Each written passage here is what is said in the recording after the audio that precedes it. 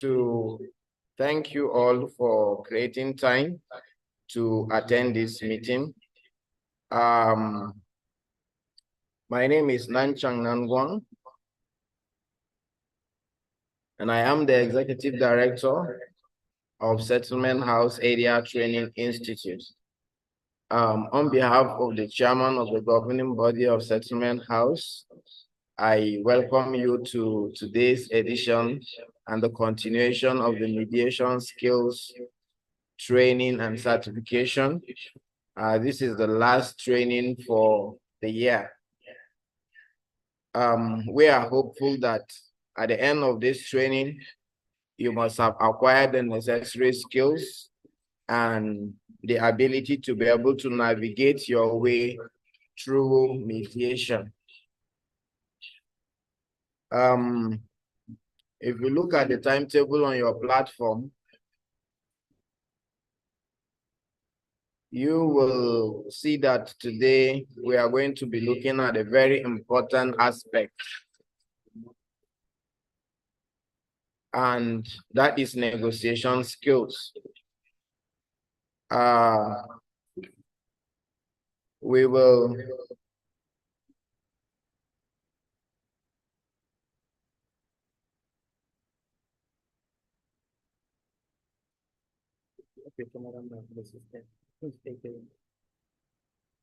that is all we used to do. Okay, we did that one we used to do.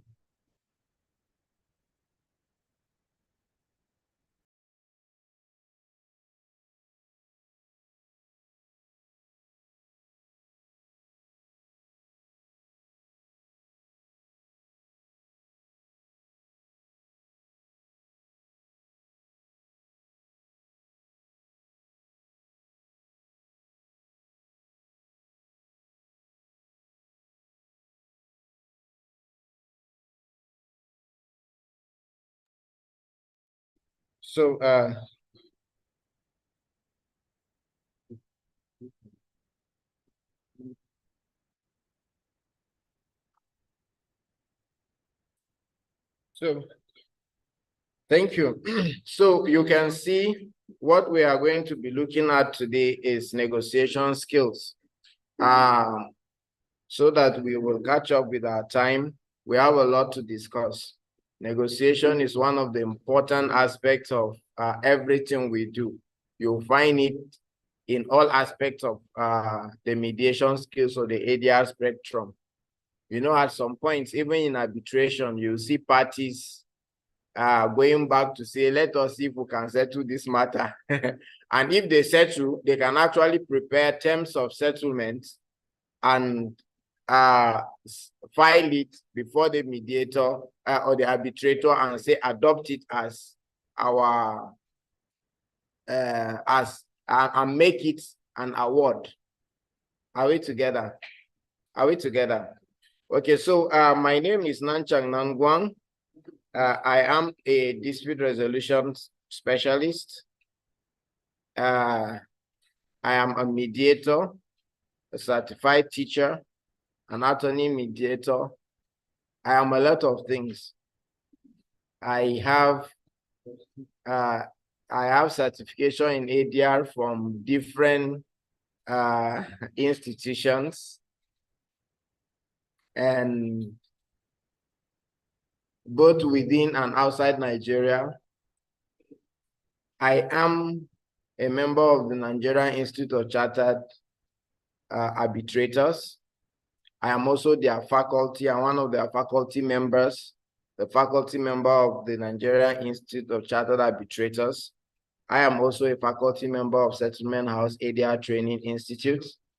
I am a certified mediator with Accords International India. I am, well, let me not go into a lot of it. I'm a negotiator. I'm an arbitrator. I'm a mediation advocate. I am a mediator. I am all the ADR, you know, I practice all the ADR spectrums. Yes, and I have certification in all of them. I am an ADR registrar and secretary. And in the course of it, we get to know ourselves more better. I've concluded in a training to become a Florida Supreme Court certified county mediator, and I'm still processing the other parts of it. So I will encourage you that when you finish your training as a mediator, take steps to do other aspects of the training so that you can become a balanced ADR practitioner. So I simply refer to myself as a dispute resolution specialist, for lack of words to qualify. So today we are going to be looking at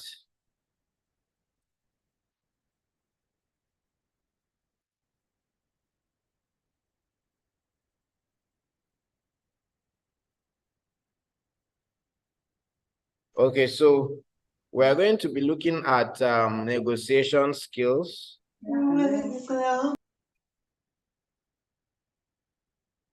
And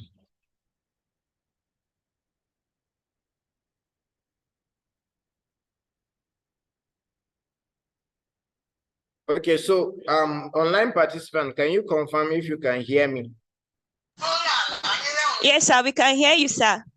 All right, thank you. Thank you. We can hear you. We can hear you. All right. So this is our learning outcome. This is our learning objective for this training today, negotiation skills. We are going to be examining the process and tools for effective negotiation. As you know, negotiation happens in all aspects of our lives, at every stage of our lives. If you're a married man, you know that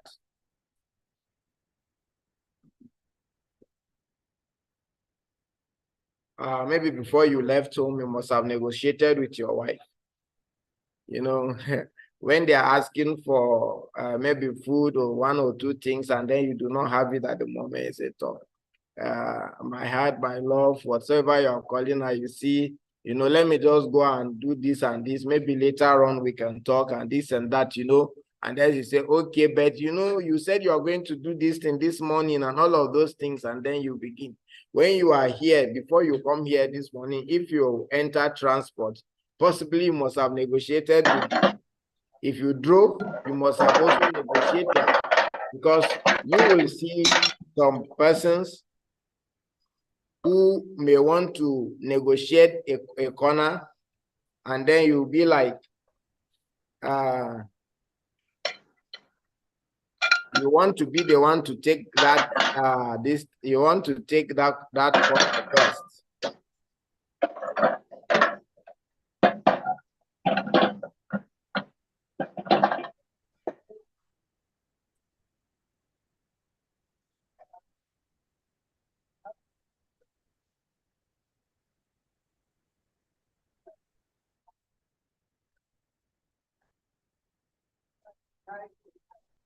So you may want to be the one to take that bend first. And so sometimes you see you match break and allow somebody to pass, isn't it? They say, what is this thing? Why are you behaving this way? This and that. You understand? So you allow him. I saw an accident, a bike and a car. The car actually, you know, just crashed into the bike man. They had to rush him to the hospital. What happened? He was coming this way, the car is coming this way, and the car wanted to enter a corner. Then the bike man, according to him, he was flashing light, you know, trying to inform the other person should allow him to pass. So when you know, and before you know it, he just came and cleared the bike man. So you can see that's you know, sometimes, you know, that's a failed negotiation, right? You are informing him to wait, he refused to wait, and you receive the consequence. Are we together? So we did that. So our learning outcome for today is we want the participants to be able to understand what negotiation means, and the various skills needed for an effective negotiation. We'll also want the participants to be able to demonstrate practically practical skills in negotiation. And at the end of it, we'll want the participants to understand the various stages in negotiation and what it entails at each stage, what you need to do at each of the stages. So,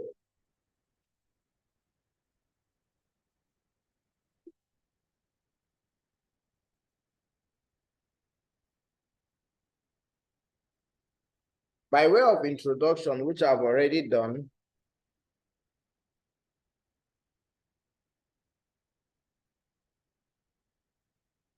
so I've introduced what mediation is, and the aspect of negotiation in it.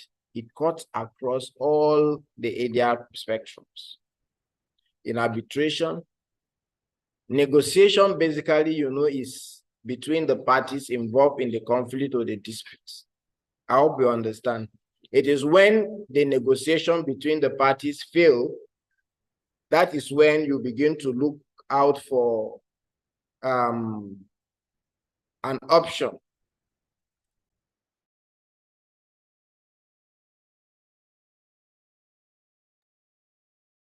So the world is a negotiation table. The world is a negotiation table, and all mortals are participants. Every human.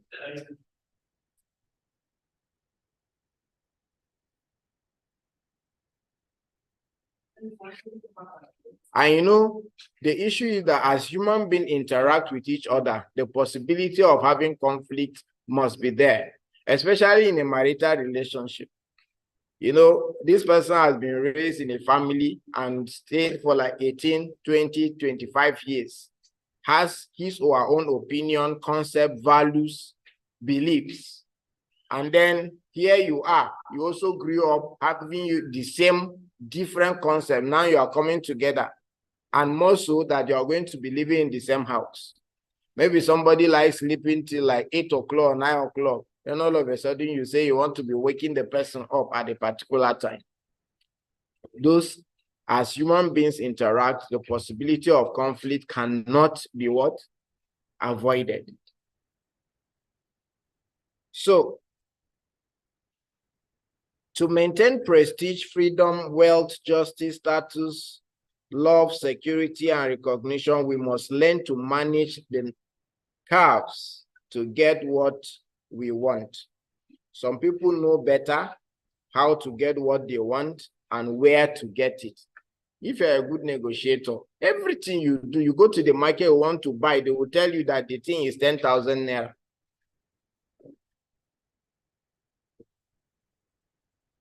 And by the time you bargain and bargain, you may end up buying it for 5,000, isn't it?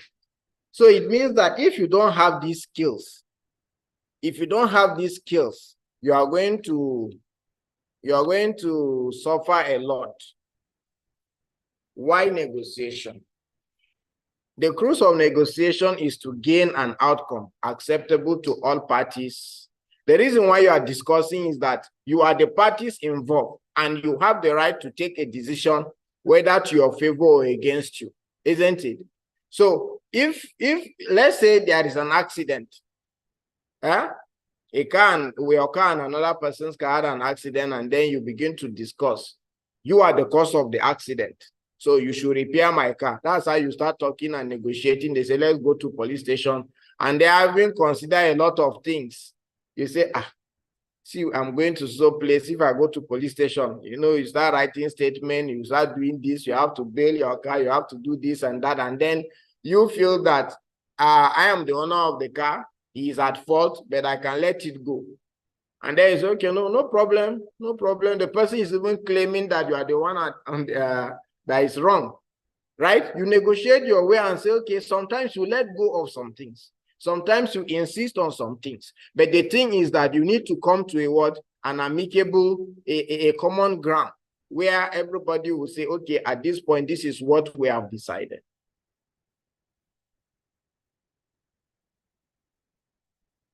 So we have the stages of negotiation, and you need to take note of them. You know, you have the preparation stage, you have the proposal stage, you have the debate stage, you have the bargaining stage, and then you have the closing stage. Now, you need to take note of the things you need to do at a particular stage. You need to take note. Preparation is important. When you wake up this morning, before you start coming, you prepare. Isn't it? Right? You prepare. If you want to go to school these days, you have to prepare. Is that correct?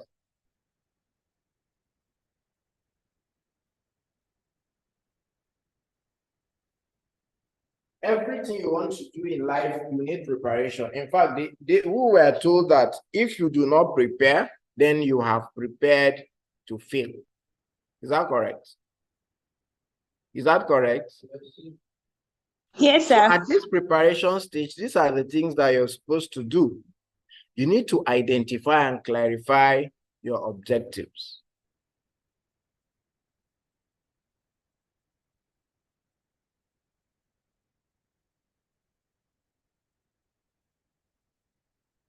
Okay, so you want to go into a business transaction. You are producing shoes, but somebody is supplying you with the materials, right? So you want this person to be bringing those things, and you want it at an affordable price. You must find a way of identifying and clarifying what you really want. If you want to use the materials to produce shoes, or you want to resell it to other person, you need to know. You need to identify, isn't it? So that, you know, you look at, okay, if I'm the one to prepare the shoe and then sell it, the amount of time, the resources, and other things that will be involved, how much should I get this thing from this other person? If you are just to buy it and other people will buy it from you, how is it going to be like? You need to understand and clarify your objective. What do you intend to do with this thing? What do you intend to achieve? Right?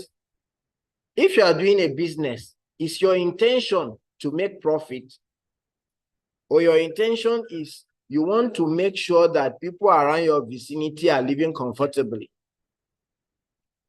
You know, that would determine the way and manner you go about it, right? So if you don't understand, and you don't identify and clarify your objective, then you are going to be a very bad negotiator. Whether you find yourself negotiating on behalf of your company, let's say there is a land that you need to buy, and you know that you need to place a mast, and that place is a very strategic place, and that is the particular land that you need. You have identified what you want. You have also understand the significance and the reason why you are going for that one. Then you have to clearly understand and state these things down, so that you will not go and be behaving like someone who does not know what he wants. Then I have identified that this land is important. Then you need to understand the areas that you don't need to go into. Let's say you were told from the company that the highest offer, you know, I had the privilege of negotiating on behalf of some banks. And then they'll tell you that, okay, the highest we can offer is like 250,000 naira, you know, for this particular situation. So if you go, you already understand that your no-go area is that you cannot cross the bound of 250,000, right? So, but then you can negotiate from 50,000, 100,000, 150 till the last. Your no-go area is that 250,000. So if you are negotiating, we are just using this one as a context so that you understand. You may find yourself in different situations that require you to identify what you want, clarify your objective, and then you need to know your no-go areas, your boundaries, where you cannot go into. You need to also know your authority, the level of your authority. Don't go and bound yourself, where you need another person to decide, maybe your authority stops at a particular level, and then you went and posed and begin to, and then they say, okay, no problem, okay, let's go ahead and say, okay, sorry, please let me call my boss. No. Are we together? I believe the online participants are with us.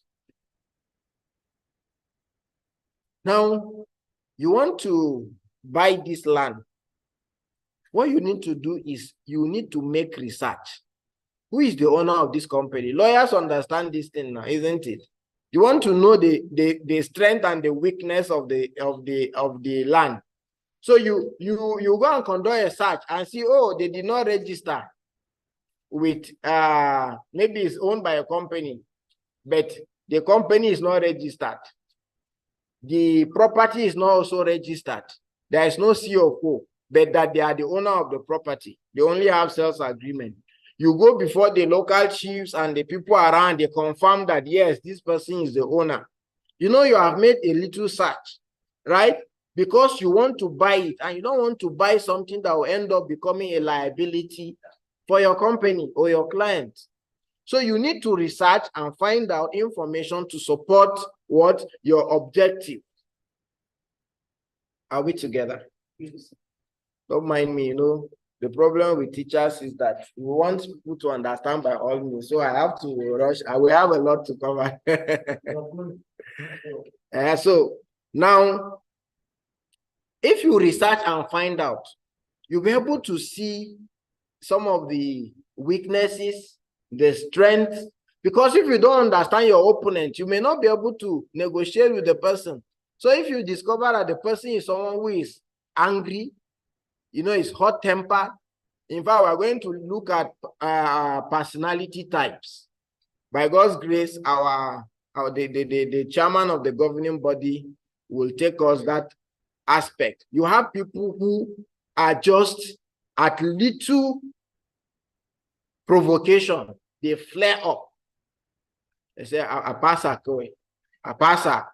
and you have people, when something does not favor them, Arusa, a passer, they will just go and say the thing didn't work, isn't it?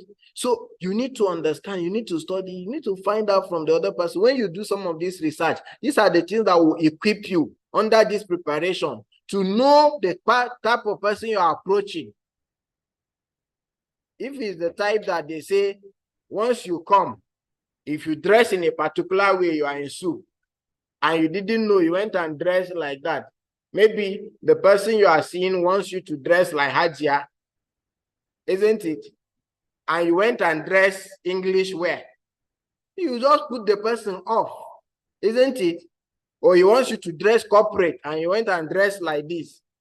You go, you put the person off. That's the importance of preparation. Try to understand the other person. What does he want? What does he like? What does he hate? Because sometimes in negotiation, you may not go and say, okay, we are the biggest company in the world, and we have come to add value to your life. This land, we discovered that the prices of land around here is just 5 million. And since we have come to add value to you, we are going to buy the property at 10 million. We even buy your stock because we are happy, So I know that you don't have any objection, just give me your account. The person will look at you. You understand? So you need to understand some of this. You know the person you are. The likes, dislike, it will help you because sometimes you may need to go and start from the difference. Oh, you are a Manchester fan.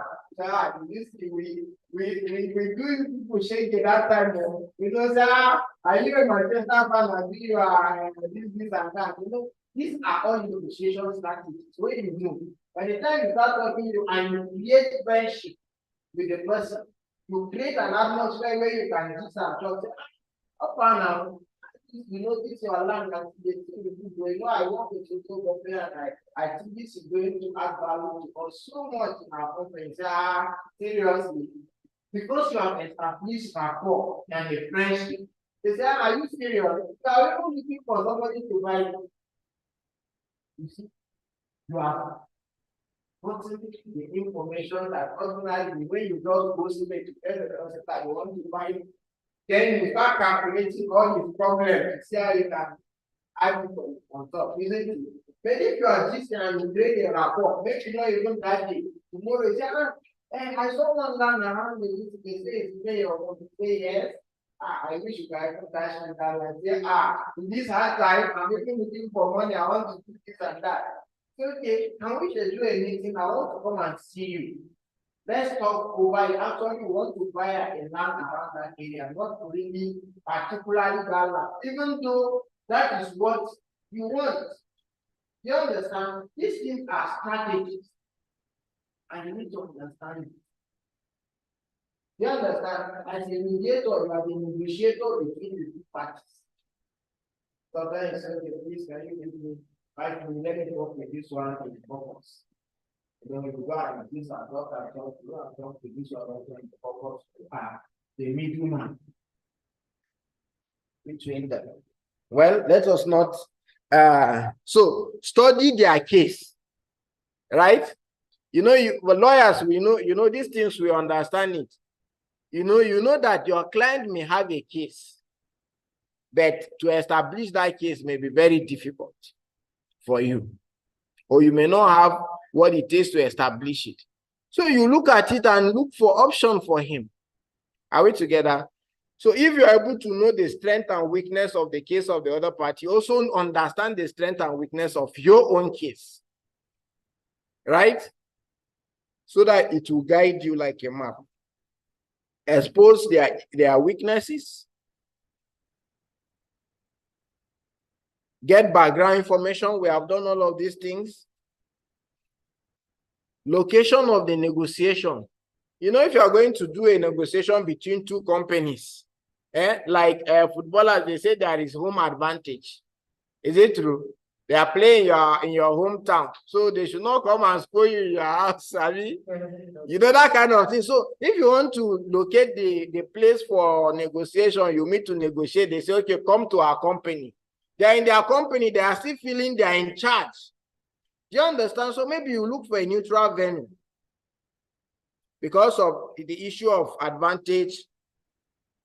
Get a place where everybody is neutral, maybe a hotel or a venue or something,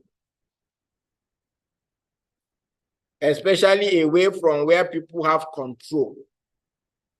The second stage is your proposal.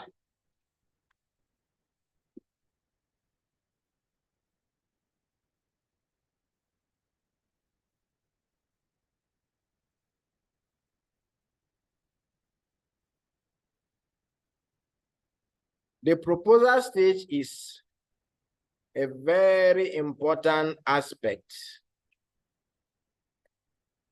What do? Negotiation depends on proposal. You see, I've made a proposal, 2 proposals. Who noticed it? Here. Over the issue of the land.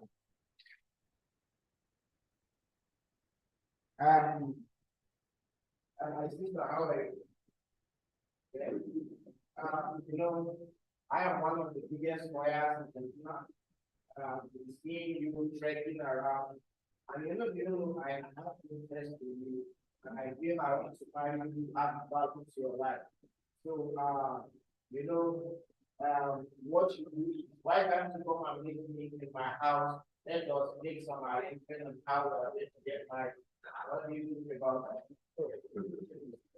You don't know a proposal. It's a proposal. So the person will be, you know, if you are the one, you are the person, that's how we feel it. And how will you feel? Somehow, like when you say, oh God, God has answered my prayer. What would you say? And so what would you say?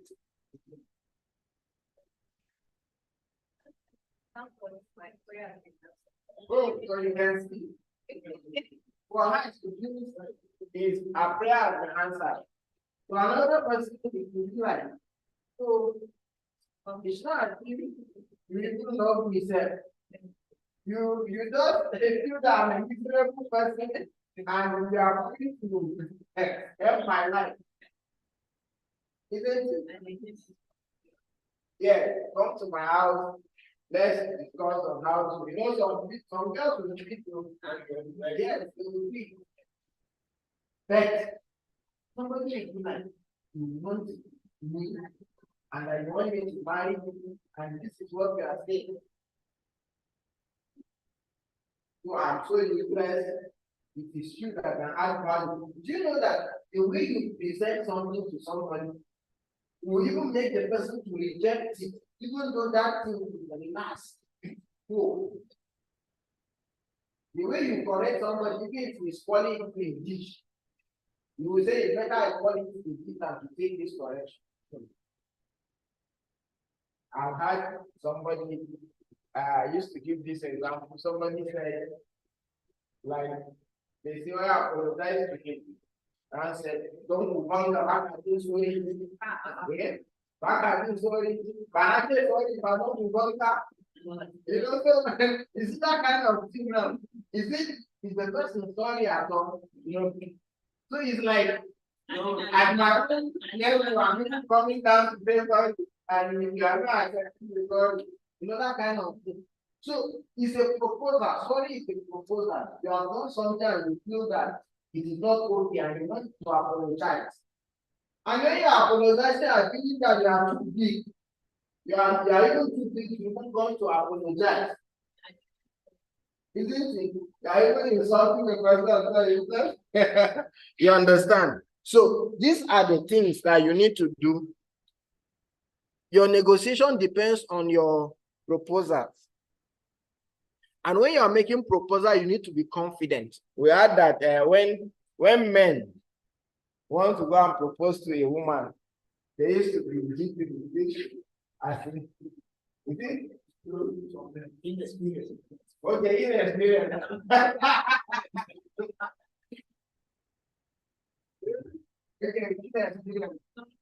That will make you be, but you'll be like, I go and imagine if I propose I should go, you know, imagine you want to do a surprise proposal. It is in this meeting now, you just brought your flower and you just come and live like, please, will you marry me? And then, that's the way they do it. I don't even know what, I don't know anything about your time. You don't, no, sorry, sir, I cannot tell you. That would be very embarrassing. So you need to look at your proposal. If you are making a proposal, you say, I will give you 50,000.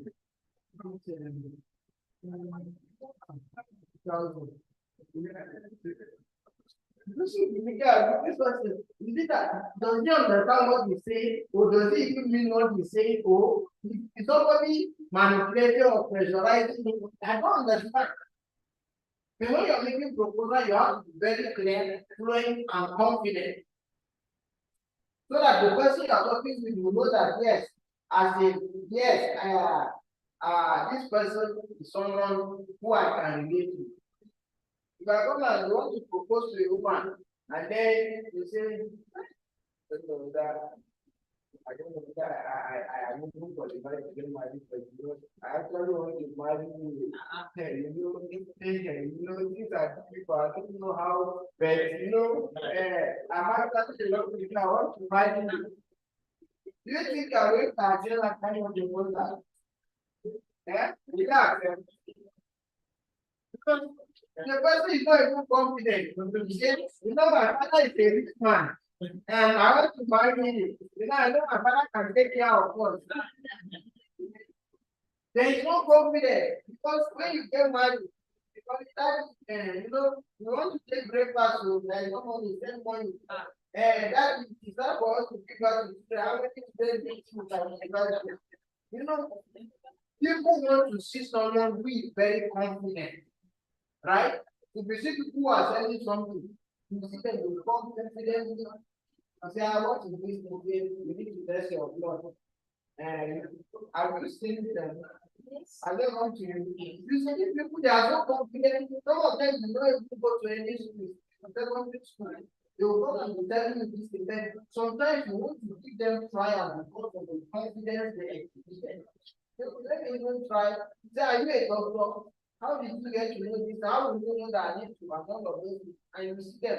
They have already coached them. They have read the manual. You need to. So you see somebody confident. I need a teacher. Or, you know, for some of us who did master, I hope we don't have the way they keep in my project, the pro is like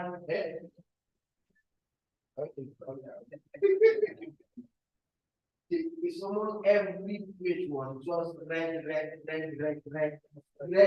everywhere. And when you appear before them, no matter how good you are in Islam, in theory, professors and the doctors, they are like, yes, and open to this page. So why did you write this? You know, when you were about to tell me that you go and start the day, because somebody said this, that you should not worry that you will take it upon himself and ensure that you make the correction. If not, if I send me back to Ghana, we do the thing again. You will not be confident. You say the topic, my topic, my dissertation and proposal is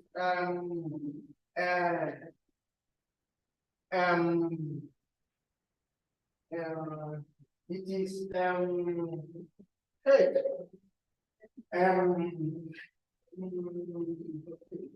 the legal framework for okay. No, you know, so by the time you start to feel all of this, you just at the beginning, you look at you, are you sure it's the person that I don't know this project, right? So no confidence. So when you see somebody, my name is not channel one, my proposal is on the legal framework for the enforcement of collective agreement in Nigeria. These are the things I set out to achieve. You know, when you see somebody bold and confident, even if you don't know what he's saying, and he's saying the thing boldly and confident, you feel like, so somebody can be so bold. You know, I know that people who don't have the money and the resources are the ones who dress money. One of our profs is okay, sir. I don't know that you met Professor Epstein. Yes, yes, he will tell you that the day he doesn't have money, that is when he dress very fine. Where he start and so and you want him so go down. You think he's the one that owns the whole world. You know, when you see, hello, how are you? You know, I am Professor Epstein, and I'm one of the applicants for this project. You know, I possess people. You know, when you see the person talking confidently, you say, I don't know, I submitted my project. I am one of the applicants. think I think you can help me help me get the program. I'll come and see you. No problem. Which one are you doing? Look at. So you have to be bold and confident, especially when you are represented as lawyers. You are teaching a negotiation strategy. When you go to the other party and you are talking on behalf of your client, you say, I have the instruction when you are writing a letter. It is my client's instruction to convey to you and give you 5 days. Bring this money to my office. We are lawyers who write a letter for you guys. You don't put all of this. You find a way of passing across your message in that text. Because when you threaten somebody, it brings out the defense mechanism. Then, even somebody that does not eat food in his house, you go and look for money to borrow to show you that he can defend himself. You understand? So when you give, you say within 7 days, vacate or will take legal action. So is it because I'm poor? That is why you want to harass me. You see, the one be selling their food, water, everything they want to do. They have lawyer, my lawyer, right? So you have to be what? Confident and fluent. Leave room for movement and adjustment. You know. They say, okay, this one now original. Me? Look there. Say, now original. Now original. They say, how much they say, you want, then I saw the scared. You know, there's one career. Yes, I don't want to tell the last one. I tell you, just tell me the fact, don't tell me the last fact. Just tell me the fact. Are we together? So when you are doing leave room, don't come and start. They say the highest you can offer is 250. Or that we have looked at all this situation. In order for us not to waste our time, we are going to offer 280,000. No up, no down. You think the person was? Why won't he accept? You believe that you people have a lot to offer, isn't it? But by the time I tell you that I say, okay, in a such a girl, I have to. You I have to look last year. Say, I don't know, you have to, how much? I should have to. I bet, please, if you are not serious, so. But you know the situation, but if I have to do something, what do you think? Consider the situation. What do they say? If it doesn't pay my 1 million with the damages, nothing. Just you should forget about it. So you see, you have to leave room for what? Adjustment. Don't go and say your authority is that you can offer 250. You go and say, okay, I offer you 250. I'm telling you, it will be very difficult for you to actually conclude that negotiation. Do you understand? So you start somewhere to my client, and you see, we are going to get to some point. You don't go and make an offer as a sign of weakness.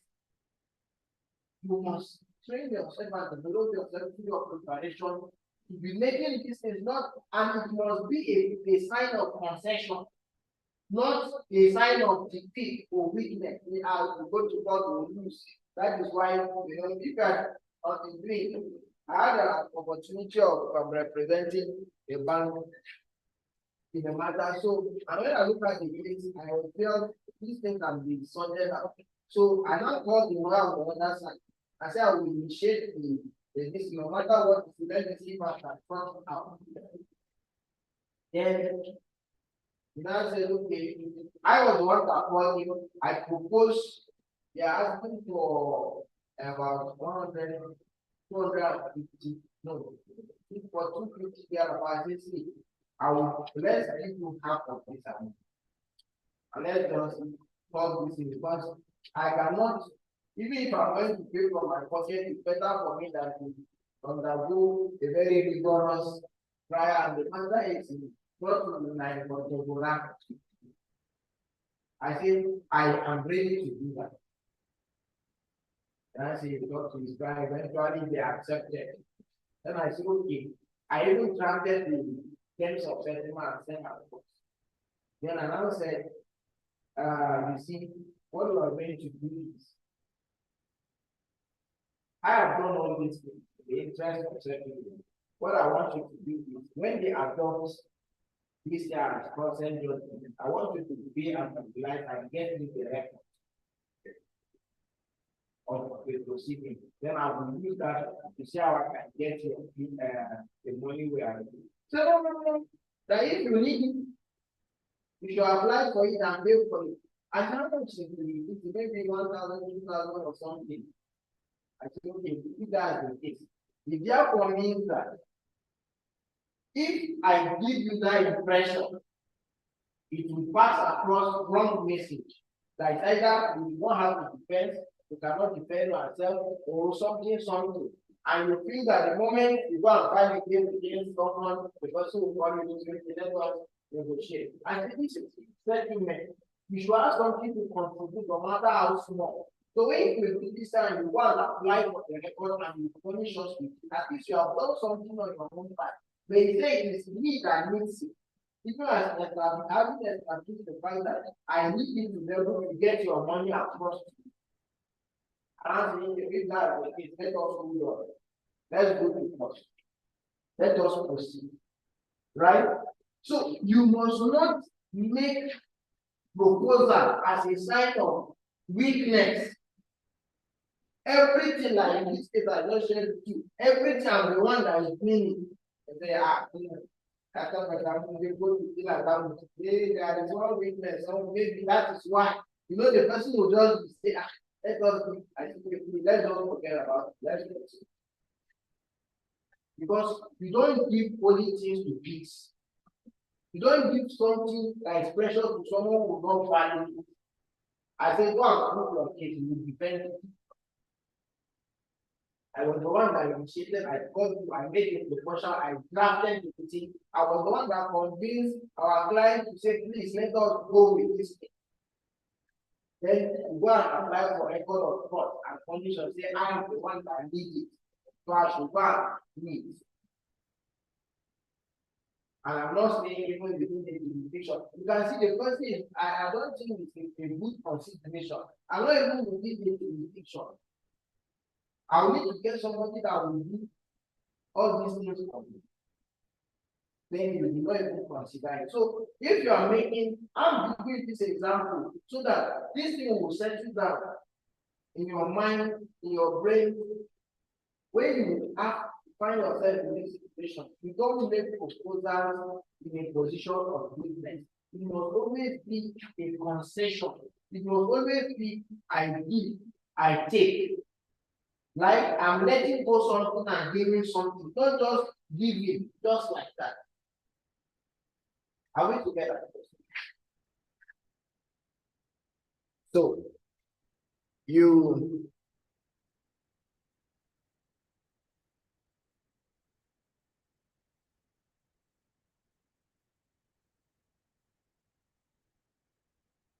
you need to leave room for adjustment, make proposal hypothetically. What is hypothesis? It's not real. Yes. And you know, you need to explore different options. You know, it's practice that makes matter, actually. The practice is it's not our money. Like, I give you that benefit.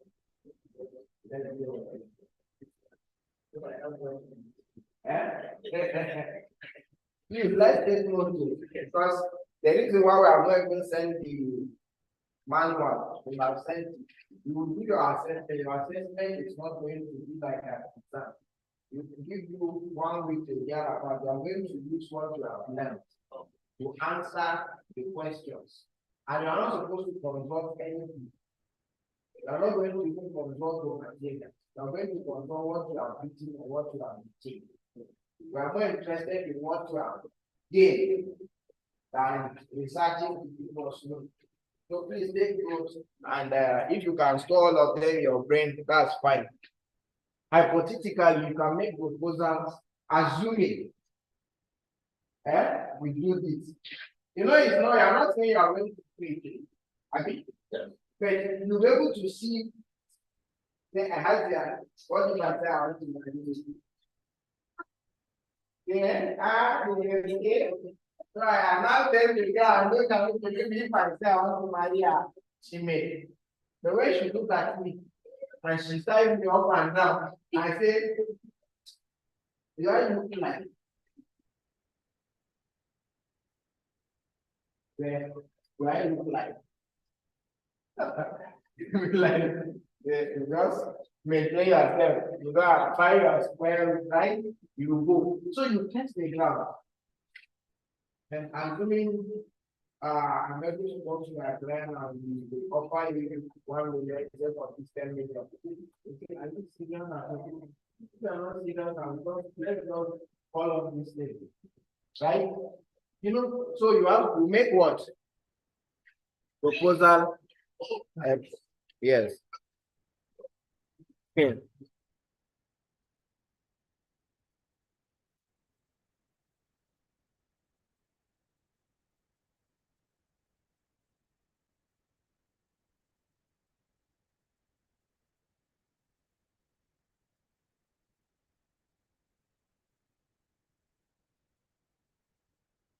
Okay. So I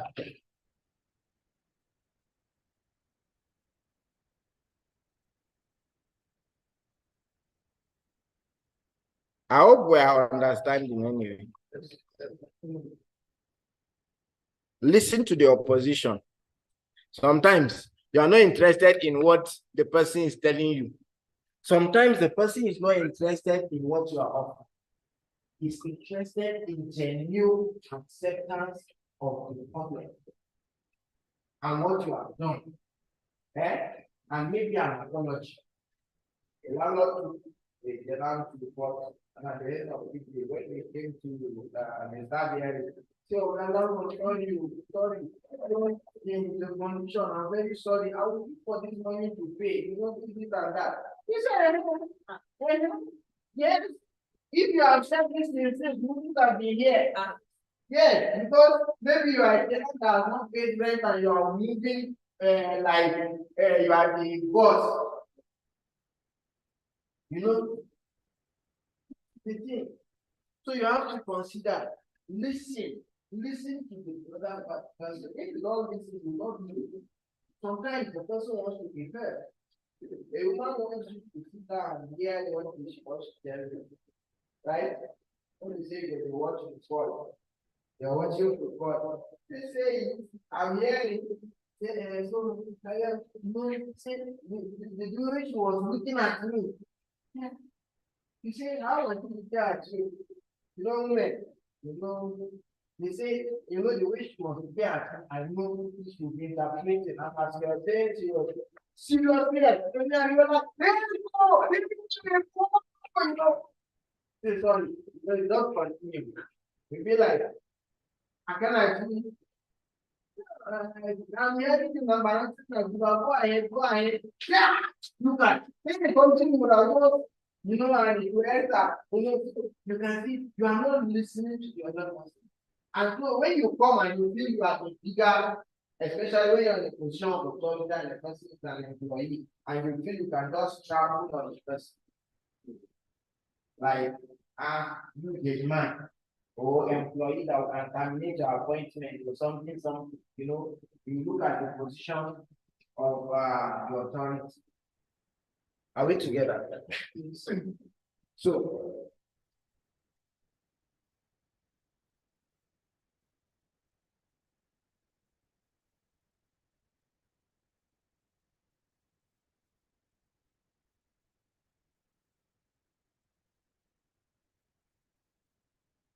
So you need to take note of the offers.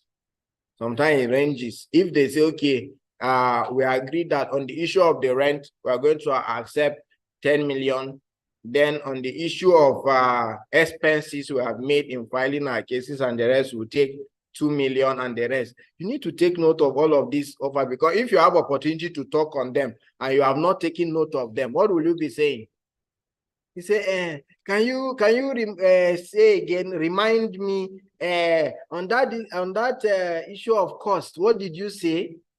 The person will feel like, what was happening to you when I was talking, right? So you should listen.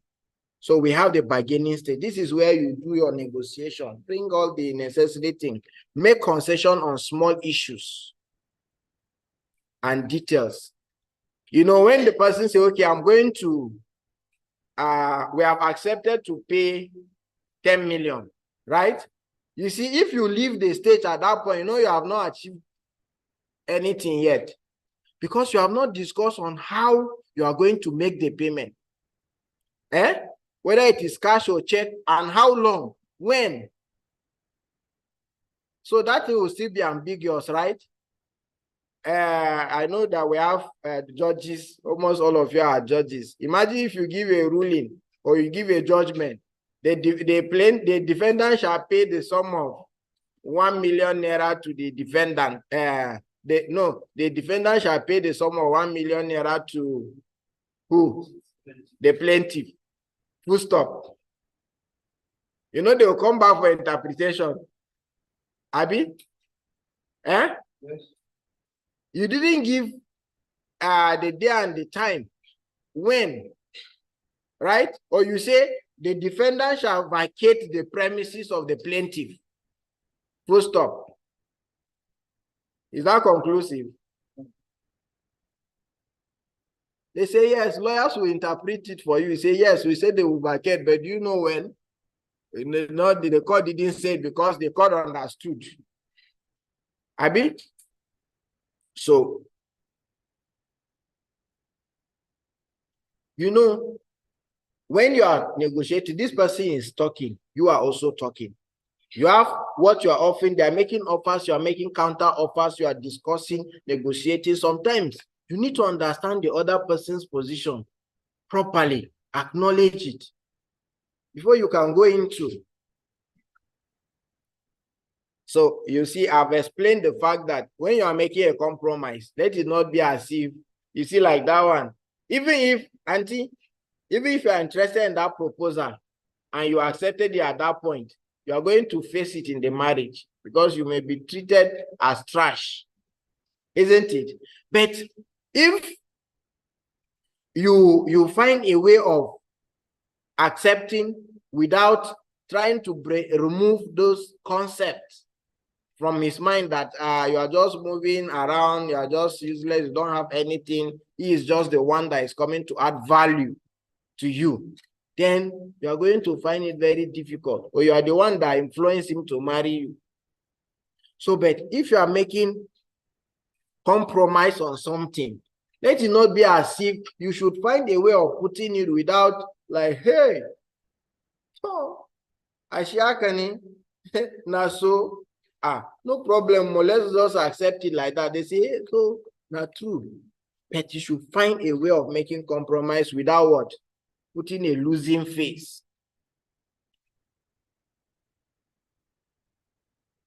And it should not be as if the thing didn't pay you.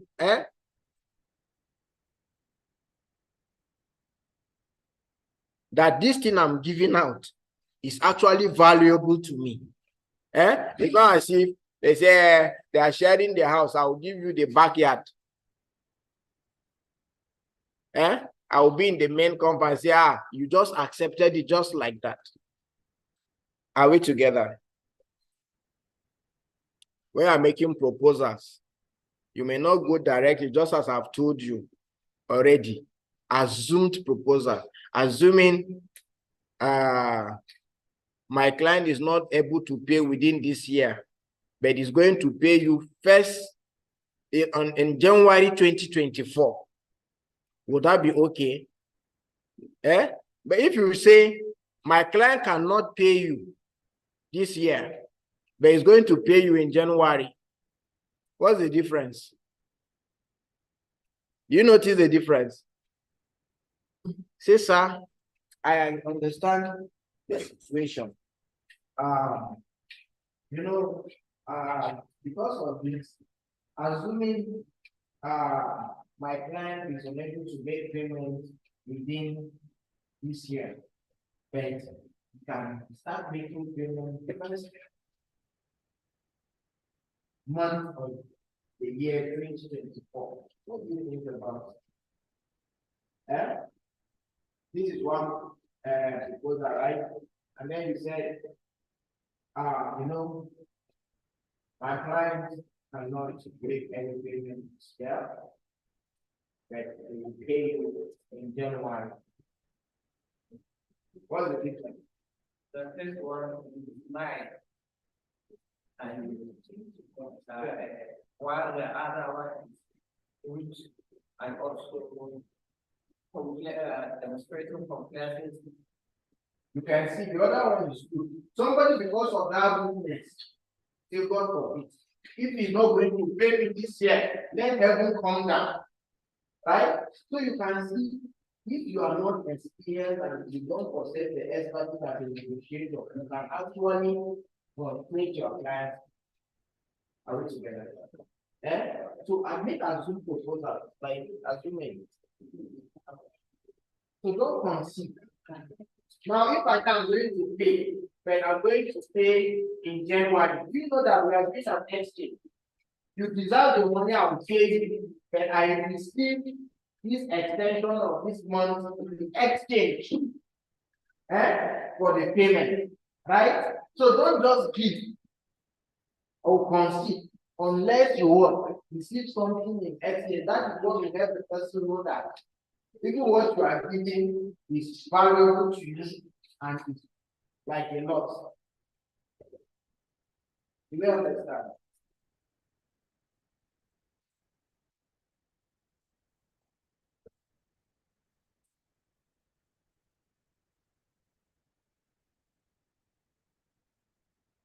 I hope we are understanding. Let me not just be. I hope we are together, right?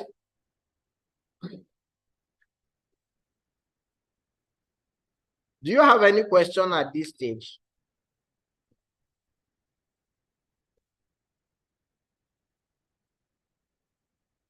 Question? Do you have question? Do you understand these stages? Right. Okay. So now you have made your proposal. You have done how many stages do we have? One, preparation, proposal, bargaining.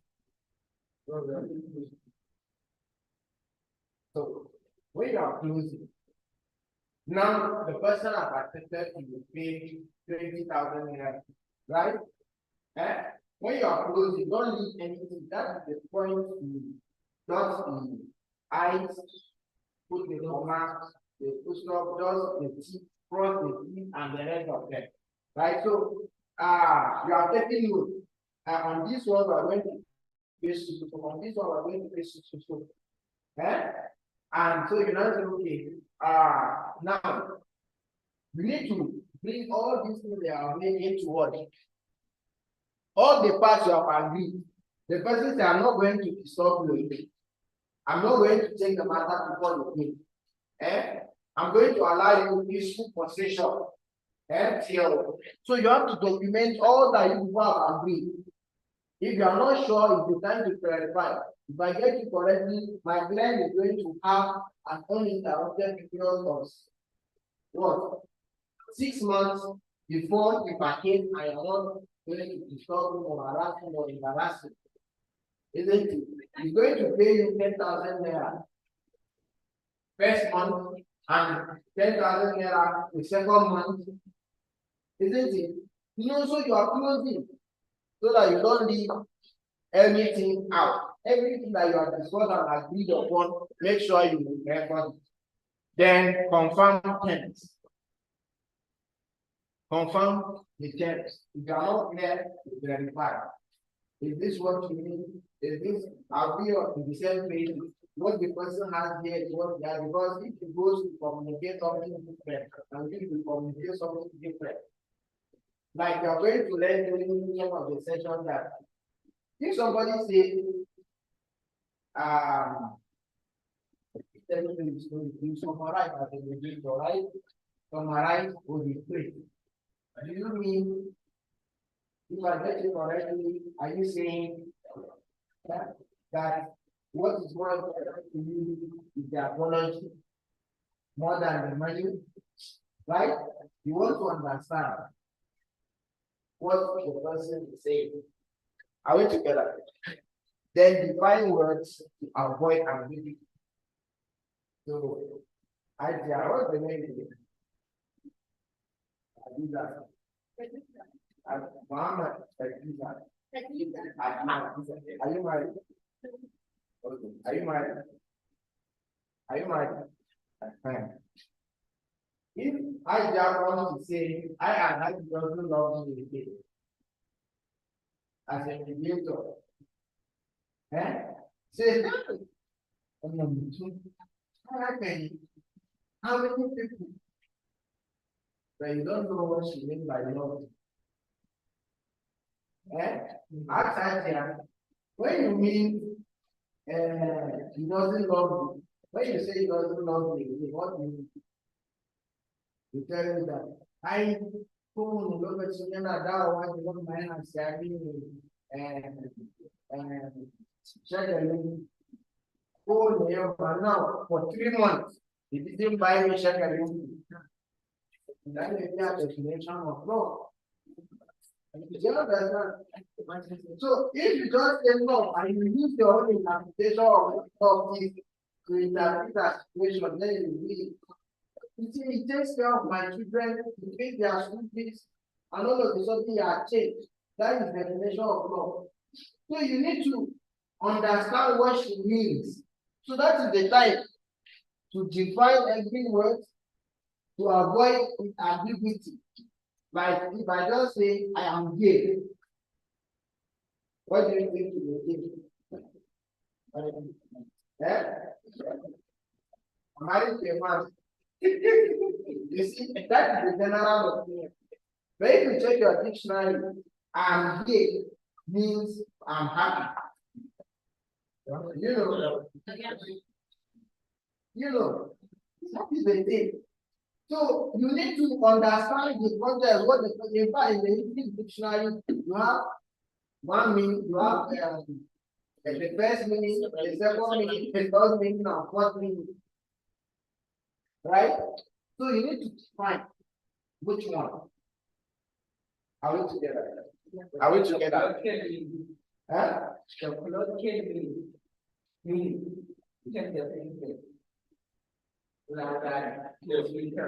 Because the politics, when you translate it like that, yes, what comes is here. That is why you need to define it so that the person will not have wrong. If you say I'm in case, so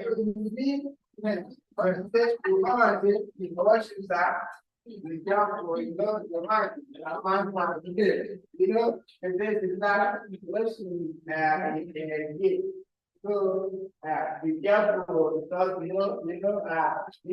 so because that's the reason the person is saying, he say, oh, do you know that I'm gay? After your conversation, everything the person comes up and say, do you know I'm gay? And then he was like, if it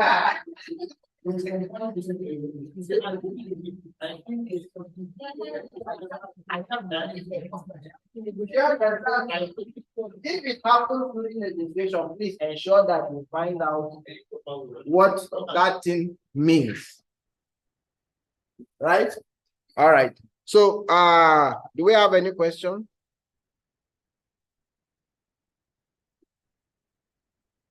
Any question? No.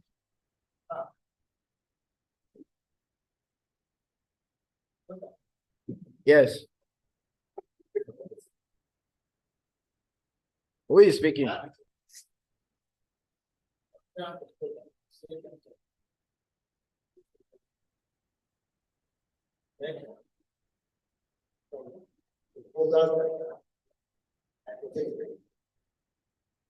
Please imagine how many ways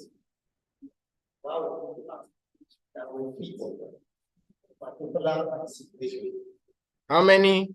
How many proposals, typical proposals,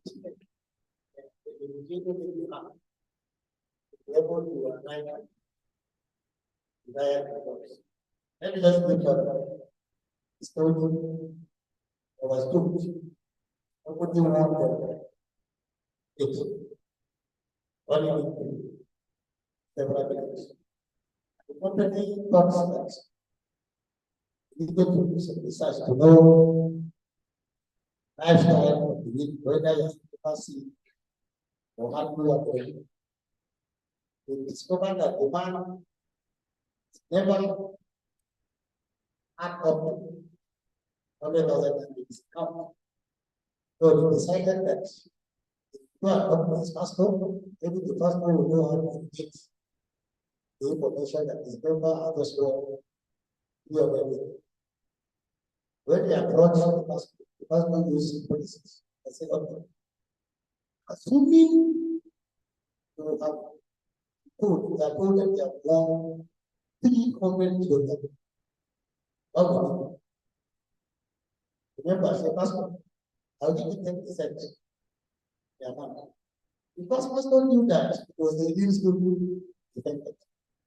Defended. In the process of giving her political situation, and then I just try to imagine how this hypothesis will be. Because sometimes you are not able to give the hypothesis that the negative consequences. What do we now do? We're going to get those hypothesis that may even compound, but then instead of assisting. Okay, yes. That is why we said you need an expert. You see, I told you that I was trained as a negotiator, and I'm trained as how will I put it? I'm trained as a mediation advocate. So you need to acquire the skills. If you are bringing someone who has skill on this side, bring someone who also has skill on this side so that they can meet as advocates. They have the strategies, they know how to communicate. Just as the example I give, you need expertise. People, you need to do mediation and concentrate on an area of expertise. Are we together? So with this, we have come to the end of this. Our next speaker is already online. Mr. Lloyd, can you come on? Good morning from Nigeria. Good morning from Fort Lauderdale, Florida in the United States, where it's 5 o'clock in the morning.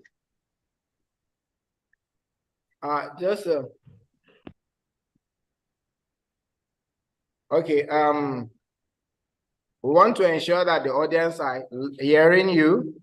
So okay. Can you hear me now?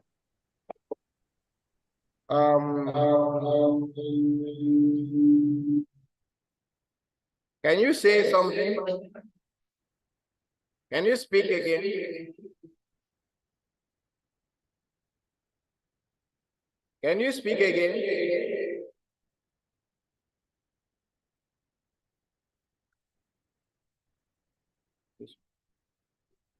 This one.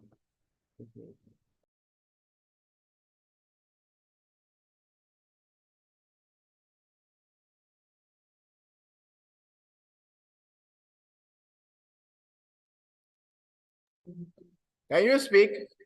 Yes, can you hear me now? Oh, perfect. Yes, so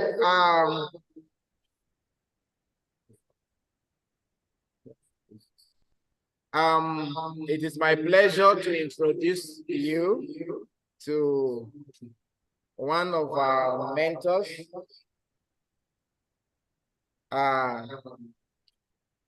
He is going to be taking us the next phase.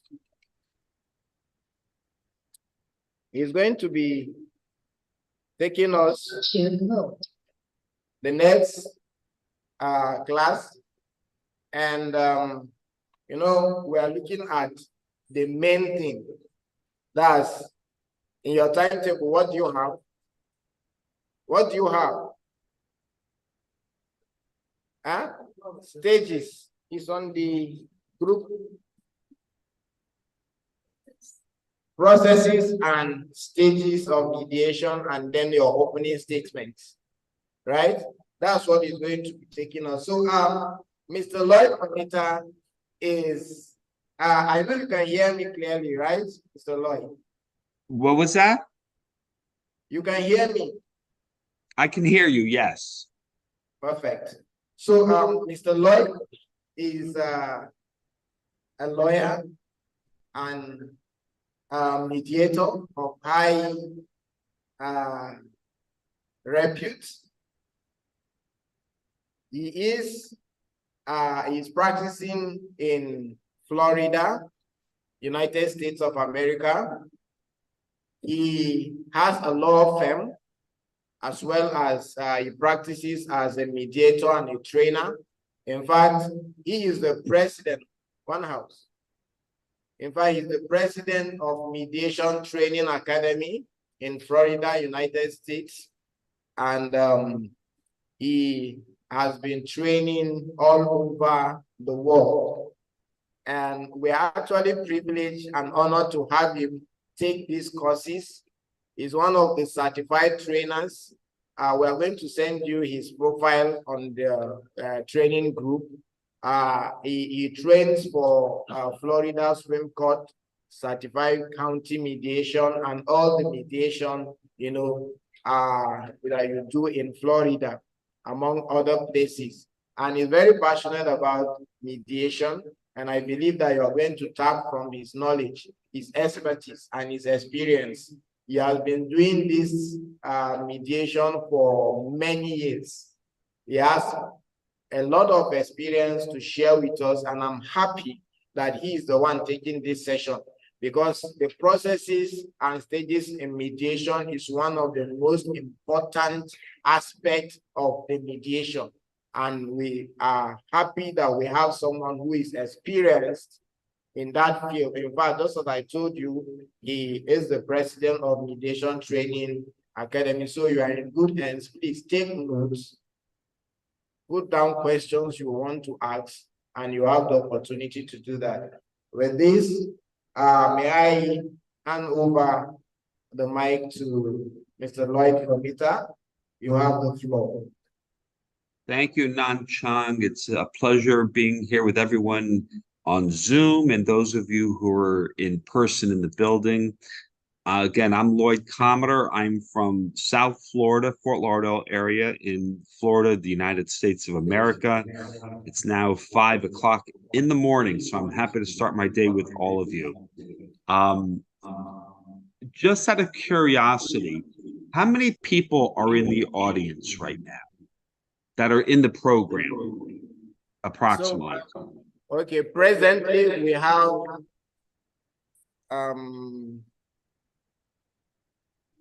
we have 17 physically, and then you are online. We have some participating online. Okay. And the ones who are online, I see we have a bunch of settlement house names. Is it everyone else that is a participant in the program that it's online? Can you say that again? The people who are online, I see a bunch of names that just say settlement house. And I see Janet Nanchang. I assume she's related to you. I don't know. But everyone else online, those are students in the program, correct? Okay. We have Samira. We have the Honorable Justice MMCD. And we have Honorable Justice Kadi Muhammad Tukur. We have Hawa Sayuti, and we have Abhishek. So the ones from Settlement House and Janet are part of the facilitators. So we have Abhishek, we have Hawa, we have Honorable Justice Kadi Muhammad, and we have Kadi, Honorable Justice Kadi MNCD, and we have Queen Esther also. We have Samira Balarabi. Those are the ones online. Okay, so maybe when we do some activities, we'll include all those people who are from Settlement House also into the program. So, because I think everyone can learn from each other. I'm excited to teach you what I know, and I'm hoping to learn from you folks too about your culture, how mediations are done in Nigeria and other parts of the world. So I'm hoping we're all going to learn from each other. I'm pleased to talk about, in the first part of my presentation, the stages of mediation. And we can make this interactive. So if you have questions, please ask questions. Nanchang, can you mute your box because there's feedback from your box? I can't mute you.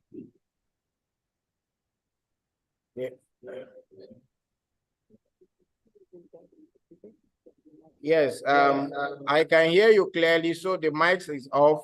Let's if you can mute your box on Zoom, that may be better so we don't have feedback.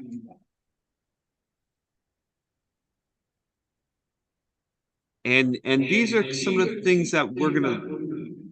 Yeah, no. Oh wait, I can do it now. Okay, now I just muted you, Shantang. So Nantang, so we're good now.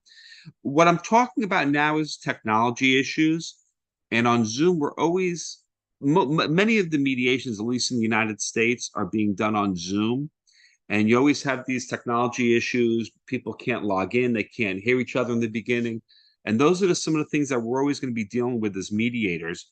And one thing we need to know as mediators is not to get frustrated with it, not to show our just to get upset about it, not let it get to us internally. We just have to go with the flow, and somehow things work out. In the very beginning, you folks couldn't hear me, so I simply logged out and logged back in.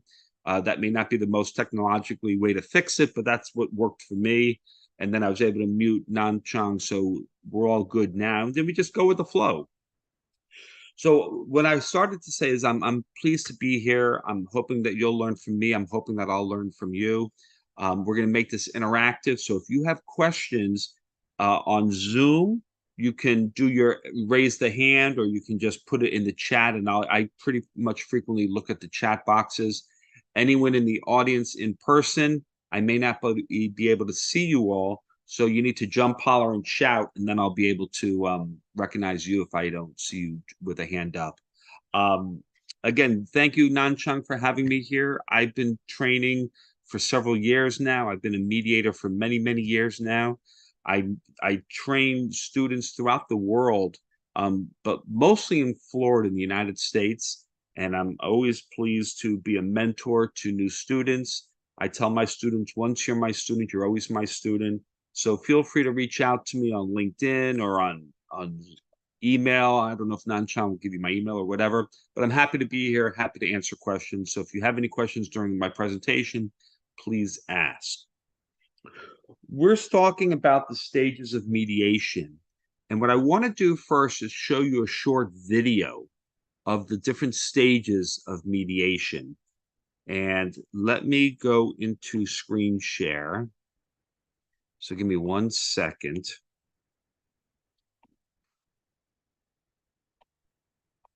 And then we're going to talk about it in greater detail. And when we do things on Zoom, we always have to make sure we share sound and optimize for video clip. So let me just get. If I had co-counsel All right. earlier in my career, I think without a doubt, I would have been able to free more innocent people. All right, my name's Edward Nelson, and this is the pictorial representation of what a mediator does in a mediation. Okay, the first thing that a mediator does is set the boundaries. Okay, so this is like a petri dish, and in the middle we have. Okay, so Mr. Lloyd, do you intend that we can hear what the person is saying? Is it? You can't hear what he's saying? Yes. Okay, then okay, so then I'm not going But to we can show it hear because I online want, here. Sorry, Mr. what was Lloyd. that? Online, we can hear what he's saying. Yeah, online they can hear. In person, it's going to be difficult. So Nanchang, what I'd like to do is Go maybe ahead. Go ahead. Go ahead. yeah, that way maybe put your microphone near the computer volume where it's coming out of your end. But at least I want to show it's only a 4-minute video, so at least the people online can hear it, and we'll do the best we can with the people in person. That's why I need to come there and teach. Nanchang, I'll go out to Nigeria and teach in person. All right, so let me go back and we'll start again. The way this works is that we set out the guidelines, the process, we outline the process and the principles of mediation. Within that context, this takes any shape. The content is up to the parties. It takes any shape that they want, okay? Now, after that happens, the next thing that goes on is we give them some space to vent, okay? So this is something that's becoming out of date now, and I was doing some work with kids the other day and they didn't know what it was. And it wasn't just my drawing. It's a pressure cooker, okay? And so the next stage that happens is after we've sent it is they need to vent and they need to let off steam. You know, there's been a fire cooking under here, been a lot of pressure being built up. And we need to facilitate a space for them to let off some steam, okay? Now, while that's happening, this is like a 1950s radar, sweeping around. Now, if you know these things, they do beeps, beep, beep, beep, beep, beep, beep, beep, tracking mining, tracking things that you can't necessarily see or aren't obvious in its sweep around. So every time we hear a beep, we notice that's an issue. We're listening for the issues. What are the things that are really important? And as they talk, you'll hear it come up again, beep, beep, beep. So this is the radar. This is what we do as they're talking, as they're venting, as things are going on. Okay. The next thing that happens, we start to choose to focus on these issues. We've got to make a decision about which issue we want to look at. Okay. So here we have if you were able to respond to me, you'd be guessing what this was right now. This is where we want to get them to. And this is a big boulder blocking them on their road to wherever it is they're going. We don't know where they're going yet, but right now some of these issues are getting in the way, okay? So we've got one big issue, possibly, and we've got 2, 3, 4 smaller issues on the side. Now what can happen is that we can get caught up in this one big issue, and it might be so big that we can't do anything about it, and it's disheartening. So one approach is to decide to focus on some of the little issues and build up some momentum and show that they can actually work through something. When that happens, they can start tackling the bigger issue. However, it might work the other way around, and usually it does. There's one big issue in the middle, and we tackle that, the rest aren't important. They can sort themselves out. If they work that out, 1, 2, 3, and 4, they're a piece of cake. They're not even important anymore. So how do we do that once we've gone through? Well, every choice that they make about how they're going to solve that, it's a bit like a little mouse here. Excuse my drawing, but this is a makeshift maze, okay? And we want to get this mouse out of the maze, and we want to get the mouse for the cheese, okay? I know it's a pretty stock standard thing. I could have said peanut butter, apparently they like that as well, but we want to get the mouse through there to what they want, okay? They might be making some choices that are taking them towards, say, the rat trap, okay? The mouse trap, okay? They're going to get caught, or famously, the mog, the cat, something like that. You want to take them down the route and explore with them which one of them is going to be the best option for them to do to solve those issues. And for each one of those issues, you want to take them out through this process. So here's the mouse here. We're going to guide them. So that's, in a nutshell, the visual, pictorial representation of what happens in mediation. Now, they don't necessarily all happen in that order. You can go cycle around. You might find that you move back up and they've got to do a bit more venting and you hear a bit more about another issue as they've been working on this. But predominantly, that's the kind of overall theme of the way you want it to go, okay? That is the stages of mediation. Okay, so now what I want to do is go into more detail about the different stages of the mediation. So let me go into screen share, and I want to get into my whiteboard. Just give me 1 second. 1 second. Okay. So now I can't see anyone. So again, if you need if you have any questions, you can do the chat box, or you can grab the microphone if you're in person and ask the questions, because I'm not going to be able to see anyone. But every mediation has a beginning, a middle, and an end.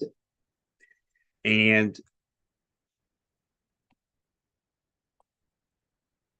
we do one of my fancy drawings, and this is going to be like a funnel. That's the way I look at a mediation, as a funnel. And we have the beginning of the mediation.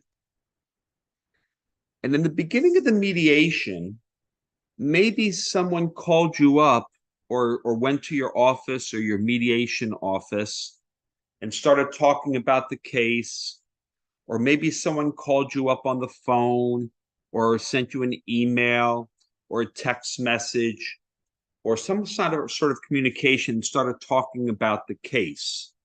And you as the mediator may be gathering some information this way by them talking to you about the case. But before you even get to that point, maybe a judge has ordered the case to go to mediation. Maybe the judge assigned you to be the mediator in the case. And the way I'm talking and the things I'm talking about is really geared for Florida. It may be different in other parts of the world, but in generally, this is what's going to happen. So maybe a judge is going to sign an order ordering the case to mediation before it goes to trial, or maybe the parties are agreeing to go to mediation, or maybe it's a pre-lawsuit case and someone calls you up. But eventually, somehow, someone's going to call you up or reach out to you to schedule the mediation. And then you're going to schedule the mediation for whenever everyone agrees to. And in Florida, we do not tell them or direct them in any way. So if I pick a date for mediation that's not good for the parties, it's okay to reschedule. And let's pick out a mutually convenient date and time for the mediation. And that's how we're going to do it. If we're going to do it on Zoom or in another virtual format, that's fine too. I'm here for you. I'm here for the parties and their attorneys, and I'm going to follow their direction. So now let's say I do a Zoom mediation, which many of the mediations in the United States are being done in the Zoom platform now. So what I'm going to do is I'm going to set up the Zoom meeting. I'm going to set up you can set up the breakout rooms and label the rooms on Zoom. It's very Zoom friendly. It's easy to work with in the mediation world. And I'm going to send that Zoom information out to the parties or the attorneys if they have attorneys. And I'm also going to invite them to let me know about their case. If they want to give me a pre-mediation summary, I'm going to let them send me something, because me personally, I like to get as much knowledge as I can about the case before I go into it, in case there's anything that's unusual that I need to know about. So they've sent me whatever they've sent me. I'm making sure I read what they sent me, because maybe they've paid their attorney to draft that mediation summary. So the last thing you want to do is tell them, I did not have a chance to read it. That's the best way to not have that attorney ever call you back again for a mediation. Because not only is the client paid the attorney to prepare that mediation summary, but that attorney thinks they drafted a beautiful document. And if you don't read it, and tell them you didn't read it, you're going to upset everyone, and you don't want to do that. So if they send you a mediation summary beforehand, make sure you take the time to read it. It's going to give you a lot of information. Maybe if you have time, and if your court system there is open to the public, and you can look online, I'm not saying you have to go to the courthouse and look at the file, but occasionally I will look online to see the court docket, what's been filed in the courthouse in this particular case, because I may learn something that they didn't tell me about. I may learn that maybe there was a court order for sanctions, or maybe someone was held in contempt of court. So I'm going to gain some information that way. So now I've logged into my Zoom mediation. Now, if I'm doing the mediation in person, what I'm going to do is I'm going to let them know where the mediation is going to be conducted. Obviously, give them the address and the time that it's at. And I'm going to wait for everyone to show up. So on Zoom, what I want to not do is bring one side who doesn't have an attorney into the Zoom room and the other side that does have an attorney. I don't want to bring them all together at the same time. I want to wait until all the participants are going to be there. So if there's attorneys involved, I want to make sure they're there. The parties are there. I want to make sure they're there. Once everyone is there in the Zoom waiting room, then I'm going to let them in. If I'm in person, I'm going to try and keep everyone in the waiting room or in the lobby area. And then when everyone shows up, then I'm going to invite them into my room. Now, sometimes if I'm in Zoom, I'll let the attorneys in first, if they're there first, to say hello or whatever. Or maybe I'll talk to them in person if it's a face-to-face mediation. Maybe the attorney is going to want to say, you know what, can you put us in a separate breakout room with my client before the mediation starts, because I want to talk to my client. That's okay. Because again, it's their mediation and we want to make it a form that they can communicate. So if they need to speak to their client first, I'm going to set up the breakout rooms. I'm going to put them in a breakout room so they can talk for a few minutes. If I'm on a face-to-face mediation and they want to talk to each other, the client and the attorney want to talk to each other, I'm going to put them in a room. That's okay. Once everyone's ready, then we're going to bring everyone together into the main room of the mediation on Zoom, or the main room in a face-to-face mediation. I'm going to tell people where they're going to sit in the main room. Because what I want to do is I want to make sure I'm equidistance from everyone in the Zoom, in the face-to-face meeting. So for example, I may sit at the head of the table and I'm going to have the attorneys and the parties on both sides. What I want to avoid is me sitting here, for example, one party sitting here and one party sitting here. If I'm going to sit at this side of the table, parties are here and parties are here. That way everyone's equidistance from each other to me. I don't want to make it look like I'm favoring one side by sitting closer to them. When I do the Zoom mediations, for those who don't know, you can actually move the boxes on the screen. And only I can see that side. Your boxes on your side of the screen still look the way you have them. But when I set up my boxes on Zoom, I try and make it so I'm in the top center and I have the parties on both sides of me and the attorneys below them, or vice versa. The attorneys on the top and the clients below them. That way I can just separate everyone on the board so it sort of looks like we're at a table. But in face-to-face mediations, I want to tell people where to sit so it's all equal to me. The other things I want to make sure about in the mediation, if I'm doing a face-to-face mediation, that everyone has the same kind of chair. I don't want one party to have a comfortable, plush, soft chair and the other side have a metal bridge table chair that's very uncomfortable. I want to make sure everyone has the same kind of chair. Also, I want to make sure the height of the chairs are the same. You know how some chairs you can pull the lever and raise a chair or lower it? I want to make sure everyone's at the same level because that's making everyone equal. Because as mediators, we have to be neutral, we have to be impartial, we're not picking sides, we're not favoring one side or the other. So everything's got to be equal in the room as best as you can. Obviously, I want to make sure the room is clean and neat. If I'm going to offer water to one side, I'm going to offer water to both sides. If I have pen and pad, make sure I, have give everyone a pen and pad if that's what I want to do. If I'm going to have little candy or nuts in the center of the table, make sure everyone has access to it.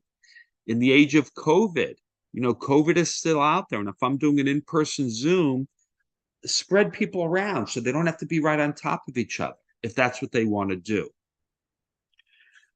So now everyone has come into the room, whether it be in person or they've come into the Zoom room, and I've let everyone in and I've rearranged my boxes. On Zoom, for those who don't know, you can also change the name on the screen. So what I sometimes will do, I will change my name to mediator.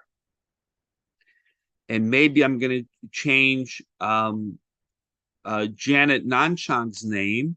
Maybe I'm going to say she's attorney for plaintiff, and the plaintiff is the person who filed the lawsuit. So I changed her name on Zoom. That way I can keep track of people. Because, for example, we have two names on the Zoom screen, both called Settlement House. They're both Settlement House, and I don't know who is who. So someone may be not even supposed to be here. So, for example, on one of the settlement houses that we see on the Zoom screen, I may call that, I may change their name to John Smith or Sarah Jones, plaintiff, or John Smith, defendant, whatever their name is. And then the other settlement house box, I'm going to maybe call it Michael Jones, president of ABC Corporation.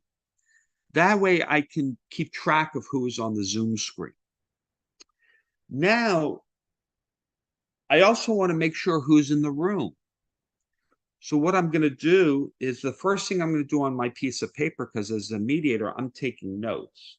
So the first thing I want to do is write down the name of the case. I'm going to write down the date that I'm doing the mediation, the name of the case. If there's a case number, I'm going to write down the case number on my notes. Then on my piece of paper, I want to write down who is there in the mediation. So the first name I'm going to write down is what? What's the first name I'm going to write down on who's present in the mediation? Anyone? I'm going to write down my name. I'm the mediator. So I want to write down my name. Then I'm going to write down the names of the parties and what position they have. So if someone's a president, I'm going to write so-and-so president of ABC Corporation, or so-and-so attorney for defendant, or attorney for Sarah Jones. That way I know who's there and I can keep track of people. Because it's important that if there is a party who is not, if there is someone who is there that is not an attorney and not a party or a representative of a party, then I want to make sure that I'm going to get everyone's permission that that person is there. So maybe someone brought their friend into the mediation. Because they're not a party and they're not an attorney, technically they shouldn't be there. But me as the mediator, I'm okay with them being there as long as everyone is okay with them being there. So I'm going to ask everyone, are you okay with so-and-so being here? And if someone is not okay with them being here, then they have to leave because it's a mediation for the parties. Everything said in mediation is confidential, and I don't want these non-parties to be in this room. I don't mind them being there, but everyone has to agree to it, okay? Now, if that non-party is going to be in the mediation, they are bound by the same confidentiality that everyone else is bound by. they can't start telling their friends and neighbors what went on in mediation. So they are bound by that same confidentiality. Now, so now I've got everyone into the Zoom room, or I've gotten everyone into the main conference room where I'm going to do it in my office building. I know who's there. I've introduced myself. The first thing I'm going to do, and this is all in the beginning stages. So now what I want to do is I want to go into the next stage. Okay, now actually, before I do that. So as part of the beginnings of the mediation, the last piece of the beginning part is I, as the mediator, am going to give an opening statement. And we're going to talk about opening statements later on after this presentation. But the opening statement is an opportunity for me to talk to the participants about what's going on today. And we're going to go into that in a little bit more detail. My opening statement is not going to be an hour. It's only a few minutes. And I don't want to get too into it. So now I've given my opening statement. Now the next stage of the mediation is I'm going to acquire information.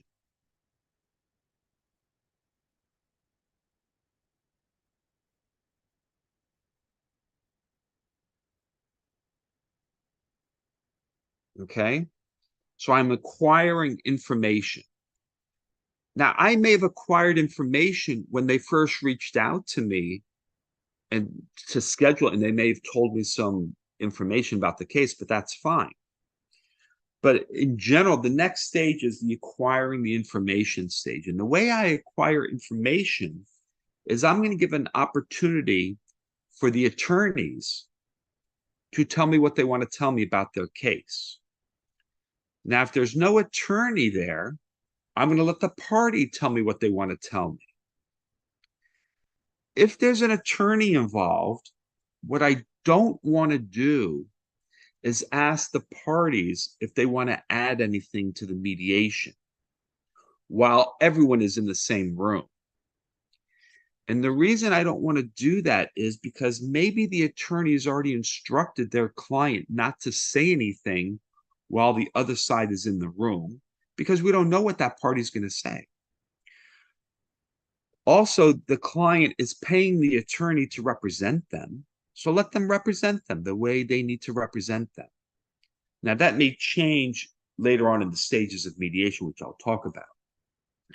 But in the openings, in my openings, so the parties are going to give an opportunity to give their position on the case. I'm going to tell them who's going to speak first, because I'm controlling the process. And I want the one who filed the lawsuit or the one who requested the mediation to go first, because they're the ones who brought us to the table. So I'm going to look at and they're sitting next to their client or their attorney, and I'm going to look at the attorney and say, okay, Ms. Jones or Mr. Smith, do you want to tell us why we're here? Do you want to give an opening statement? And I'm going to let them talk as long as they want. They're going to tell me what they want to tell me. Then what I'm going to do is I may have some questions, but I'm going to hold off on those questions. And what I'm going to do then is I'm going to look at the other attorney, so the defendant, the one who got sued. What do you want to share with us? Do you want to give us an opening statement now? And I'm going to let the defendant's attorney speak for as long as they want. Or if there's no attorney, I'm going to let the defendant tell me what they want to tell me. Then I may have some questions. And it's at that point that I'm going to ask my questions. Does anyone know why I want to wait until both sides give an opening statement until I ask my questions? Does anyone know why I'm going to wait until then? Anyone? Anyone on Zoom want to share why they think I'm going to wait until the end? Or anyone in person in the conference room there? If you don't know, that's okay, because I'll tell you. The reason I want to wait until both sides give an opening statement, and if there's three or more parties, I'm going to let everyone give an opening statement if they want. But the reason I'm going to wait is because I don't know how long the answer is going to take. So if the plaintiff, the one who filed the lawsuit, the one who requested the mediation, I ask them a question, their answer may take another 7 minutes. And then it may cause me to ask another question. And next thing you know, I had this whole big dialogue going on with that side, and the other side still hasn't given a chance to speak. I don't want that side to think I'm building this relationship with this person. So that's why I'm going to wait until both sides give an opening statement, and then I'm going to ask any follow-up questions that I may have.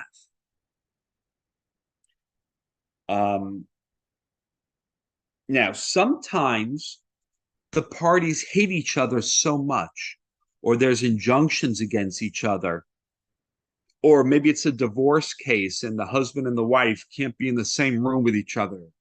And maybe the attorneys say, you know what, let's go into our private caucus or in our breakout rooms right from the beginning. That's okay. It's their case. If that's what they want to do, that's fine. Now, they may benefit from hearing each other face to face, but ultimately, if they want to go into separate breakout rooms or separate rooms in the face-to-face mediations, then that's okay. Again, we're not directing them. We're letting them handle the mediation they want to handle. And in that situation, I'm going to give 2 opening statements. Okay? That's okay. Maybe someone's already told me that they're going to show up late. So maybe I'll start with the other side because they want to go into separate rooms anyways from the beginning. That's okay. So now I've set up the room. I've given my opening statement. The parties have given their opening statement. Now, let me just see one thing. Let me look at my notes. Okay. Don't be the kind of mediator that insists on the parties being in the same room in the beginning. Don't be the mediator that says, I want everyone in the same room, if they've told you they don't want to be in the same room. That's the best way to get it so that attorney will never hire you again. If the attorney wants to be in a separate room with their client, let them be in the separate room with their client. Now we're going to go into the acquiring information. What I'm doing as the parties are giving their opening statement, I'm listening to what's going on. I'm listening to the facts and I'm writing notes down on my notepad. In some kind of cases, it's very easy to figure out what the issues are. In other cases, it's not easy to figure out what the issues are. There's no set formula on how to do things. You're going to develop a preference for how you take in the information and how you acquire the information. As I'm hearing the opening statements from the parties, I'm writing notes on my paper. But I'm not writing a thesis or dissertation and I'm writing everything down like this. Because if I'm writing everything down like this, what are the parties going to see? They're going to see my forehead the whole time. I want them to see my eyes. I want to have eye contact with everyone. So I'm just writing little notes. Maybe dates are important, so I'm going to write down the date. Maybe dollar amounts are important, so I'm going to write down the dollar amount. Maybe someone is saying they didn't pay the bill because they got COVID and they got sick. So I'm just going to write down health issues. I don't have to write details on what's going on with their health issues, but I just wrote health issues. Or maybe the person lost their job, so that's why they didn't pay their bill. So I'm going to just write down job loss or no employment or something like that. Just small notes. Again, we don't have to write a whole dissertation because then they're just going to see my forehead, and I don't want that. So now The next stage of the mediation is I'm going to define the issues. And I'm going to develop an agenda. So I'm going to define the issues and I'm going to develop an agenda. So we know at the beginning is that's setting up the room, setting up the meeting, giving my opening statement. I'm acquiring information because they've given me information before the mediation started, or they've given me their information in their opening statement. Now I'm going to define the issues and develop an agenda. And that's not always easy because the parties aren't just going to give it to you on a silver platter. They may want to talk about all sorts of things that may not be relevant. And that's okay. But we have to work on figuring out what these issues are. Maybe it's a non-payment of a bill. So the issues may be, how much is the bill? Why didn't they pay it? Was there a contract between the parties? That may be an easy way to define those issues. In a family law case, maybe they're getting divorced. So maybe it's a parenting plan if they have children. Then it's equitable distribution, how we can distribute our property. And then it's alimony, how much is someone going to pay someone? And then it's child support. And then it's everything else. So that's a set way to do it. But in some of these other kind of cases that we do, we may not know what the issues are, but we're going to have to figure them out.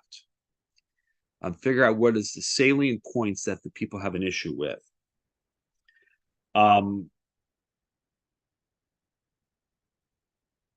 Now, once you've defined those issues, you're going to write them down in some fashion on your paper so you can remember those issues. There may be 7 issues that we're talking about.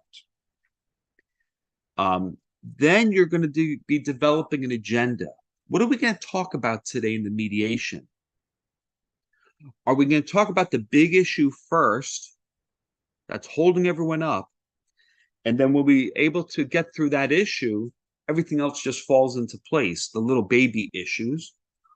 Or are we going to talk about the small, easy issues, gain some momentum? Everyone feels good about themselves. And now we can tackle the big issue. Do we figure out what is important to you may not be important to the other person? So maybe it's something that we can resolve that way. Maybe someone says this is not, they don't care about this, but the other person does. So let's talk about that one first. Maybe we're going to ask the attorneys, what do you want to talk about first? Okay. So no 2 mediations are alike as far as defining the issues and developing an agenda. You're going to see what works best for you. Now, the next stage is generating movement.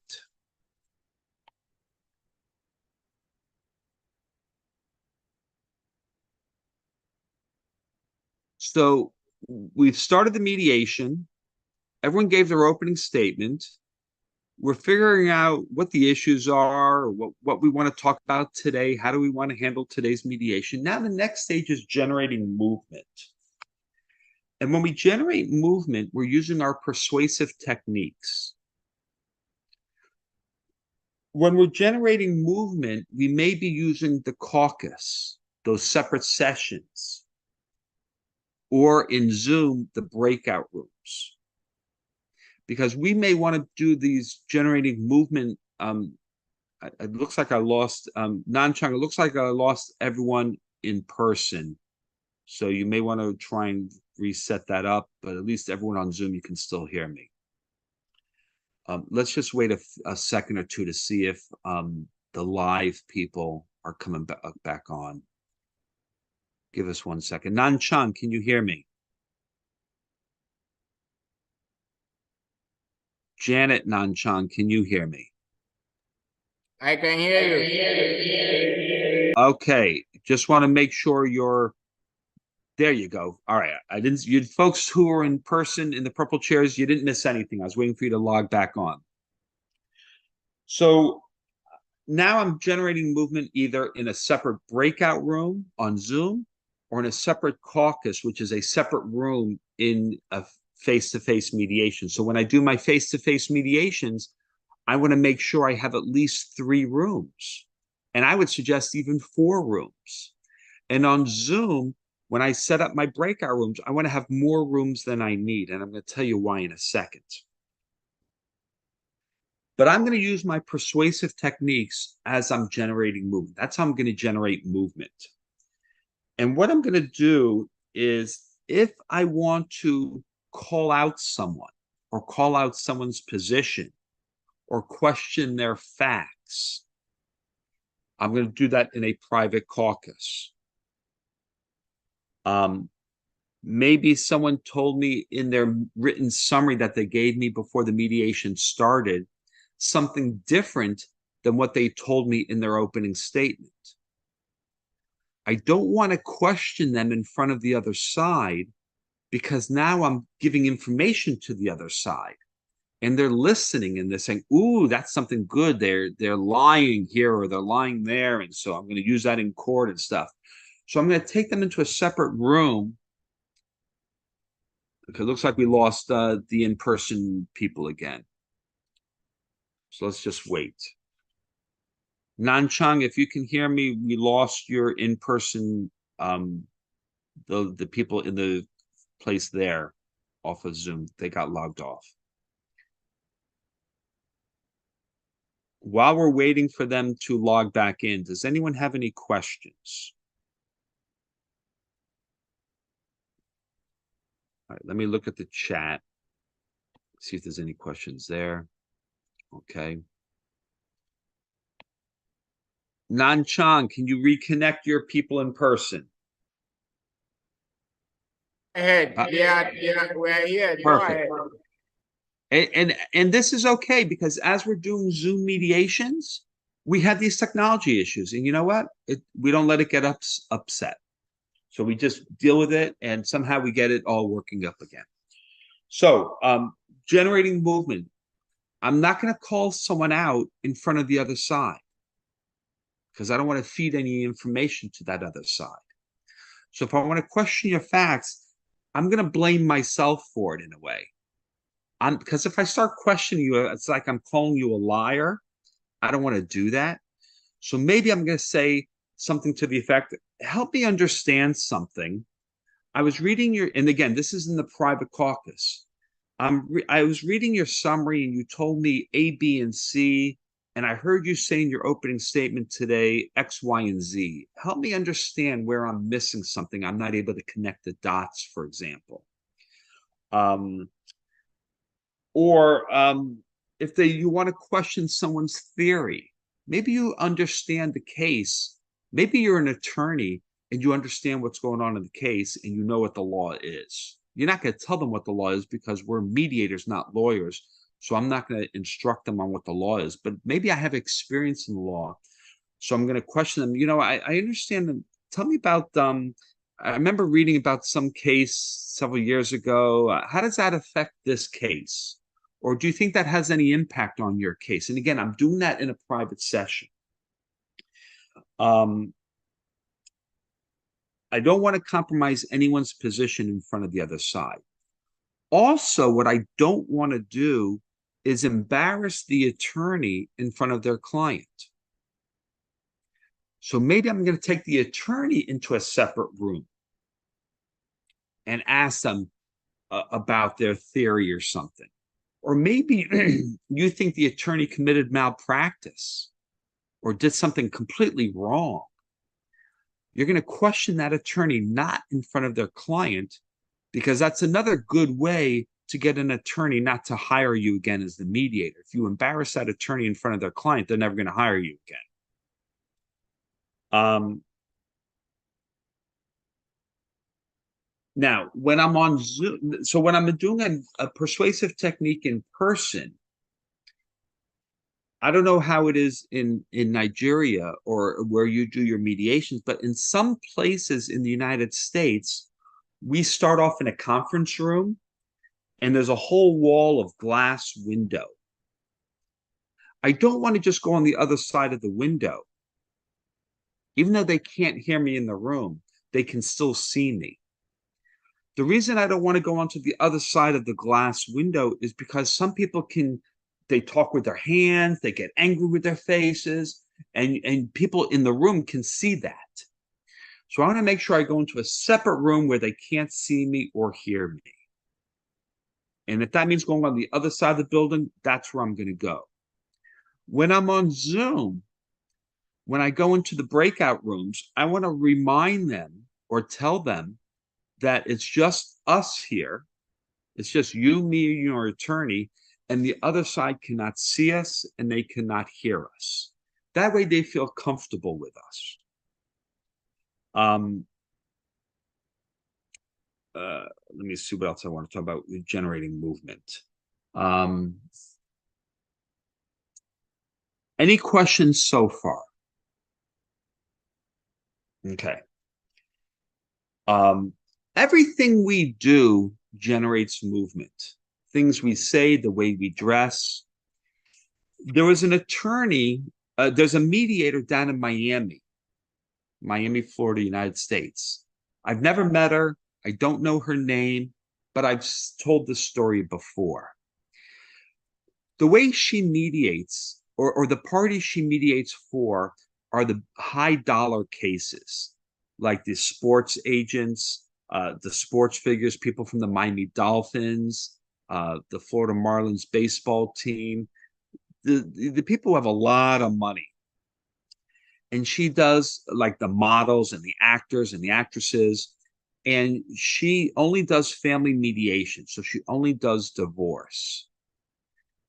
She dresses beautifully in the Louis Vuitton, the Coach bag, the beautiful purse, the pearl necklaces, the high heels, beautiful briefcase. She walks into the mediation. What is the message that she's giving the parties and the attorneys when she goes into these high dollar cases dressed to the nines? I want someone to answer me if they can. What is the message she's giving them? And again, we're talking about persuasive techniques here. What is the message she's giving them? And again, remember, these are high dollar cases, family law divorce cases. Anyone want to take a guess? Honorable Kadi Sidi, what do you want to say? Well, it's from her appearance, clearly she's trying to show that whatever thing you are going to give as a proposal, it has to be on the very high side. And she's not going to negotiate anything low. And trying to also show that her clients are not poor. Her clients are actually rich, and that's what she's representing. Okay, so I like what you said at the end. I mean, the beginning was okay too, but that's not what I was looking for. But what you said at the end is what I really want to focus on. The message she's giving them, because remember, these are high dollar cases. So maybe the women are going to the beauty parlor every week or getting their nails done, their manicures and their pedicures done. And they're spending $3,000 a month on beauty treatments and massages. The message she's giving them is, I get you. I understand you. I'm one of you. So when you tell me you spend $3,000 on beauty treatments and manicures and pedicures, I'm not going to judge you. She's not saying that, but that's what the point she's getting. So that's a way to relate to the parties. So her persuasive technique is, you can trust me. Tell me what you want to tell me, and I'm not going to judge you. Okay? So I actually got ahead of myself. So here I wanted to say, escape to caucus. So we're generating movement, and we're going to do that in the caucus. Now, again, typically when I go into a caucus, I leave everyone in the caucus. I rarely bring them back together again, because it just doesn't flow smoothly. So once I go into caucus, I leave them in caucus. Now, I may bring them back together if we have a settlement and we can go over it together. I may bring them back together if we have an impasse or no settlement. Or I may bring them back together if one side wants to speak directly to the other side. And I'm going to ask the other side if it's okay, because I'm not directing them. I'm not telling them they have to meet with each other. So if if I tell the mediator I want to speak to so and so, the mediator is going to go to the other side and say they want to speak to you directly. And I'm going to, if that's okay with you, then I'll bring them back together that way. The other time I may bring them back together again is as if the offer or the demand is so intricate and so detailed that it's better to come directly from the horse's mouth. But again, I'm going to ask them, and then I'm going to tell them, and then I'm going to tell them afterwards I'm going to separate them.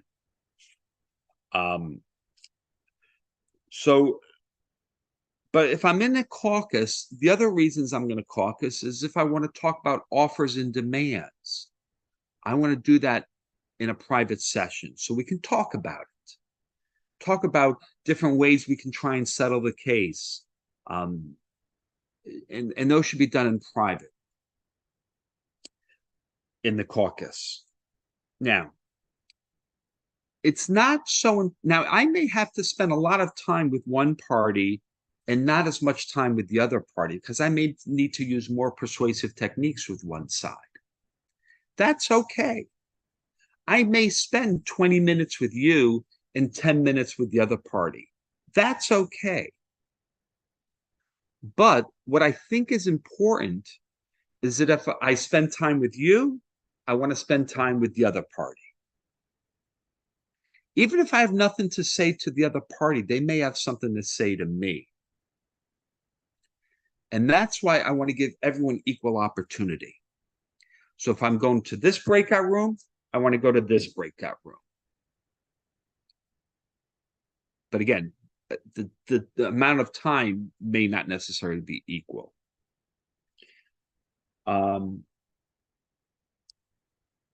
Now, remember when I said we were in joint session, I'm only going to speak to the attorneys? I'll say hi and hello and small pleasantries to the parties, but I don't want the parties to give an opening statement.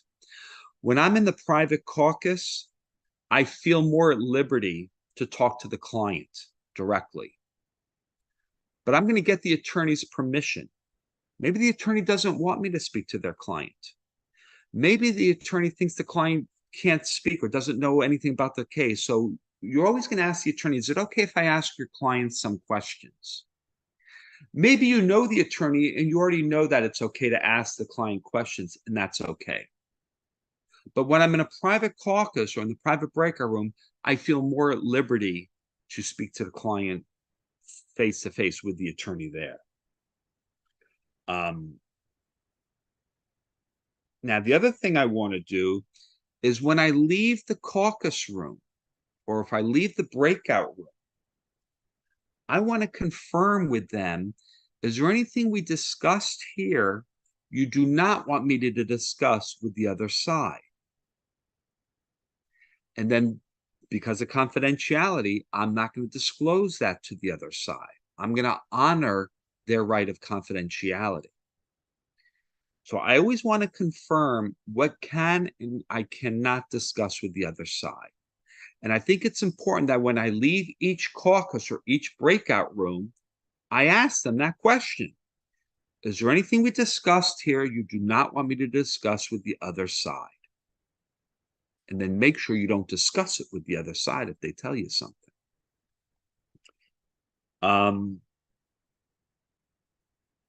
Now, The way I do my caucuses typically, not always, but typically, is the first caucus with each side, I'm just building a relationship with them. I'm building a rapport with them. I'm talking to them. I'm making small talk. I'm talking about the case. If it's an attorney I know, I'm going to say, it's good to see you again. Hope you're doing well. How's your family? Stuff like that in caucus. If it's a party, I'm going to talk to them. Hope you're doing well. How are things going today? Again, making small talk. Then maybe I'm going to talk about the case. Actually, I want to talk about the case, a little bit about the case. But I'm not talking about offers and demands yet. I'm just talking about the case. The reason, what I'm doing now is I'm building rapport. And sometimes I'm talking about something irrelevant. I'm building a rapport. That's what I'm doing. I'm building rapport, but I'm building this trust. So when I get into the mediation, they're going to start talking to me. And they're going to tell me how they want to resolve it because they're going to trust me that I'm not going to disclose things I shouldn't disclose. I do that to both sides. When I leave the room, I give them a homework assignment. Okay, now what I'm going to do is I'm going to go speak to the other side. While I'm gone, I want you to think about the things we just talked about. I want you to think about how we're going to maybe resolve this case. That way, when I leave, they're doing something. They're not just sitting there. I want them to think about what we just spoke about. I want them to think about how we're going to resolve this case. Typically, not always, but typically, I'm going to speak to the defendant first in my caucus because the plaintiff has filed a lawsuit. We know what they're seeking. They're seeking $50,000, let's say. So I'm going to speak to the defendant first. I'm going to give them a homework assignment. Then I'm going to go speak to the plaintiff. And again, I'm using these persuasive techniques. I'm still acquiring information, all that kind of stuff. And I'm just making small talk with the plaintiff. And I'm asking that attorney, how you doing? Good seeing you again. It's been a while. Building the rapport with the parties, maybe talking about their business, those kind of things.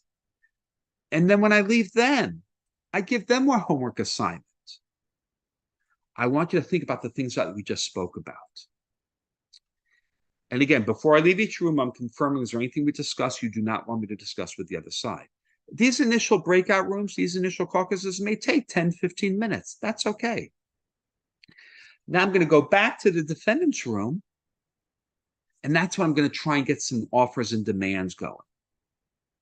Maybe they're going to make an offer at that point. And then I go back and forth, back and forth, back and forth. And that's how I'm going to use the caucuses. Now, during this whole process, even from the very beginning, I'm still acquiring information. Maybe we're developing an agenda. Maybe we're defining issues. It's a big circular thing. It's not just boom, boom, boom, boom, boom. Maybe I'm acquiring information later on in a caucus. That's okay. Now, the reason why I said we want to set up more breakout rooms than we need is because maybe the two attorneys want to talk to each other. Or maybe I want to talk to the two attorneys, so I have an extra room that I can go to. I did a case once where the attorneys were there, but they kept messing everything up. They kept fighting with each other and arguing. And the client said, enough, we want to speak to each other alone.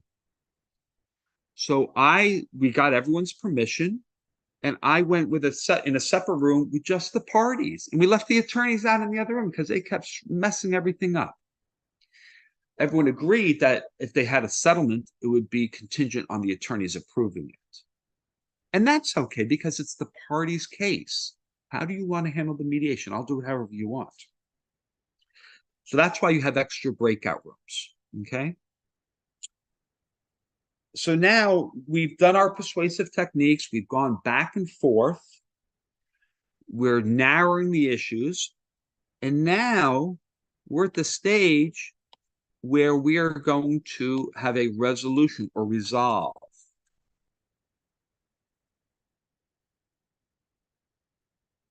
Now, the case may be resolved with a settlement. I agree to pay you $50,000. You accept $50,000. We have a settlement. Or maybe we don't have a settlement. I'm offering you $50,000 and you want $100,000. So we don't have a settlement. But let's say we have a settlement. Then most of the time, well, not necessarily, but most of the time, I'm going to bring the parties back together in the same room, and I'm going to go over the terms of the settlement. Defendant, the parties, the way I say it is, it's my understanding we have a settlement. Let me tell you what I think the terms are, and you folks will correct me if I'm wrong. Defendant agrees to pay plaintiff $50,000. Everyone agrees. Then what I'm going to do, or whatever the terms are, then what I'm going to do is, if I'm in person, maybe I have my laptop and I'm going to start drafting the agreement. Between you and me, I've already started drafting it even before the mediation started by I have a template with some boilerplate language in there. That's it's equal for both sides. So, or I have the parties' names in there, because the last thing they want to do after mediating for 3 hours is watch you type on the laptop. So if I'm in person, I'm going to pull up my laptop. I'm going to start talking out loud, drafting the agreement. If I'm on Zoom, I'm going to pull up a share screen on a Word document, and they're going to see it as I'm typing, filling in the blanks. Maybe I'm mediating in the courthouse, and they have pre-printed forms on paper, carbon copy forms, fill in the blank forms. So I'm going to do that in person. So I'm going to draft the agreement. Then I'm going to let everyone read it. And if they need time to read it in a separate room, I'm going to give them their time. I'm not going to force them to read it in front of me if they want to go into a separate room. So I'm going to let them take their time and read it. Make sure they understand what the agreement says. Then, if it's on Zoom, we can use DocuSign, Adobe Sign. I can email it to them and they can print it out and sign it and scan it back. Somehow it's going to get signed.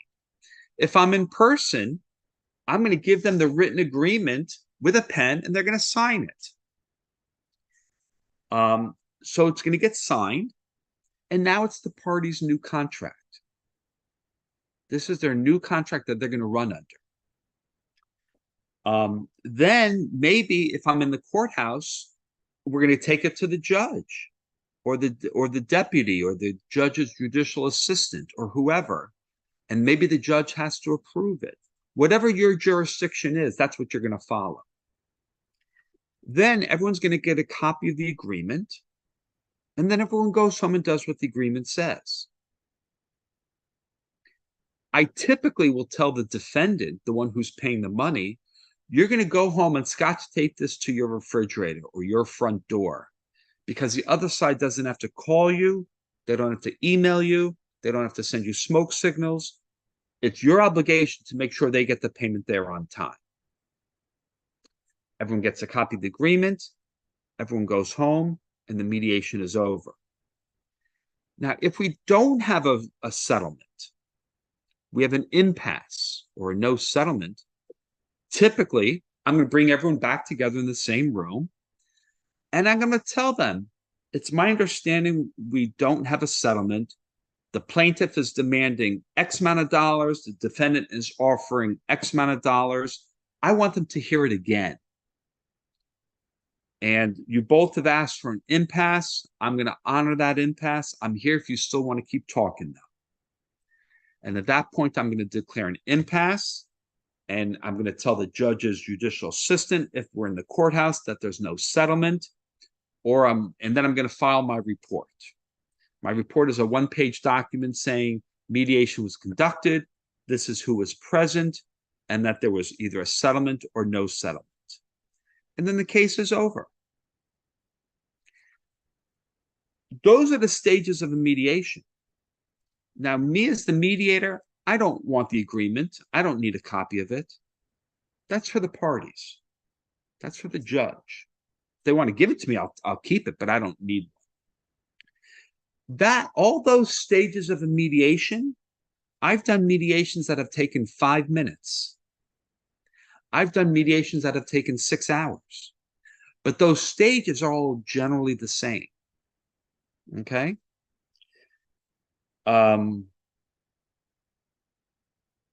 Any questions from the parties, from people who were here? I want to give an opportunity for you to ask questions. But before I do that, let me look at my last set of notes.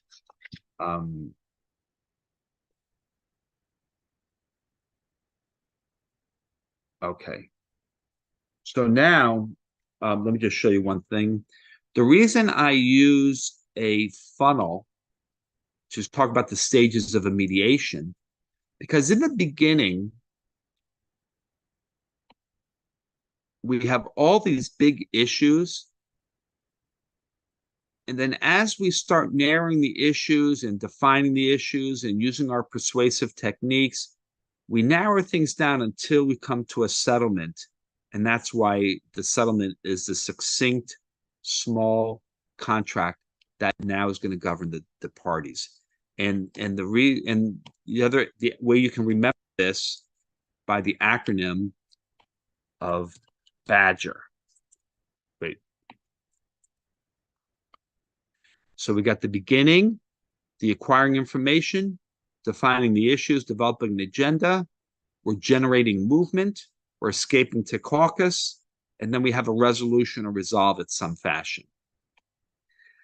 At the end of the mediation, if we're on Zoom, I'm going to make sure everyone logs off properly and that kind of stuff. I don't want to just shut down the meeting because that's not nice.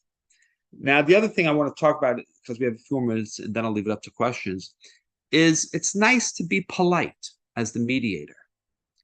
So when I'm doing the Zoom rooms, I'm going to say to them, okay, John and Sarah, I'm going to assign you to the plaintiff's room, and Michael and Sam, I'm going to put you in the defendant's room. I'm going to open up the Zoom rooms, and you're going to get a signal on your screen, and you're going to join your room. That way they know what's happening. You're sort of educating them on Zoom. If I'm in person, I think it's important that I stand up when they come in. I open the door, let them in. I stand up and open the door for them to leave. I show them where the other room is that I want them to wait while I'm doing the caucus. Okay? All right. Now I want to leave 12 minutes for questions. So if you're on Zoom, feel free to turn on your cameras, to open your microphones. Those of you who are in the conference center there, it looks like, you can open up your microphone, and I'm going to give an opportunity for people to ask questions. If not, then we're going to be looking at each other for 12 minutes. So what questions do you have?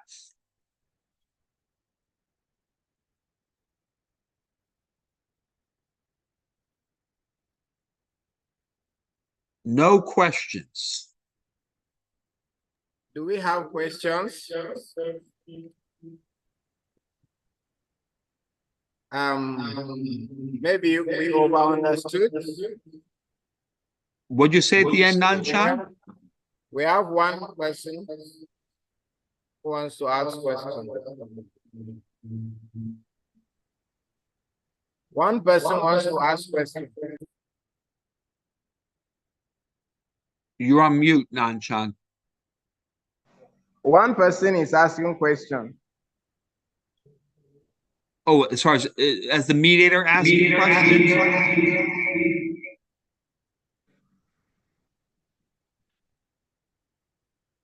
Nanchang, I did not hear what the question was.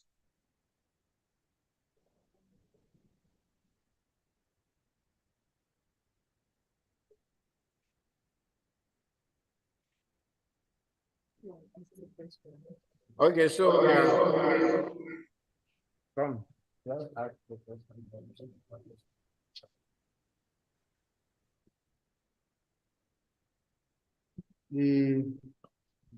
The question I have for you is this. at the end of the whole process, having resolved the issues, and then assuming you conducted the session through Zoom, and you have prepared the agreement as per their terms.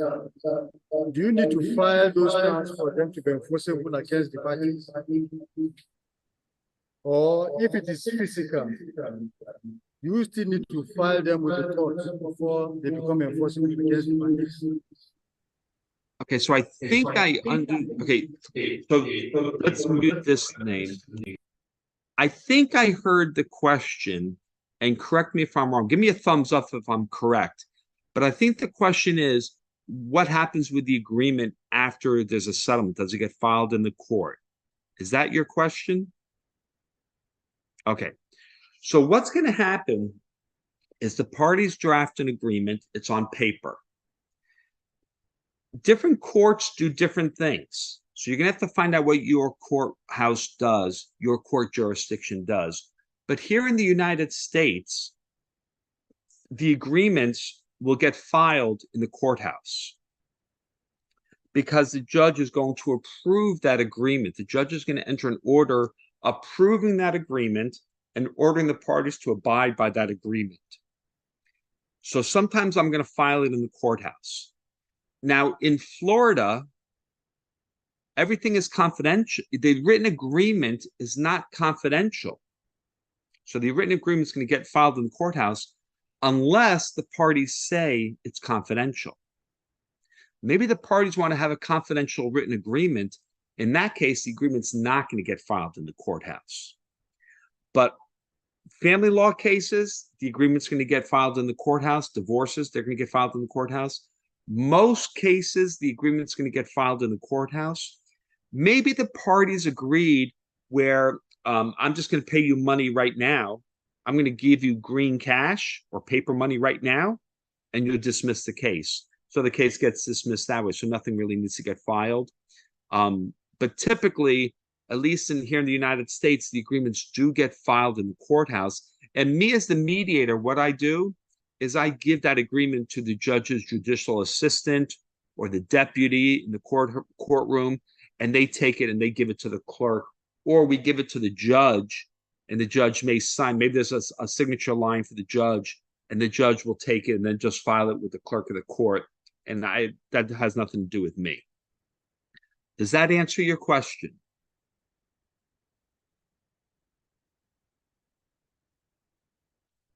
What other questions do you folks have?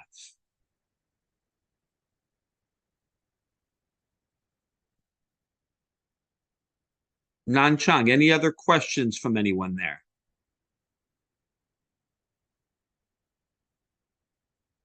Okay. Okay, so I think we are all fine.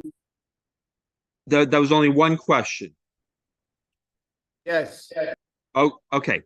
Nan Chang, do you want to give everyone a 5-minute break to use the restroom, or do you want me to keep going? 5 minutes. Let's take 5 minutes break so that they can stretch themselves. Why don't we come back in 7 minutes? We'll take 7 minutes. Well, that will be exactly 12:30 your time. Okay? Perfect. 7 minutes, go use the restroom, stand up, stretch, do all that kind of good stuff.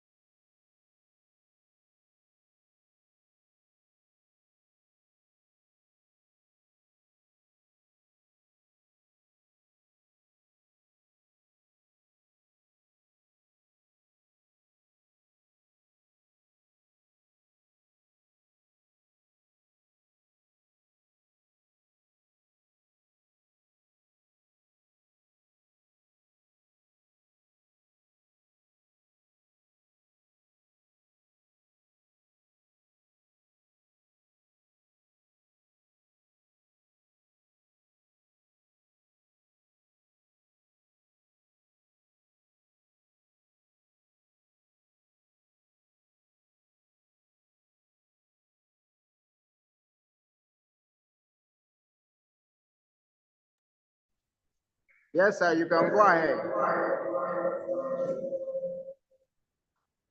All right, everyone's back? Yes. Perfect. Okay, and I hope my Zoom people, hold on.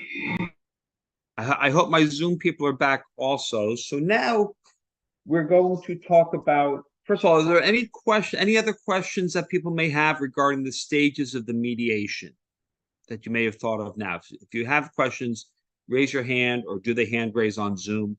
If not, we're going to go into the next topic in the program, which is opening statements in the mediation. And remember when I told you in the last section that the mediator is going to start the mediation by giving an opening statement. So now we've set up at those Zoom rooms so everyone's in the room, or everyone showed up at my office building or my conference center, and I brought everyone into the room and everyone's in the same chair and all that kind of stuff. Now I'm going to give the opening statement as the mediator. And I'm going to give my opening statement before the parties are going to give their opening statements. Does anyone know why we're going to give an opening statement as the mediator? Who wants to take a guess at why we give an opening statement?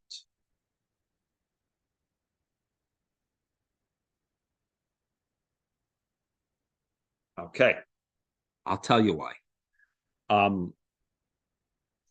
We want to set the tone of what's going to happen today. What kind of tone do we want to set for the mediation? We want openness. We want trust. I want them to feel that this is a safe place. If I don't show them it's a safe place, they're not going to trust me. If they're not going to trust me, they're not going to talk to me. If they're not going to talk to me, they're not going to make offers and demands. And if they're not going to make offers and demands, we're not going to settle the case. So by setting the tone, it shows them that it's a safe place. I'm also showing them my confidence in the process. I know what I'm doing. I'm the right person for this mediation. I'm going to help you settle your case. I'm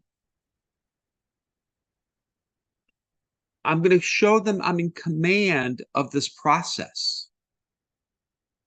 I'm going to show them I'm empathetic. I have empathy. Okay. So my tone is going to set how this is all going to act today. The other thing, the reason we give an opening statement is because I want to educate them. I want to give them content. I want to give them guidelines on what's going to happen today. I don't want to start the mediation off with a bunch of animals. I want them to know how to behave. I'm going to explain the process, how it's going to work. Typically, the process is the plaintiff is going to go first with their opening statement because they're the ones who filed the lawsuit, or they're the ones who brought us to the table. I'm going to talk about the caucus or the breakout rooms. I want to define the word caucus for them because caucus is a legal jargon word that's sometimes difficult to understand. So if I'm going to say caucus, I'm going to say what it is. It's an opportunity to speak privately without the other side. That's the education part. That way, when a caucus happens in the middle of the mediation, it's not a surprise to them. I already told them it may be happening. That way, they don't think they said something wrong. So if I tell them beforehand, then they know what's going to happen. I'm going to talk about confidentiality. I want to let them know that everything said in mediation is confidential, except where disclosure is required or permitted by law. I'm going to explain to them my role. My role is not to tell you what's going to happen today in the mediation. My role is not to decide the case for you today. My role is not to tell you that you have to settle or not settle. My role is to facilitate a conversation, to facilitate a dialogue between the parties. The parties are the decision makers. The parties are going to decide how to settle this case. Now, they may get the advice of their attorney, but ultimately, here in the United States, here in Florida, the parties decide that. It's all about party self-empowerment and self-determination. I'm going to talk about who's going to speak first and why. The plaintiff is going to give me their opening statement first because they're the ones who filed the lawsuit. The plaintiff is going to tell us what they want to tell us first because they're the ones who requested mediation. Then we're going to give an opportunity for the defendant to talk. Okay? So that's the education and the content part. Then another reason we give an opening statement is because it's an ethical duty here in Florida. I don't know about in where you are, but in Florida, we have an ethical duty to give an opening statement. I'm going to show you where that is. We have an obligation to give an opening statement. Another reason we give an opening statement is because it serves as this transition from this outside adversarial fighting, we can't stand each other world where we can't agree. And the opening statement is that bridge over the river where now we're in a room where we're just having a conversation. We're just talking. We're going to be amicable. We're going to be playing nice in the sandbox. So it serves as that transition where everyone can just take a deep breath and relax. Just like a house is built on a foundation, what happens if there's no foundation to the house? What's going to happen to the house? The house is going to crumble and fall. So without a good foundation to the mediation, there's a good chance the mediation is going to fail. It's going to crumble. It's going to fall. And the opening statement is what makes the foundation for the mediation. People are going to feel safe. We're going to set the boundaries of what's going to happen today. If there's no boundaries, people aren't going to feel safe.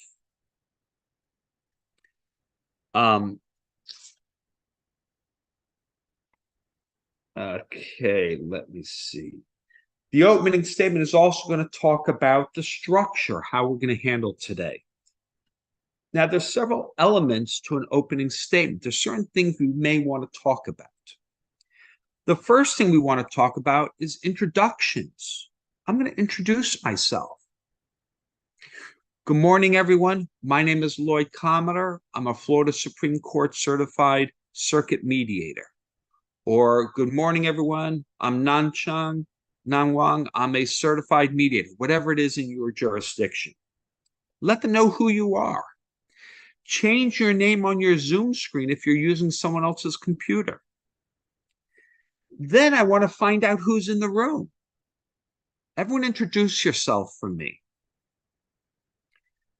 I want to know if you're the attorney. I want to know if you're the party. I want to know if you're a non-party, because that's going to determine who's there and who's supposed to be there and not supposed to be there.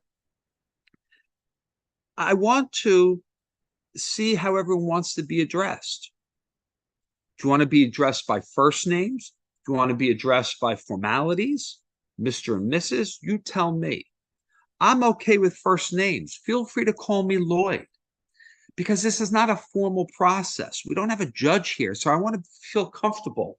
And people tend to feel more comfortable when we talk with first name basis. Seek an agreeable mutual format. So if someone wants to be called first names and the other person wants to be called the more formality, the more proper way to do is do the more, but call everyone by the more formality name. Okay? So you don't want to do Mr. Jones and Mary. It's Mr. Jones and Mrs. Smith, for example. If you're on Zoom, I think it's important to figure out how to contact each other in case we lose connection. Maybe you're going to trade phone numbers. Maybe you're going to trade cell phone numbers. Because as we saw in the program today so far, some calls have been dropping off and logging back on. So I think it's important to figure out everyone's phone number. Now, some people may not want the other side to know their phone number. That's okay. You can send it to me in a private chat on Zoom. If we're in person, we don't have to worry about the technology issues because we're in person. But on Zoom, I think it's important to verify names and phone numbers. I'm going to talk about the confidentiality. The judge is not going to ask us what went on in here today. There are certain exceptions to that where disclosure is required or permitted by law, but everything is confidential. I'm going to talk about what's going to happen if we have an agreement. We're going to reduce it to writing. Or if we don't have an agreement, I'll declare an impasse. I may talk about note-taking. I'm going to take notes down so I can keep track of things. At the end of the mediation, I'm going to destroy my notes. If I don't destroy my notes, I'm not going to say that. And if you want to take notes, feel free to take notes.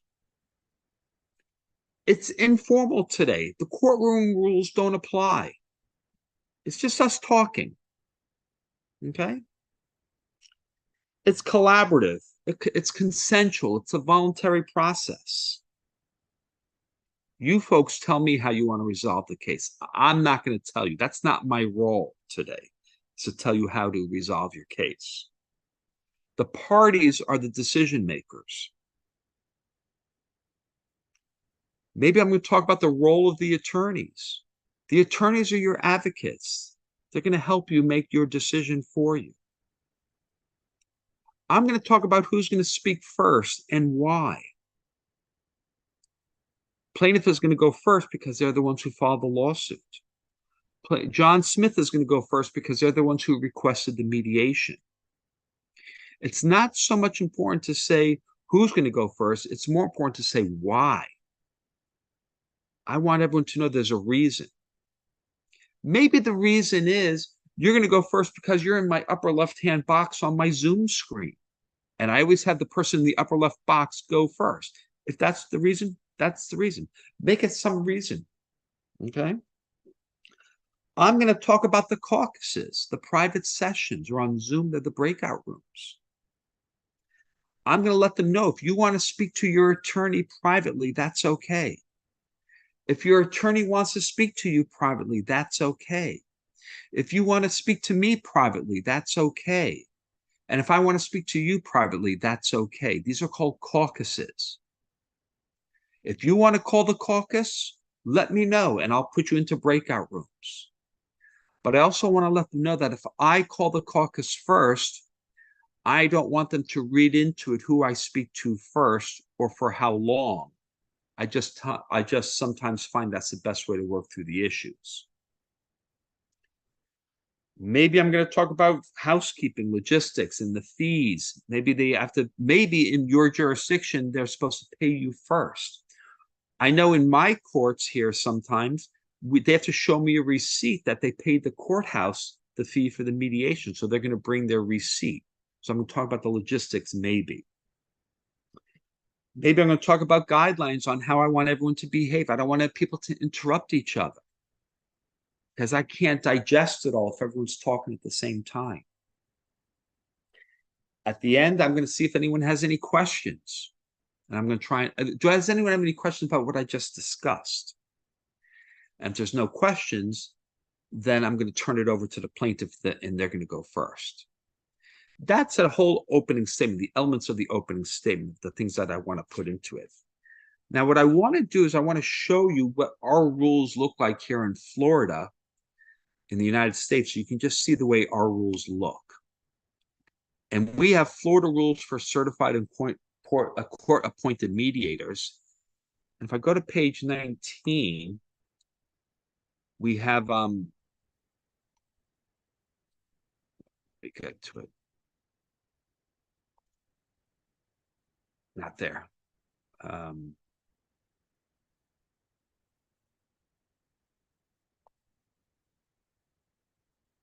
So on page 18, we have Rule 10.42 of the conduct of the mediation. And it talks about the orientation session. And it says upon commencement of the mediation session, so at the beginning of the mediation, the mediator, that's us, shall describe the process and the role of the mediator. So it's telling us we have a rule that says we have to describe the mediation process and we have to describe our role. And we shall inform the participants. So the participants are the attorneys, the participants are the parties, and everyone else. That mediation is a consensual process. That the mediator is an impartial facilitator without authority to impose a resolution or adjudicate any aspect of the dispute. So mediation is consensual, that I am impartial, and I don't have the authority to tell you how to resolve your case. And I don't have the authority to tell you how to resolve your dispute. And I'm going to tell them that communications made during the process are confidential, except where disclosure is required or permitted by law. So under our rules, that's the bare minimum that we have to say in an opening statement. And I'll be honest with you, if there's no parties there and it's just the attorneys, and the attorneys have been there in mediation, for many mediations, and they know what's going on, I just give them that bare minimum of the opening statement. But if it's a new attorney, if there's parties there, I want to give them my full blown out mediation. So they have that whole transition, okay? Any questions so far?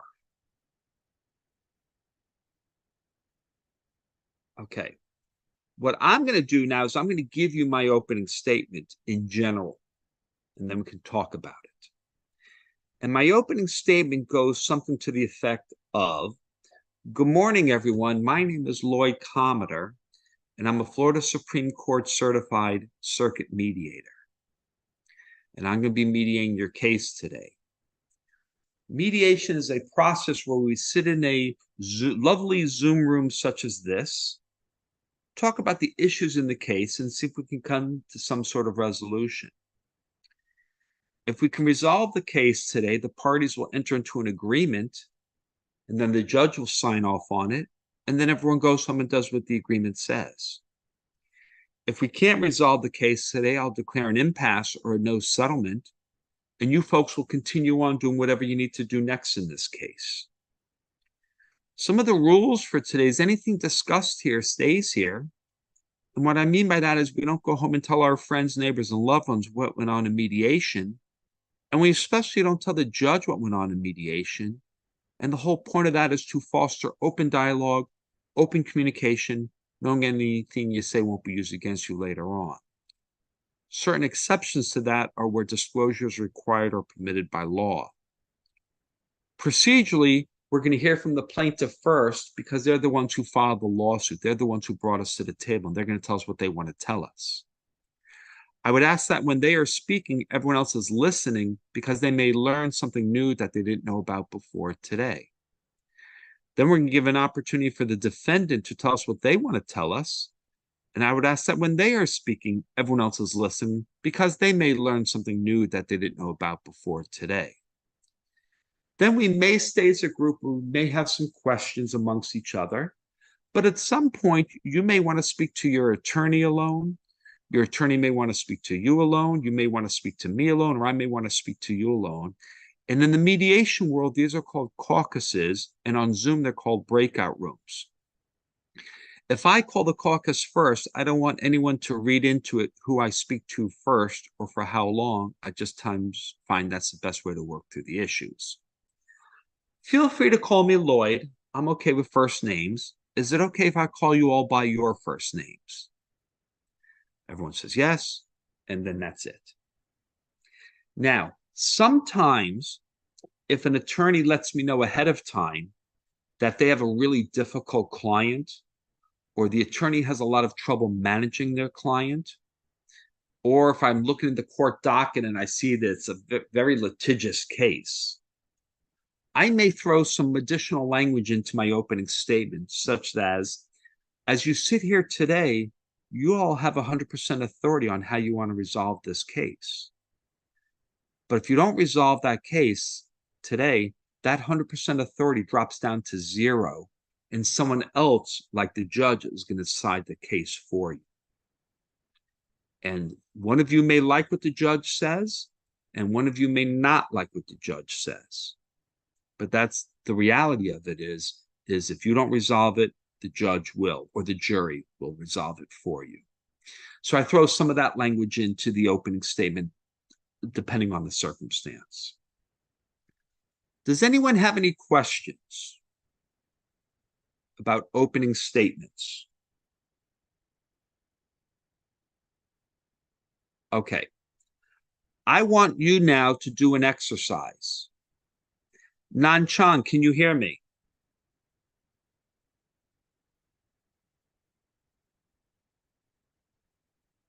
Okay. The people in the audience, in the live room, give me a thumbs up if you can hear me. We can hear you. Perfect. What I'm going to do is the people in the Zoom, I'm going to put you in a separate breakout room. 1, 2, 3, 4. I'm going to put you in 2 different breakout rooms.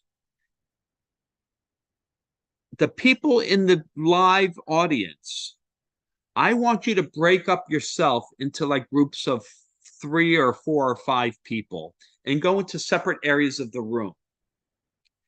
And I want you all to start drafting an opening statement.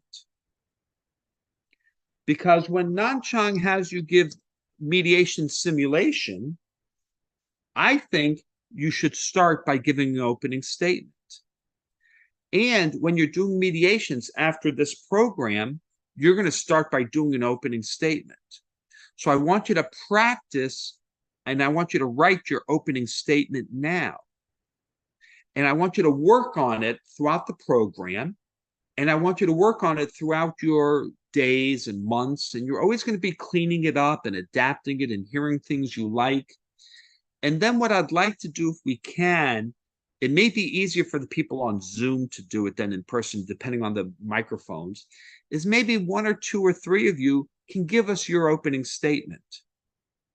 And we can give some constructive criticism and some comments and feedback on your opening statement.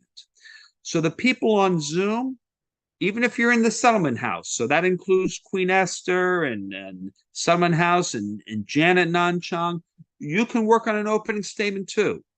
And the people in the room on the chairs with the purple backs, I want you to break up into separate rooms, and let's do it for like maybe a half hour. I want you to work on for a half hour on an opening statement. And I'm going to be here. So if you all get done early in the room, you'll let me know. And the people who are on Zoom, you'll let me know too. So what I want to do, does everyone know what I want you all to do? I want you to work on an opening statement. I want you to work on it as a group of small people. You can talk about it, bounce ideas off of each other. I want you to draft an opening statement, whether you handwrite it on pen to paper or you type it on a Word document or somehow. I want you to work on an opening statement. If you want to do it on your cell phone and send it as an email to yourself. Somehow I want you to work on an opening statement because it looks like everyone in the audience has paper and I hope they have pen. And some of you on Zoom, it looks like you have paper and pen. Does anyone have any questions? Okay, so let me set up the breakout rooms and I'm going to assign people to the breakout rooms. And the people in the audience, in the conference center, I want you now to go into separate little corners of the room in groups of 3 or 4 or 5 people. And I want you to work on your opening statement. The people on Zoom, I'm going to put 3 people in one room and I'm going to put 3 people in the other room, and I'm going to open the rooms, and you're going to get a signal on your screen. I want you to go into your rooms, and I want you to work on your opening statements. The people in the conference center, I want you to now go into separate sections of the room there and work as a group on drafting an opening statement. We're going to do it till about, well, my time is 7:25, 7:30. Your time would be, I guess like 1:25, 1:30-ish around there. And then I'm going to close the breakout rooms and we're going to talk as a group, okay? Any questions? All right, so I just opened the Zoom breakout room. So everyone on Zoom, I want you to join your room and work on an opening. And everyone in the audience, I want you to work on an opening statement now also.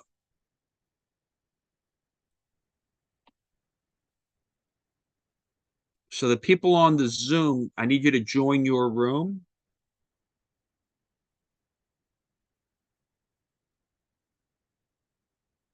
Abishag, I want you to join your room. Honorable Kadi Sidi, I want you to join your room. The people in the audience, I see you still sitting in your chairs. You should get together and talk as a circle in a group and do your opening statements. Pick people that are near you, that's fine.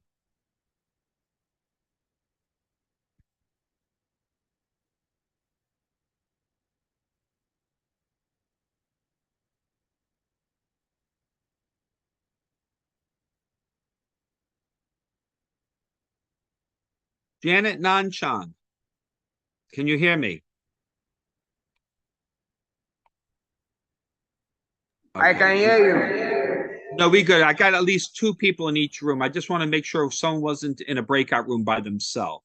So we got 2 people. Is it possible to have all of the Zoom participants in one room? Yeah, I got the people on Zoom in 2 separate rooms, Nanchang, which is fine. We're good on that. I can see this breakout rooms. I got 2 people in each room, so that's good.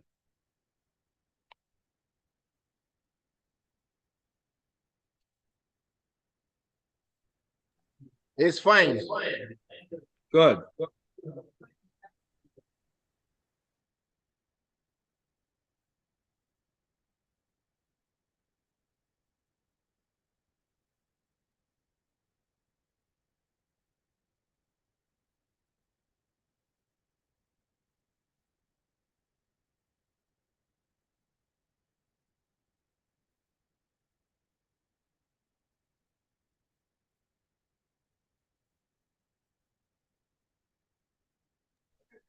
So this is group 1.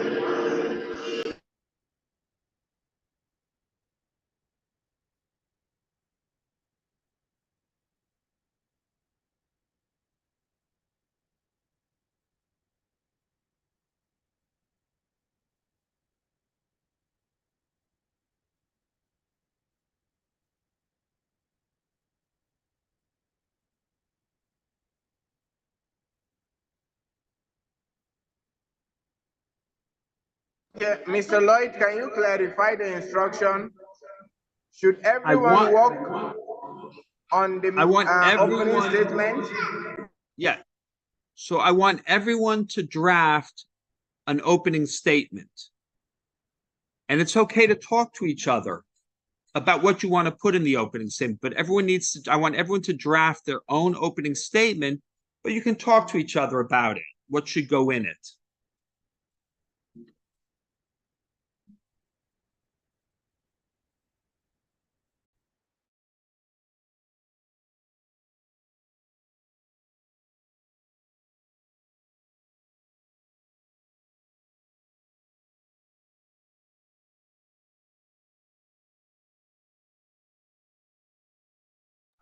Everybody will draft his own opening statement. Yes, you draft. No, just get a sheet of paper. Give him. Yes, you draft an opening statement. Like if you want to do an opening statement, what will it contain and what will you say to the audience? Remember, on Saturday, you are going to come before everybody here to read.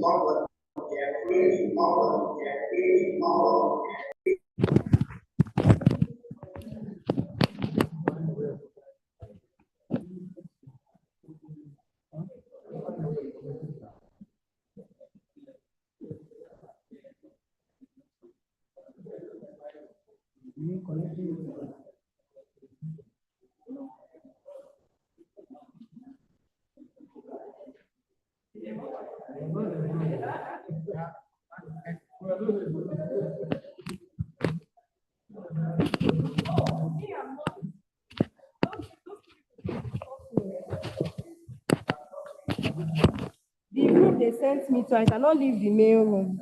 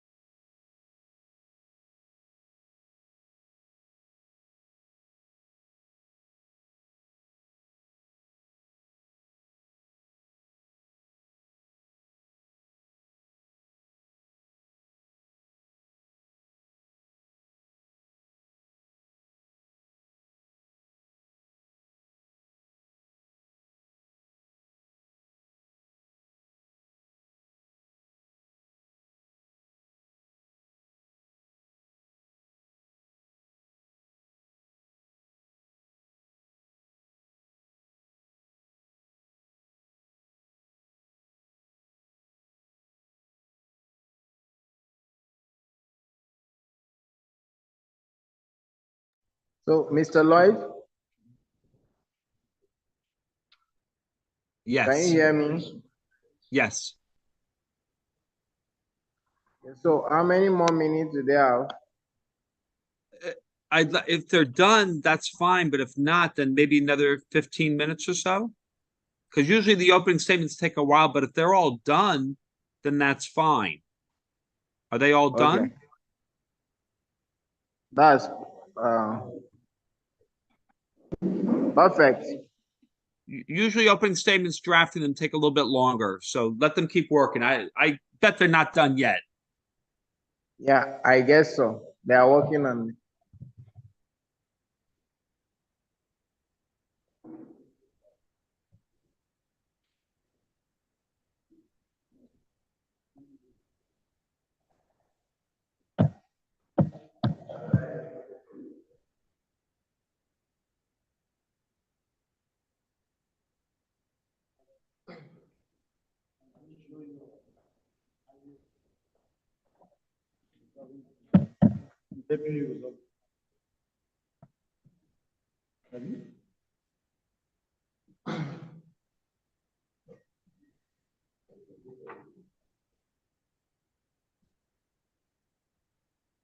While urging you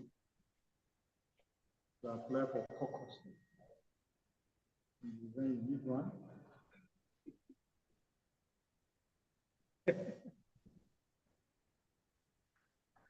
Okay.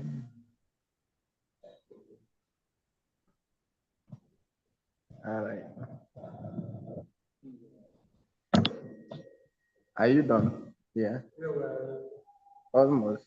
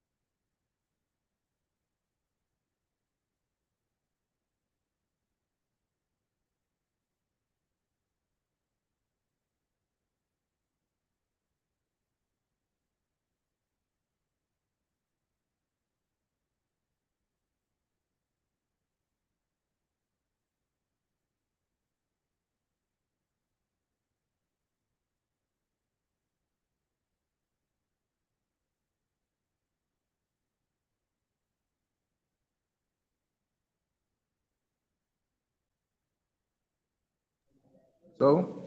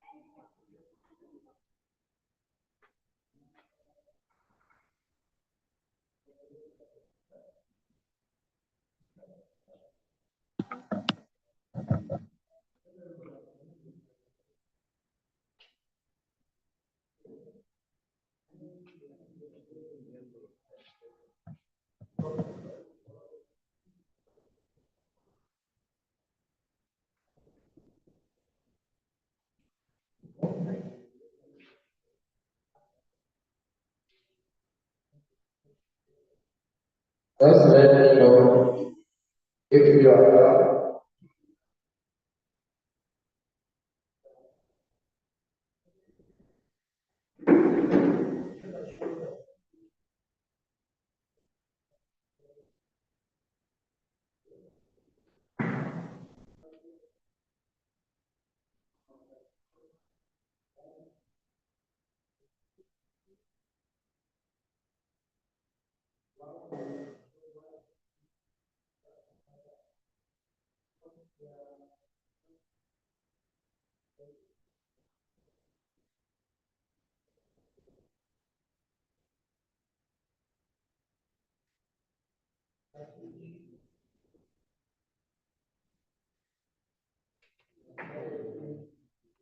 Yes.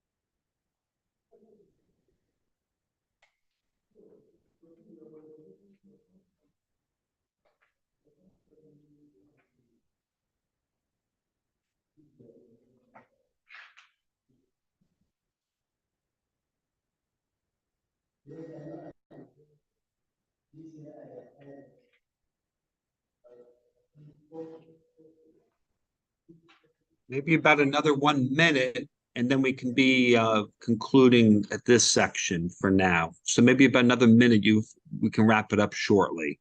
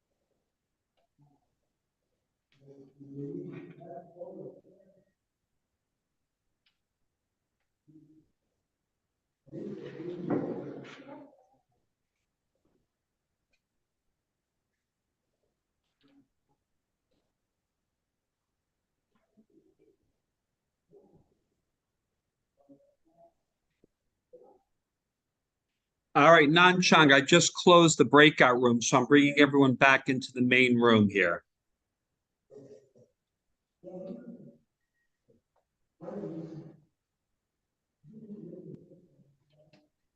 Okay, now we see Queen Esther. Pleasure seeing you face into a name.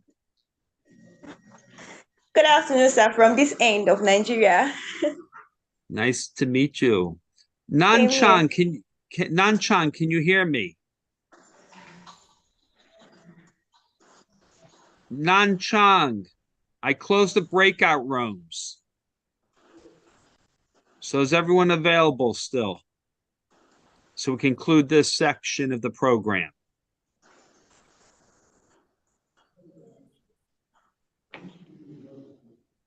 So for those of you who are on Zoom, I want Nanchan to do these all in person so I can come there and visit and teach in person. I would love that opportunity.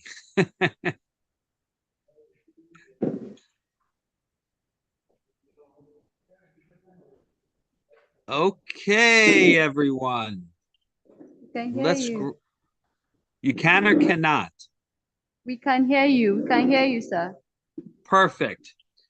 So what I want to do now, if we're done, and again, we may be working on our opening statements for the rest of the day or tomorrow. It may take some time to draft it and make it so the way we want it to, the way we like it. But does anyone want to give us their opening statement? And it doesn't have to be perfect. It's a start, but does anyone want to share with us their opening statement? He's asking if anyone wants to share his opening statement. You can do it. It doesn't have to be perfect. So let me call.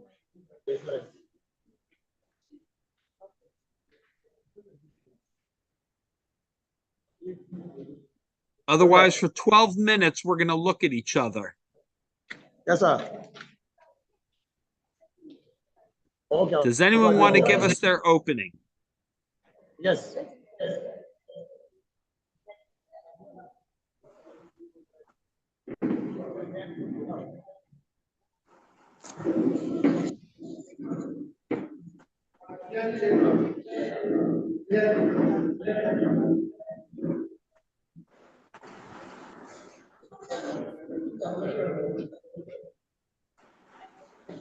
Does anyone who's attending by Zoom want to give us their opening statement?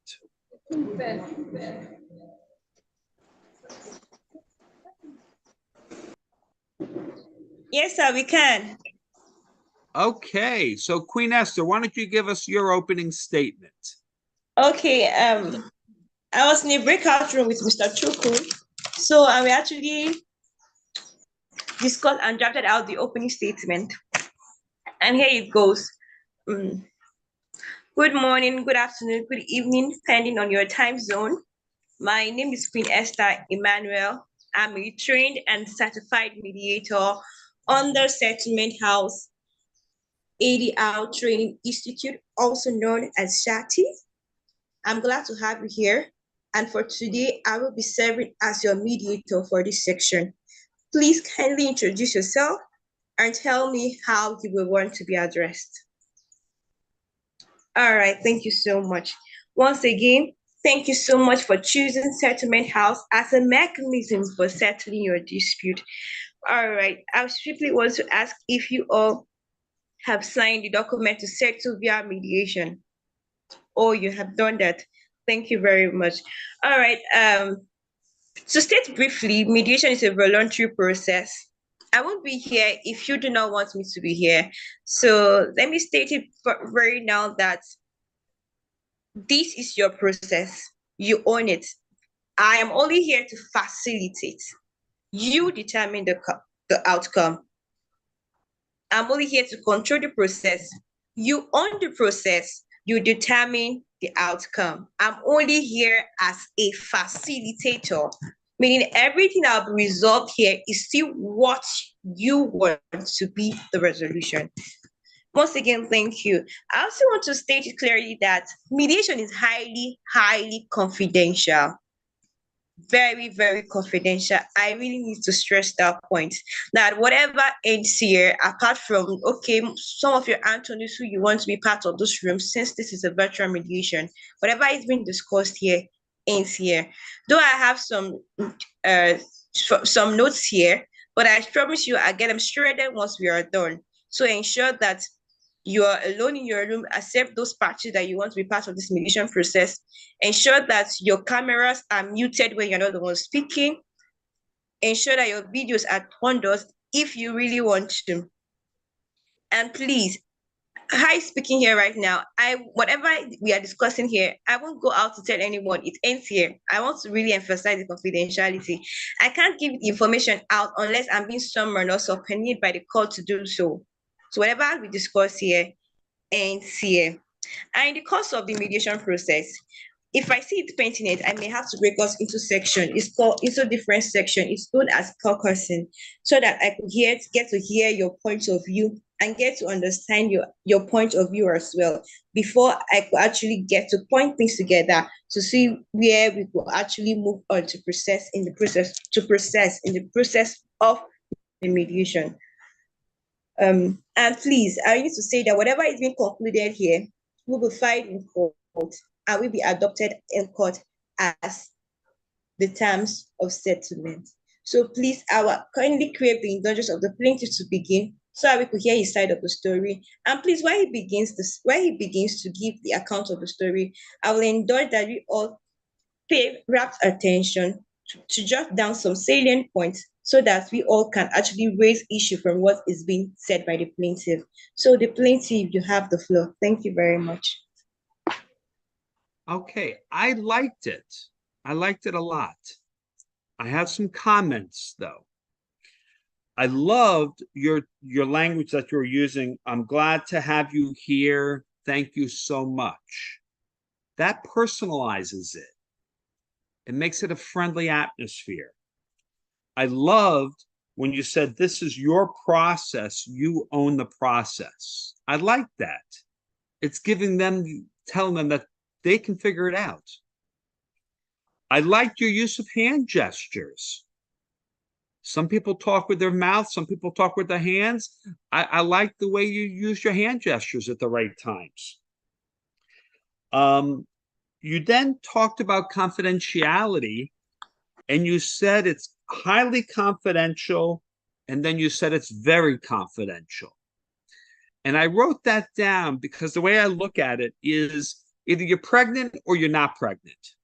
If it's confidential, it's confidential. It's not highly confidential. It's not very confidential is confidential. So it's either you're pregnant or you're not pregnant. So I don't think you need to say highly, and I don't think you need to say very. I think you just say, I think confidential is sufficient enough. And then the last thing I would suggest is I was able to hear you and understand you, and that was great. And in the beginning, your tone was great, and you had a nice slow speech.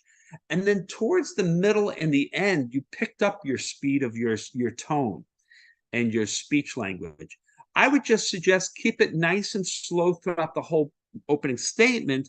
That way everyone can hear you and everyone can understand you. But overall, I thought you did an awesome job. Awesome job. Anyone else want to give their opening statement? Or we can leave it open for the last 5 minutes with questions. Thank you so much, Mr. Lord.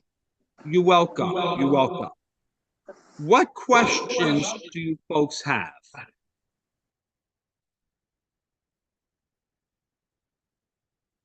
I think we have someone. Okay. Okay.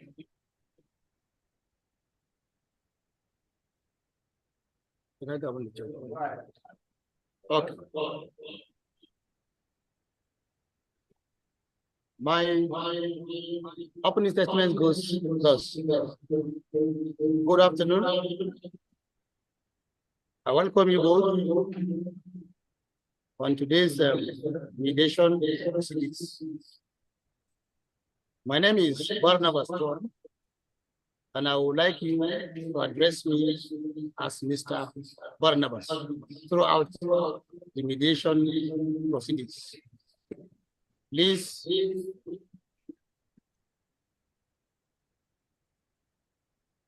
I am a certified mediator, and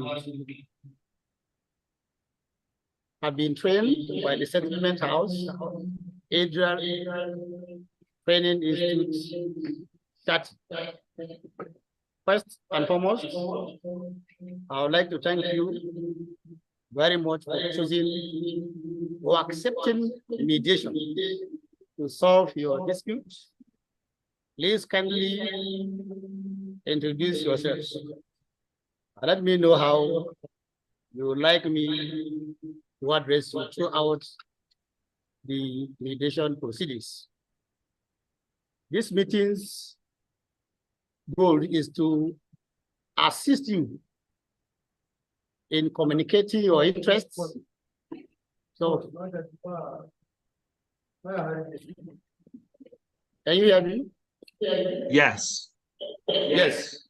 This meeting's goals is to assist you in communicating your interests and hello?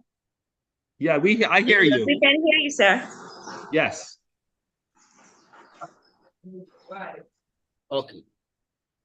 And to communicate your interests with a view to have a mutually agreeable settlement in resolving your dispute.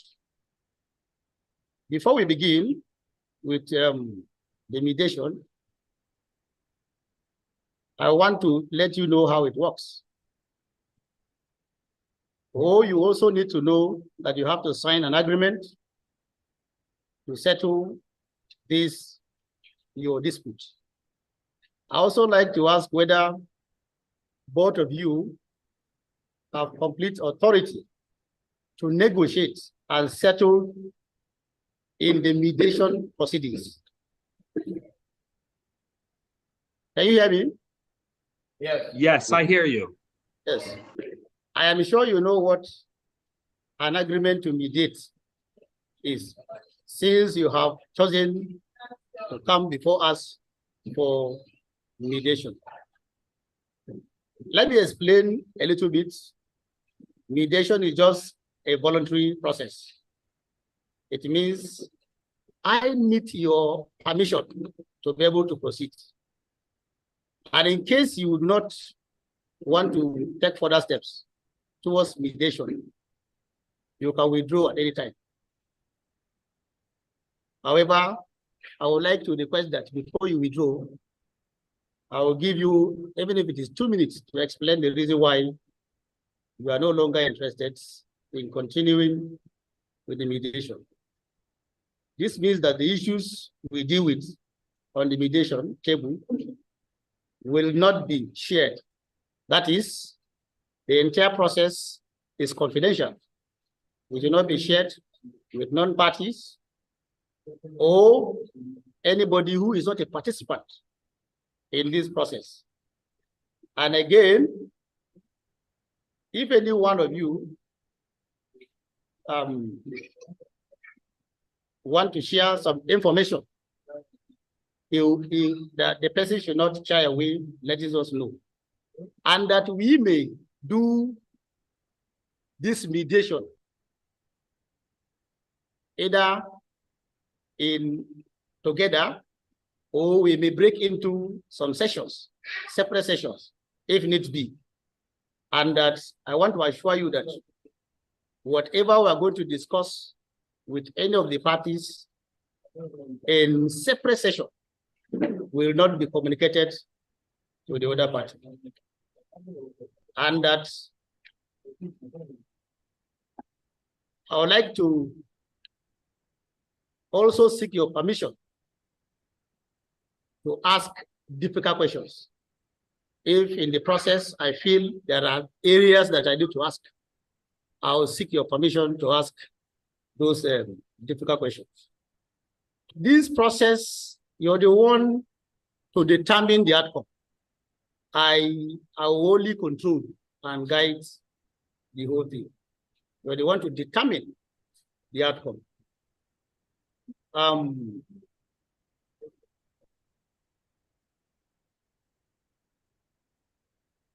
This is just to confirm that throughout the process, I am going to be a neutral person.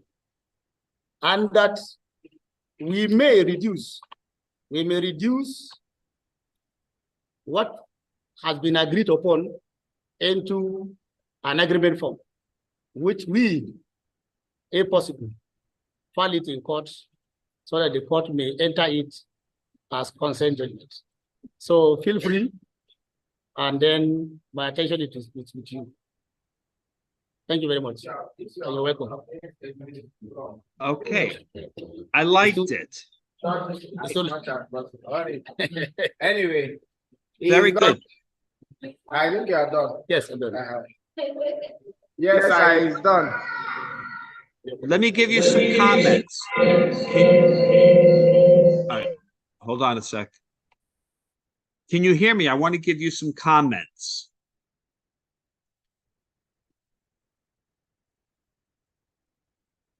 Give me a thumbs up if you can hear me.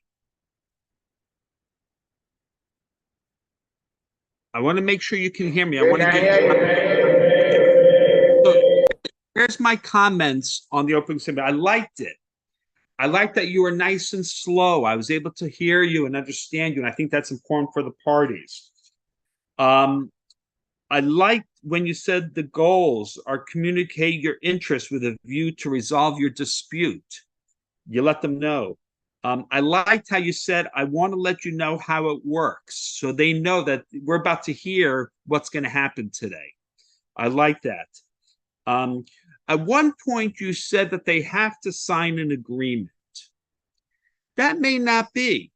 They don't have to sign it if there's no agreement. And maybe there's just an agreement to dismiss the case. So I'm not going to force them to sign it, although here in the United States, they should have one, but I'm not going to force them to. Then you said that they have to have authority to settle the case. Here in the United States, in Florida, they are presumed to have authority because our rules say if you want to attend mediation, you have to have the authority. I, as the mediator, am not going to get into that fight whether or not they have the authority. Let the other side fight it out with the judge that so-and-so showed up to mediation without the authority. So I'm going to assume everyone has authority. You started talking about confidentiality. I think it's important to say everything is confidential except where disclosure is required or permitted by law. And then at one point you said, is it okay if I ask you difficult questions? Who wants to take a guess why I don't like the way he phrased that? I didn't like that when he said, is it okay if I ask you difficult questions? Who wants to take a guess at why I don't like that? The reason being is because what if the person says, no, I'm not okay with you asking me difficult questions. I don't want you asking me questions. So now he's put a wedge between him and the party. So I'm not going to ask you if I can ask you questions. I'm just going to ask you questions, but I'm not going to ask them permission to ask questions or difficult questions because they may say no. And if they say no, then it's going to make it very difficult to do the mediation. But again, great job. Great job from everyone. I think my time has come to an end. I think it's time for your break and your lunch break. Any parting questions for me? All right. Then I'm going to let you all go back. Any questions?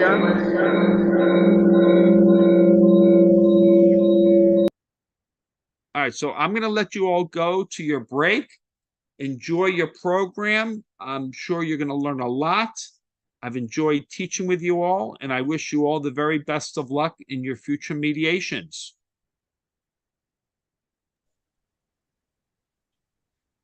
Have a good day. Thank you very much, You're welcome, Nanchan. Of the governing body of Settlement House, we want to appreciate you so greatly for finding out time and teaching the participants. I believe that they will connect with you possibly on LinkedIn, and they will have cause to reach out to you as one of their trainers when they need any form of help. Thank you very much. You're welcome. Know if those online participants have anything to say before he parts. Online participants. All right. I just want to say a big thank you to Mr. Lloyd You're for welcome. everything.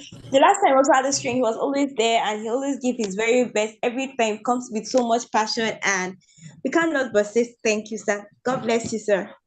You're welcome. God bless you too. Thank you. Mine is also a sign of appreciation to show that we actually appreciated what you have done, and we have learned a lot also from you, and wish you all the best. Thank you, and good luck to everyone too. Thank you. Thank you, sir. All right.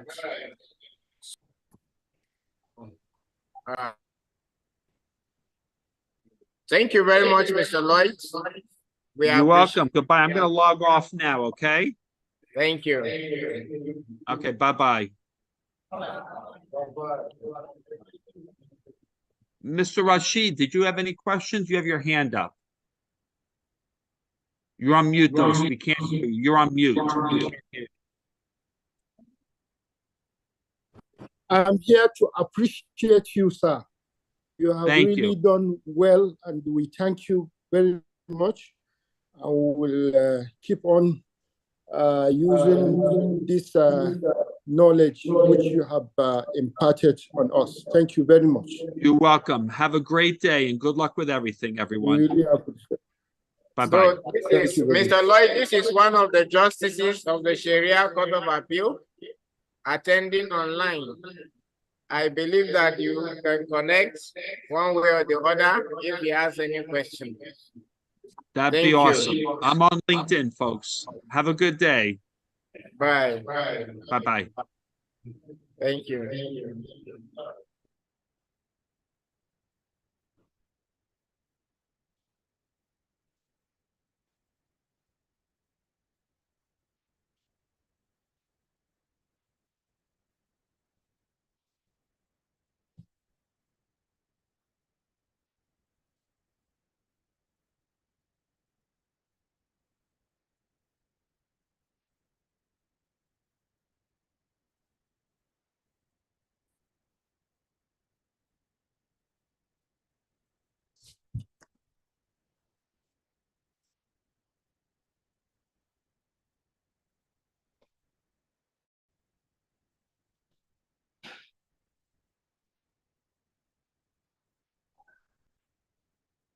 Nine participants, we are going to reconvene. We'll go for a lunch break. Others will pray. We'll take our lunch and then we will be back to finish up the session and then go into the practicals. So see you in, let's say, 30 minutes. Thank you.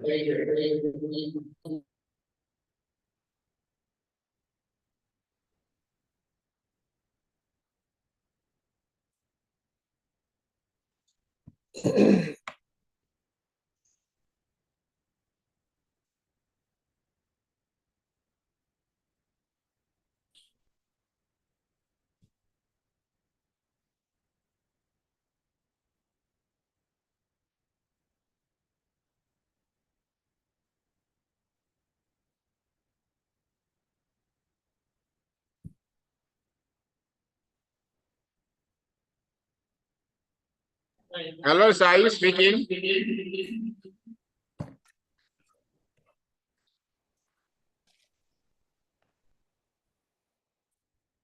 All right, so we'll reconvene. Please, others, we can go and take our lunch.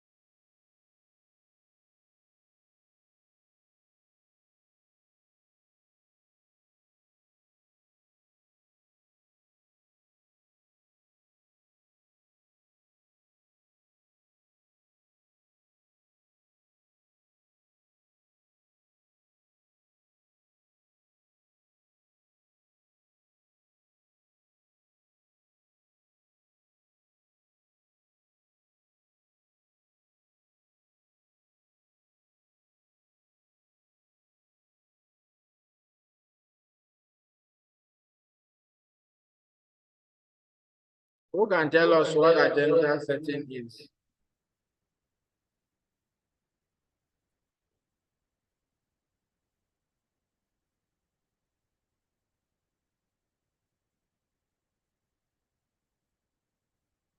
Who can tell us what agenda setting is? Can you hear me?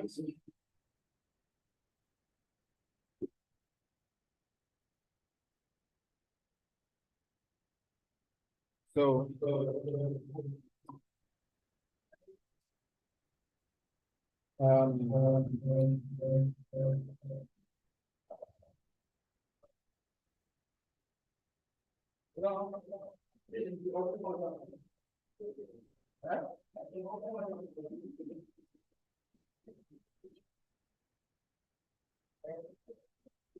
okay, so we're going to go into agenda setting.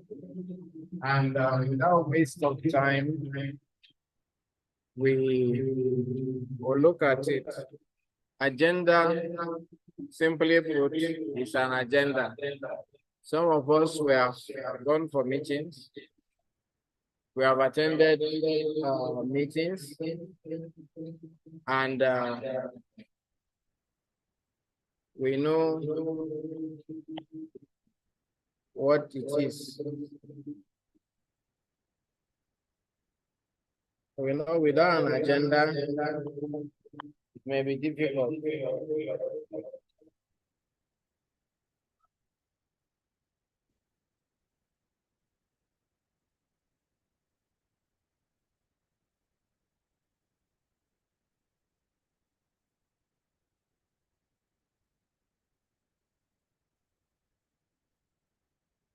Without an agenda, it will be difficult. So,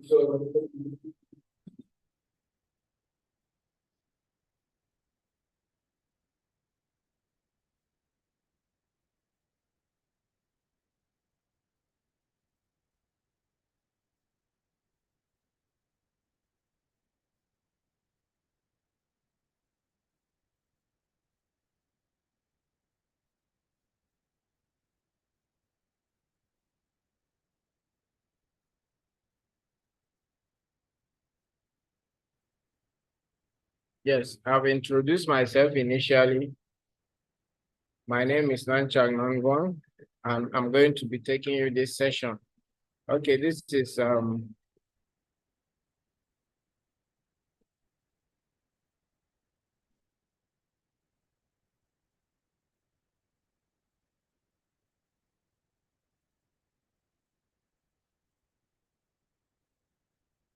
yeah. So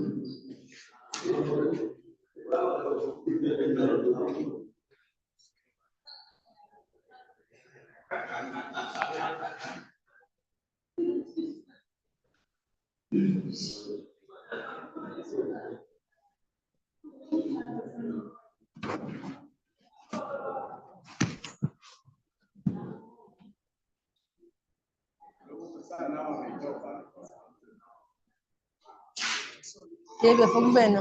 Jetzt sind die. Debe.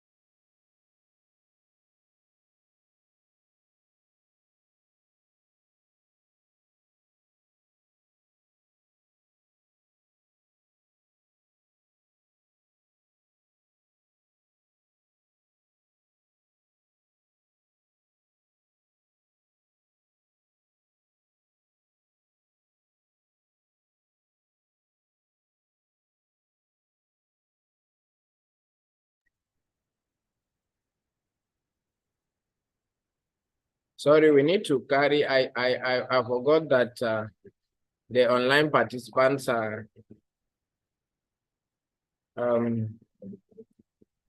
okay, so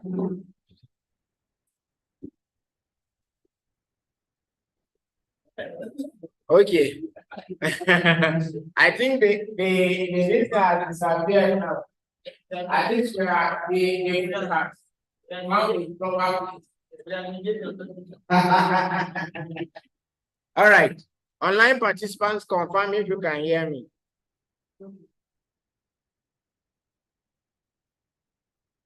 Okay.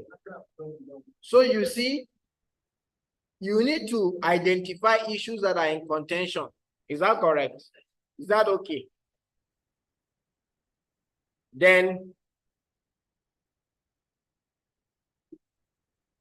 you need to explain to them the purpose of the agenda. Let's say, for example, you have identified the issue of whether the contract existed or not, when the supply was supposed to be paid, whether the supply was paid or not, using for failure, to make the supply, the money involved, the amount involved, the issue of load, damage. If you do not write it down, there is every possibility that you will forget it. And then when you write it down, you will be able to go from one agenda to the other. After you raise one agenda, you discuss it with the conclusion and record. Remember in negotiation, you say enjoy that because the teeth and the eye, right? So that you get everything in perspective. Write it down. Are we together?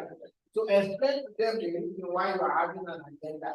It gives your discussion. It will help you not to go into extraneous matters according to the evidence act. Isn't it? It will just be statement of facts relevant to the issues at hand. Right? So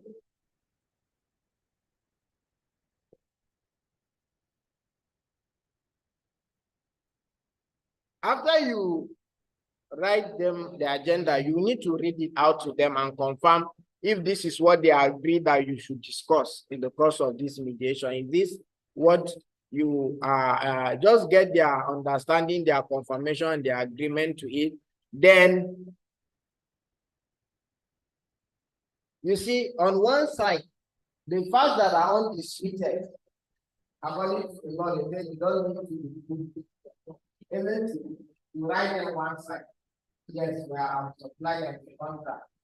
This is what amount of money is involved. But the supplier don't use. Those are not completed. If you go to the other side, now this contract that existed, what was this specifically? What was it for?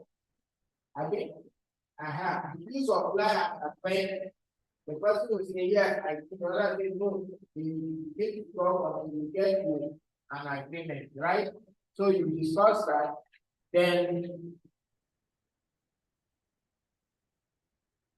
these issues that you identify in the discussion, if you're one of them, when you are being right on what you are agreed out, and you need to help them also understand what you are writing, according to our mentor, and Mr. Lloyd said he was going to destroy his mediation materials, he will give them. Then ordinarily, in some instances, mediators are expected to destroy it because they feel this is confidential and they're not supposed to take it out to anybody or for anybody. Then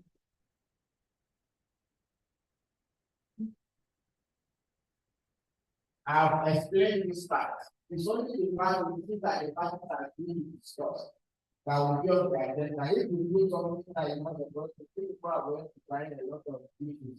Nobody will try to discuss it. Then, of course, you have your list of issues. This will make your mediation easy. You will not just come and start talking and talking and talking. You don't have direction. You don't have where you are going to. You don't have any roadmap, right? That's it. Simply about an agenda, and I give you an example of a dispute where if you want to set an agenda, it may vary in different circumstances, so your agenda may differ. Do you understand?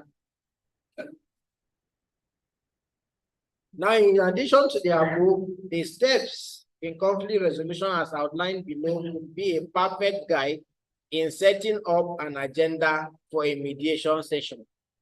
1, set the stage. They have explained to you. The mediator arranges the environment. He stays in the middle. You put one party here, you put one more party here. If there is a lawyer, you put them just, so that you see how it looks like. You ask them to introduce themselves. You need to establish the ground rules. These are things that you were taught during the opening statement. And listen to the parties' stories carefully so that you will know how to help them formulate an agenda. Are we together? Don't be interrupting them. Active listening is one of the things we are going to be looking at tomorrow. Please don't miss out. Don't miss out tomorrow. We are looking at history and conflict analysis and effective communication. Because you are not supposed to be forced to tell them what to do. So this that will help you be able to navigate your new effectively. Are we together? Are we together? Yes. Online participants, can you confirm if you can hear me?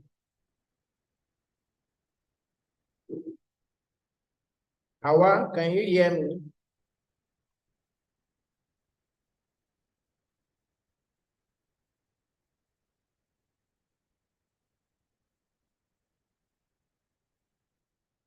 Hawa, can you hear me?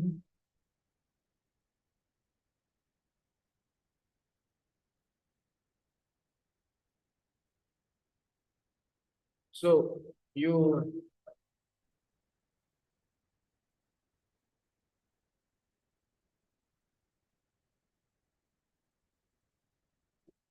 listen to the stories. When somebody is crying, it's part of the emotion, part of the mediation. When somebody is crying, you slap another, it's part of the mediation section. When insults are coming in here and there, it's part of the mediation where the woman was insulted, the man was insulted, where you can either divide my village now, this and that, you are very stupid, you are useless, all of them. So if they are together, that somebody is slap another, it's part of the mediation saying, we are going to learn about emotional intelligence, right? And understanding personality type. We have to do that. We are regularly talk, you have to do what they are not quiet, you talk, you don't ask them to say anything, you don't declare. Right? So people, we need to know how to manage emotions better. You should be able to acknowledge their emotions, not in such a way that it will be as if you are sympathetic to one against the other. Oh, I can see that this really hurts. You have to find a way, right? Not to make it look. Then identify the interests.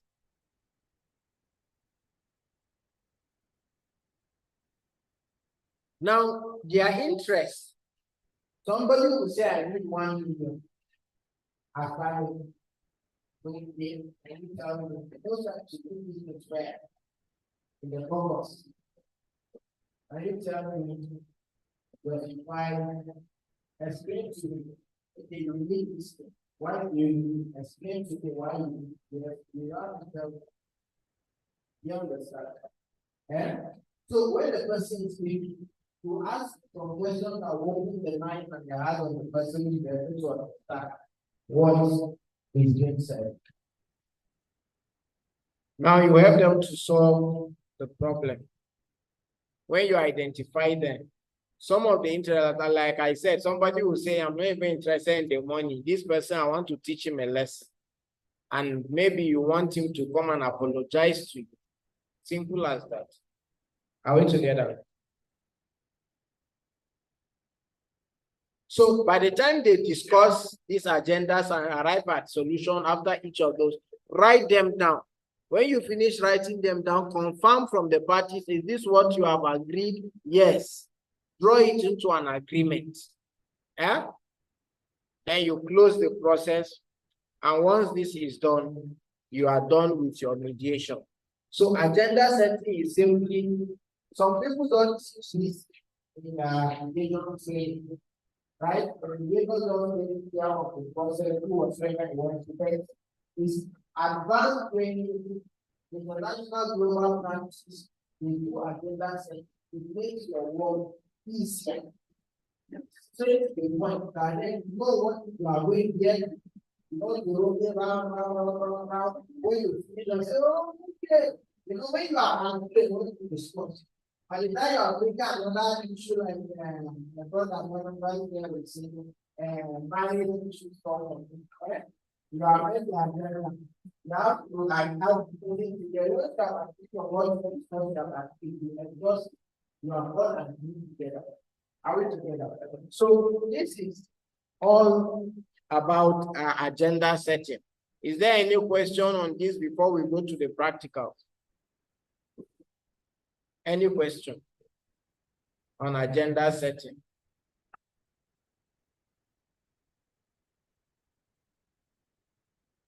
Awa, I don't know if you can hear me.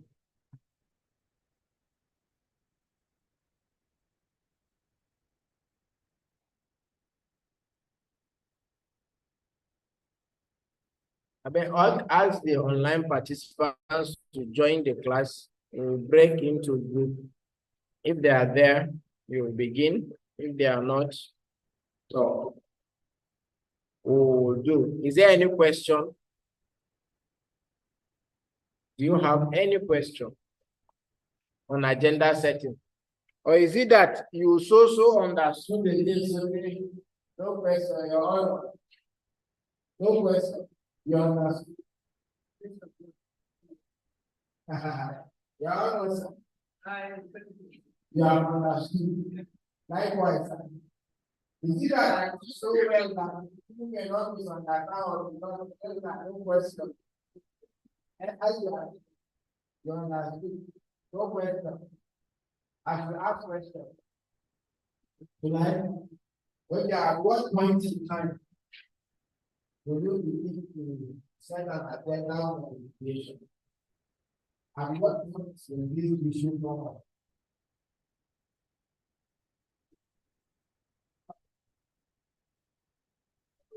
Okay, is it before or after your opening statements? Okay, so you know, so how many people who are on mediation, who are those I keep opening statement in mediation section? Who are those who give opening statements? Is it the only one that gives opening statements? Your own statement is important because you said before. We have to go on their platform, they are low, they are good, and everything like the one that right? Then you now go into their own statement and try always to go with the person who makes the complaint. Yes, I was in the mediation session, and the person say our name is number and complaining by the individual. So he wants to start with the one that is name comes fair. I said, not the certificate, I have to want to find this matter. I think it's to start with you. He said, no, I want to start on basic line on and so I think it's head. You are not particularly good, but you also start with before you come to that. That would be difficult. That would be an indication of bias. The person did not say me to well on I make a complaint. You should ask the first, why do I make the complaint? Right? So parties make this statement and try to go and help them in order one to show us any connected to this thing. Because that this is the one that God can let us let them from him and don't interrupt. Just when you finish, let's go to anything you have to explain your own side of the story. So thank you very much. I believe I will follow. So having said this, We are now going to go into our practical session. Now open your group. Is anybody here still not on the learning group? Go to the group with simulation. And we are going to start with number 1. So if you go to your training group,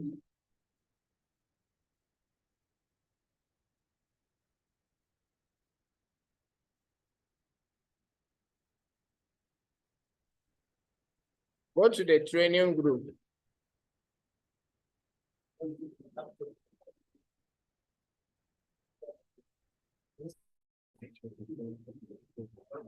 Yes. Are you there? Yes, you see that. You are not?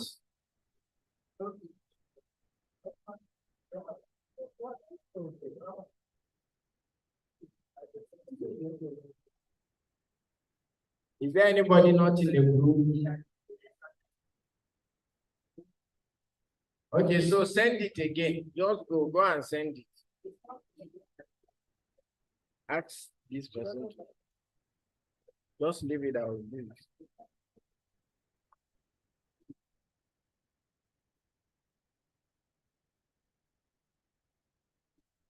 Okay, so I will.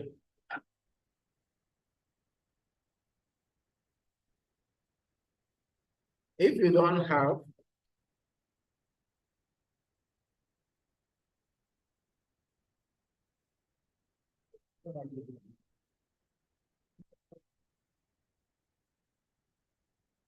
so this is the simulation, the role play.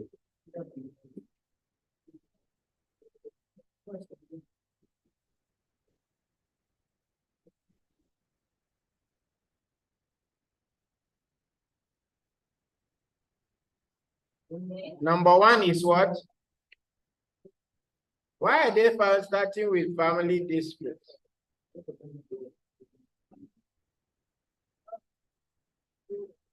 Okay, so if you don't have it, it's on the screen. But then,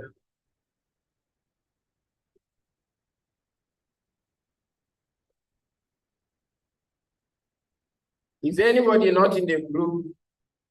Your Honor, sir. Are you in the group? You are? Where are we all on the group? Who is not?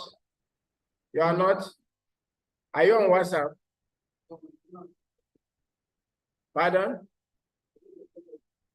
You are not in the WhatsApp. Okay, okay.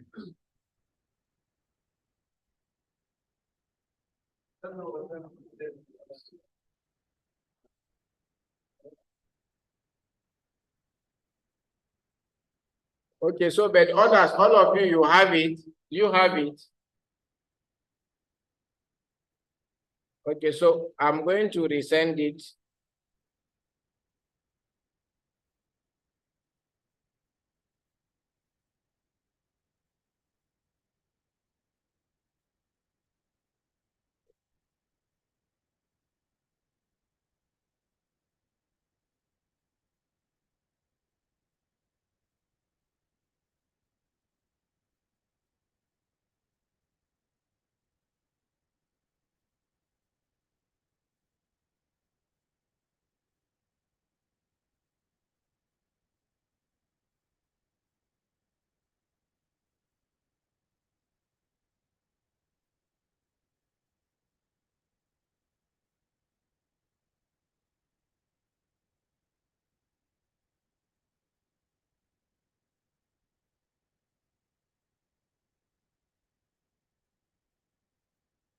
Yes, so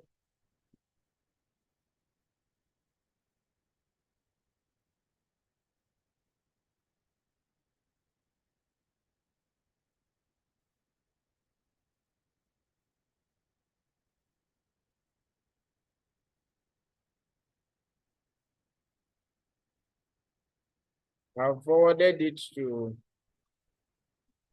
the group. So you can open it from there.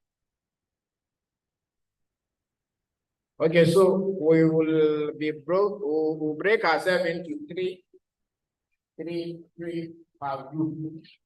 One will serve as a party, right?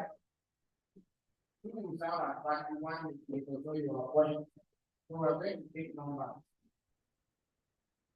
One, two, three, four, one.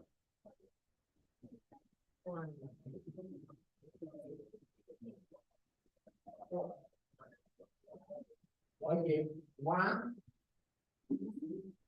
3, 1, 2, 3, 1, 2, 3, 1, 2, 3. Okay. You three should join 1, 2, 3. You join any of those three, right? So if you are number 1, you're number 2, and all of those things are going to go into your group. I want 3 people per group. If you are more than 3, you are going to speculate. You should be 3 people so that everybody will have opportunity to participate. Now the story is here. Let me read it for you. So the story is family dispute, right? Mr. and Mrs. Okay, let me share it so that those online can also see.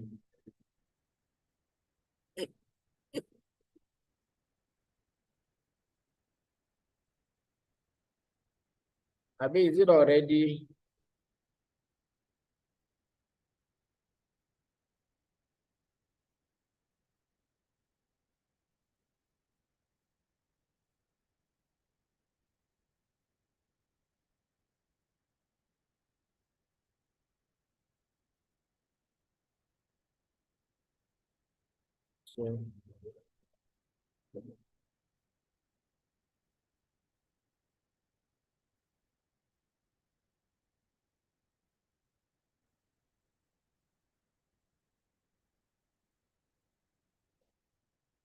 So, the story is Mr. and Mrs. Musa got married in the year 2020.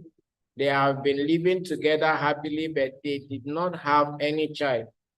Gradually, the love they shared together disappeared as if there was a devil or a demonic messenger assigned to take away their peace, love, and happiness in the home.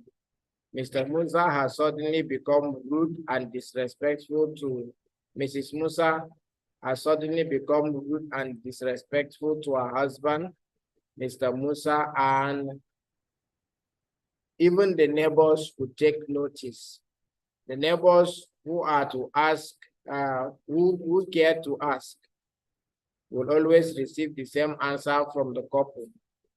There is no problem, everything is fine. One day, Mrs. Musa was tired of the marital relationship and she decided to get a divorce and liberate herself from the bondage called marriage. A friend of hers directed her to Settlement House ADR Center, where they offer alternative dispute resolution, services for amicable settlement of disputes. And she came and laid a complaint to the effect that she now realized that her marriage was a mistake, as she and her husband are no longer compatible. She also wants to take away all her properties from him and to divide whatsoever they own. Now they have come for a mediation. So we are going to go into our groups. But before we do that, we will we'll take a group photograph. So we are breaking into group. If you are online, let us know so that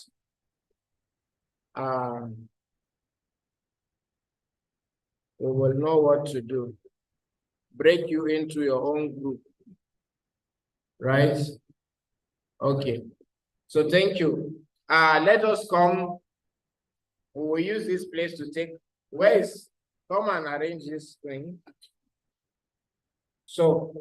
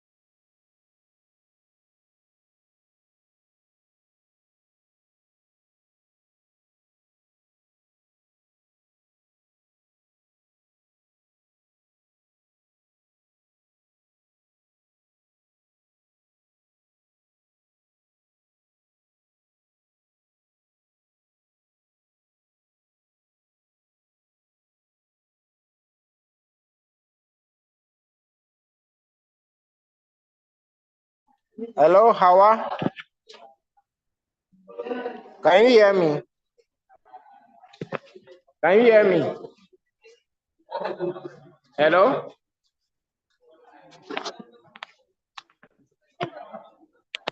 Hello?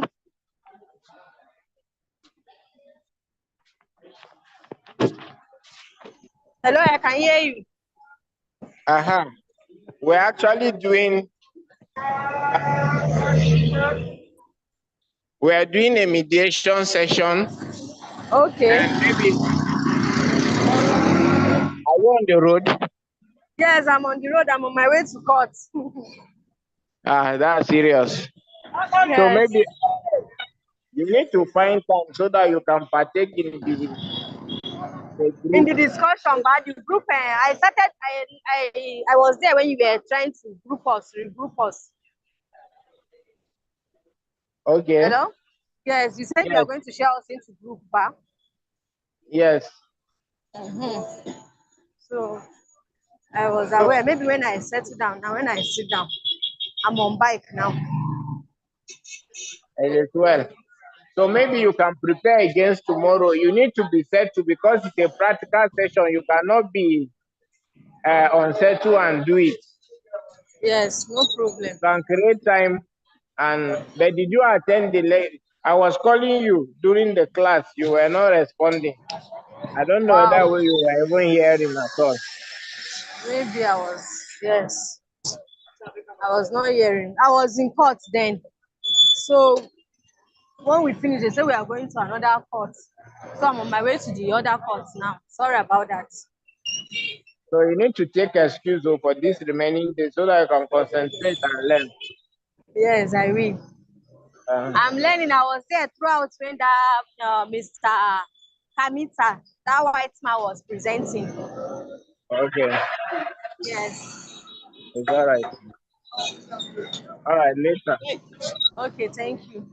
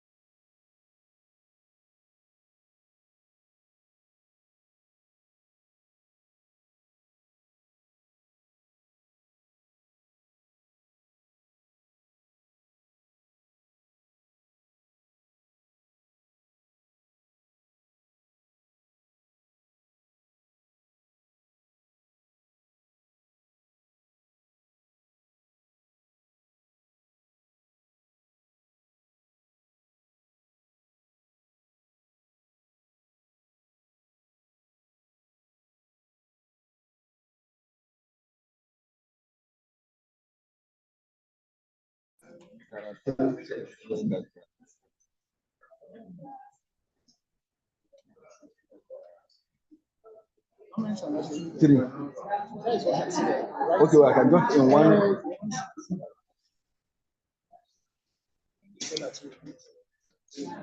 Okay, let me just write it in one so that the account number in one here. Okay. Okay. Okay, it's all right.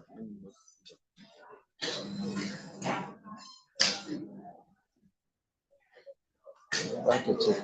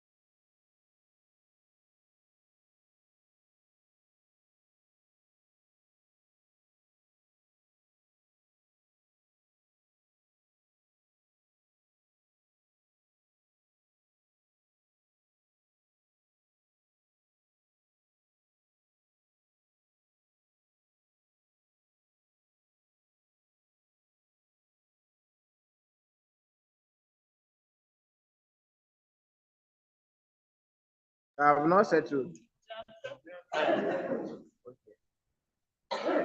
That phone.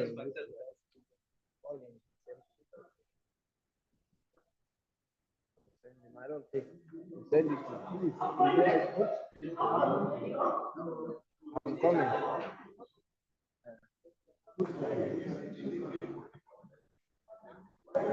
You have arrived at settlement. What was the result of your settlement? The result of the settlement it was we find that the cardinal problem it was infertility. Impartiality. Yes. Infertility.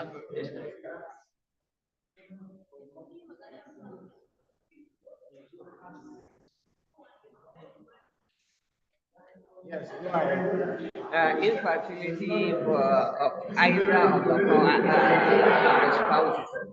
That there is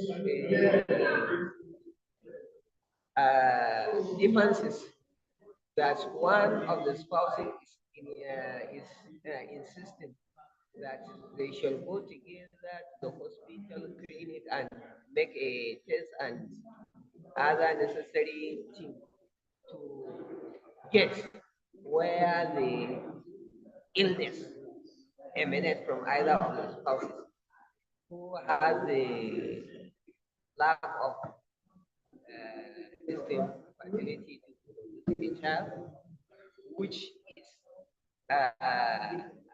which serve as a cardinal problem that either of the spouses is not demonstrating good attitude to the another in order to maintain the marital relationship and make the marriage succeed well. And secondly, the issue of pro items, household items. It was because that particularly we were listening, we got the settlement that we will give the latitude of time between the spouses that we shall explore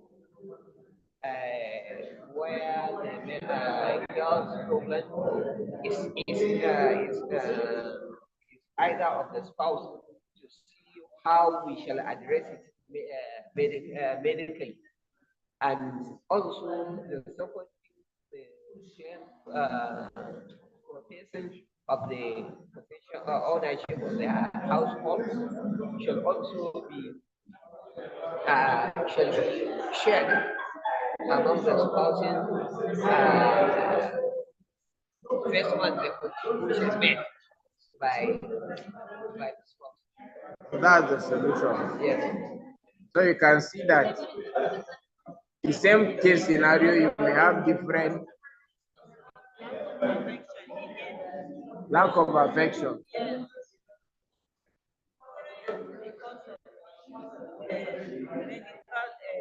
Examination. That the husband should restore the previous affection, love, and everything that was given to wife on the process. So that should be a restoration of relationship. Okay. Yes, That's a good one. Maybe they might be now, they might be fine and voting and they might so. Okay, so the good thing about thing is that you see that in mediation you have varieties of options of settlement. This group, their own settlement was far different from your own. They say their own was that even their own issue was that the woman is cooking 6 times in a day. So she has to reduce the cooking to like 3 times. You can see that is their own. So you can see what mediation can do. And your own, you took the side of somebody is medically unable to conceive. Their own issue was even different. So you can see the circumstances also differs. That's the beauty of mediation. The same case scenario, different answers. Are we together? Yes, yes. So you can see that is it. So that is it for you. You are done. You are free to go. And for this one, just say who was the mediator? You are the one. So the solution in your own case was what?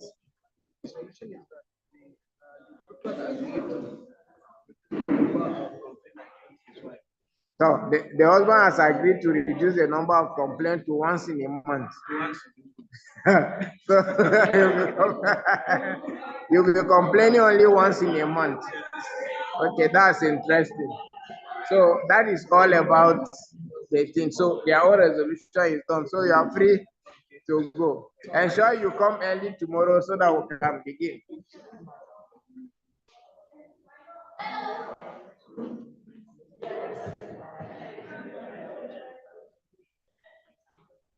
Were we able to reach an amicable settlement? We are it. Have you settled? Okay, so let me allow you. What is it? Okay.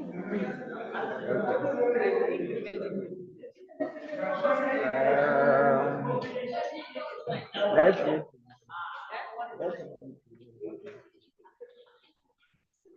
Okay, so have you resolved? No, we have resolved. Yes. Okay. Who is reporting? Parties came with the problem is a matrimonial issue, which we are already taking the matter. And then just it came, there was a recommendation for mediation from Dr. Hashem. He came, after welcoming them, we were able to give a mediator with the speech. I equally gave parties opportunity to the steps. And then this is came out as set of gender, able to narrow issue to the fact that marriage and both parties are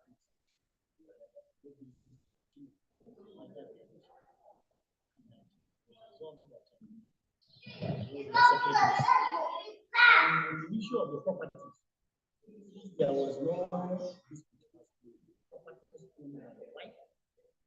At least that she should think the properties, those that were jointly owned by the parties, and share it.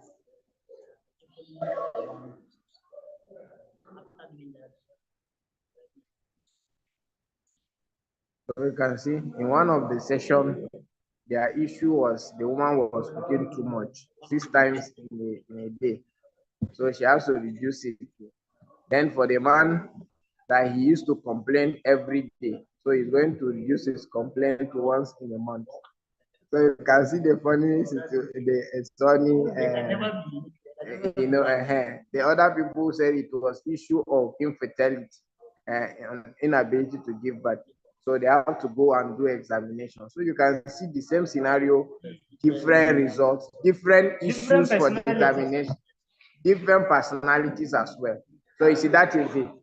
So we are good to go. We'll meet tomorrow since you are done. Thank you. Yes, let's come early tomorrow. It's going to be an interesting session.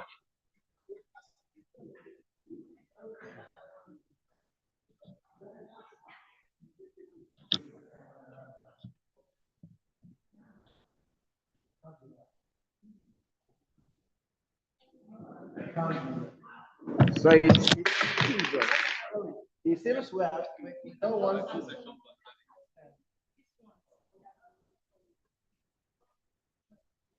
Another setting. No, that woman cannot take that. No. We don't have to. Which woman will not want to take them? This woman cannot take that. No.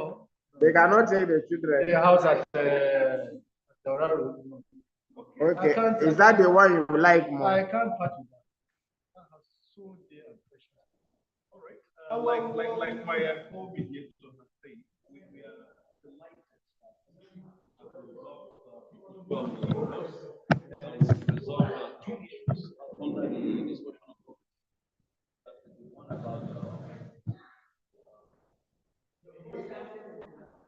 plots of land and about the monetary demand. I consider that. We are happy to hear that. Now, about the last issue.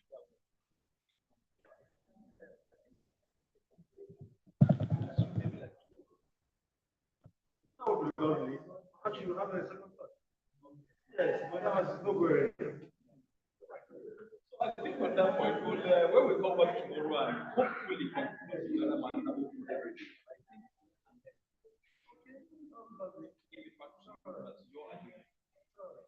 We are really grateful for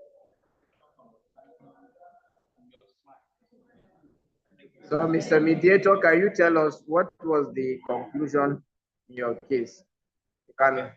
Yes. Let me be seeing you.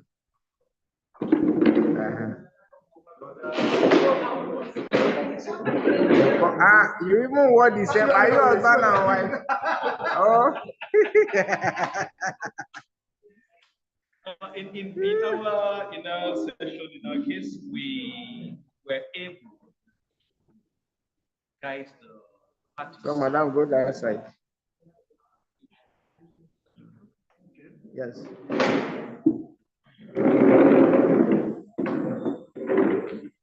in this case, we were able to guide the parties to amicably reach a point where they agree to go their separate ways.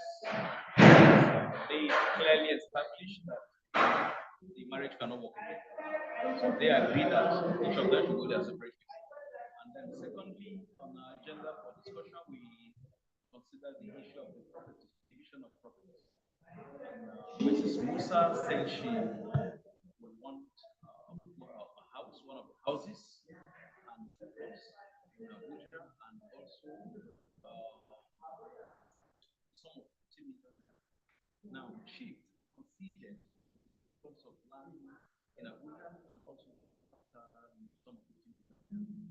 however, we could not conclude that discussion, we could not reach an agreement on the property that Mrs. Musa chose. So on that note, we are going to take another day for them to go over their positions, and then we'll continue. Okay, thank you very much. You can see that this group, their own issue was narrowed to the woman was cooking too much, 6 times in a day, and so she should reduce it to 3. That the man is complaining every day, and so you only complain once in a month. That is their own issue, and they have resolved it. The other people have decided to go their separate ways. They have decided to divorce and share the property. Then this other issue place, they have a different issues for determination and settlement. So you can see that the things are actually very, very diverse. Mediation, one scenario, different issues, different outcomes. So that is the beauty of it. It shows that the people are in charge. But if it is in a court, you are likely to get the same outcome. Yeah. And if you are not getting the same outcome, they will appeal that there is a decision on this matter. This is how it's supposed to go. But you can see the beauty of mediation. So see you tomorrow. Let's come early. We are going to have an interesting session tomorrow. We are going to be talking about dispute and conflict analysis and then effective communication. These are sessions you cannot afford to miss. So let's come early and see how God can help us. Thank you.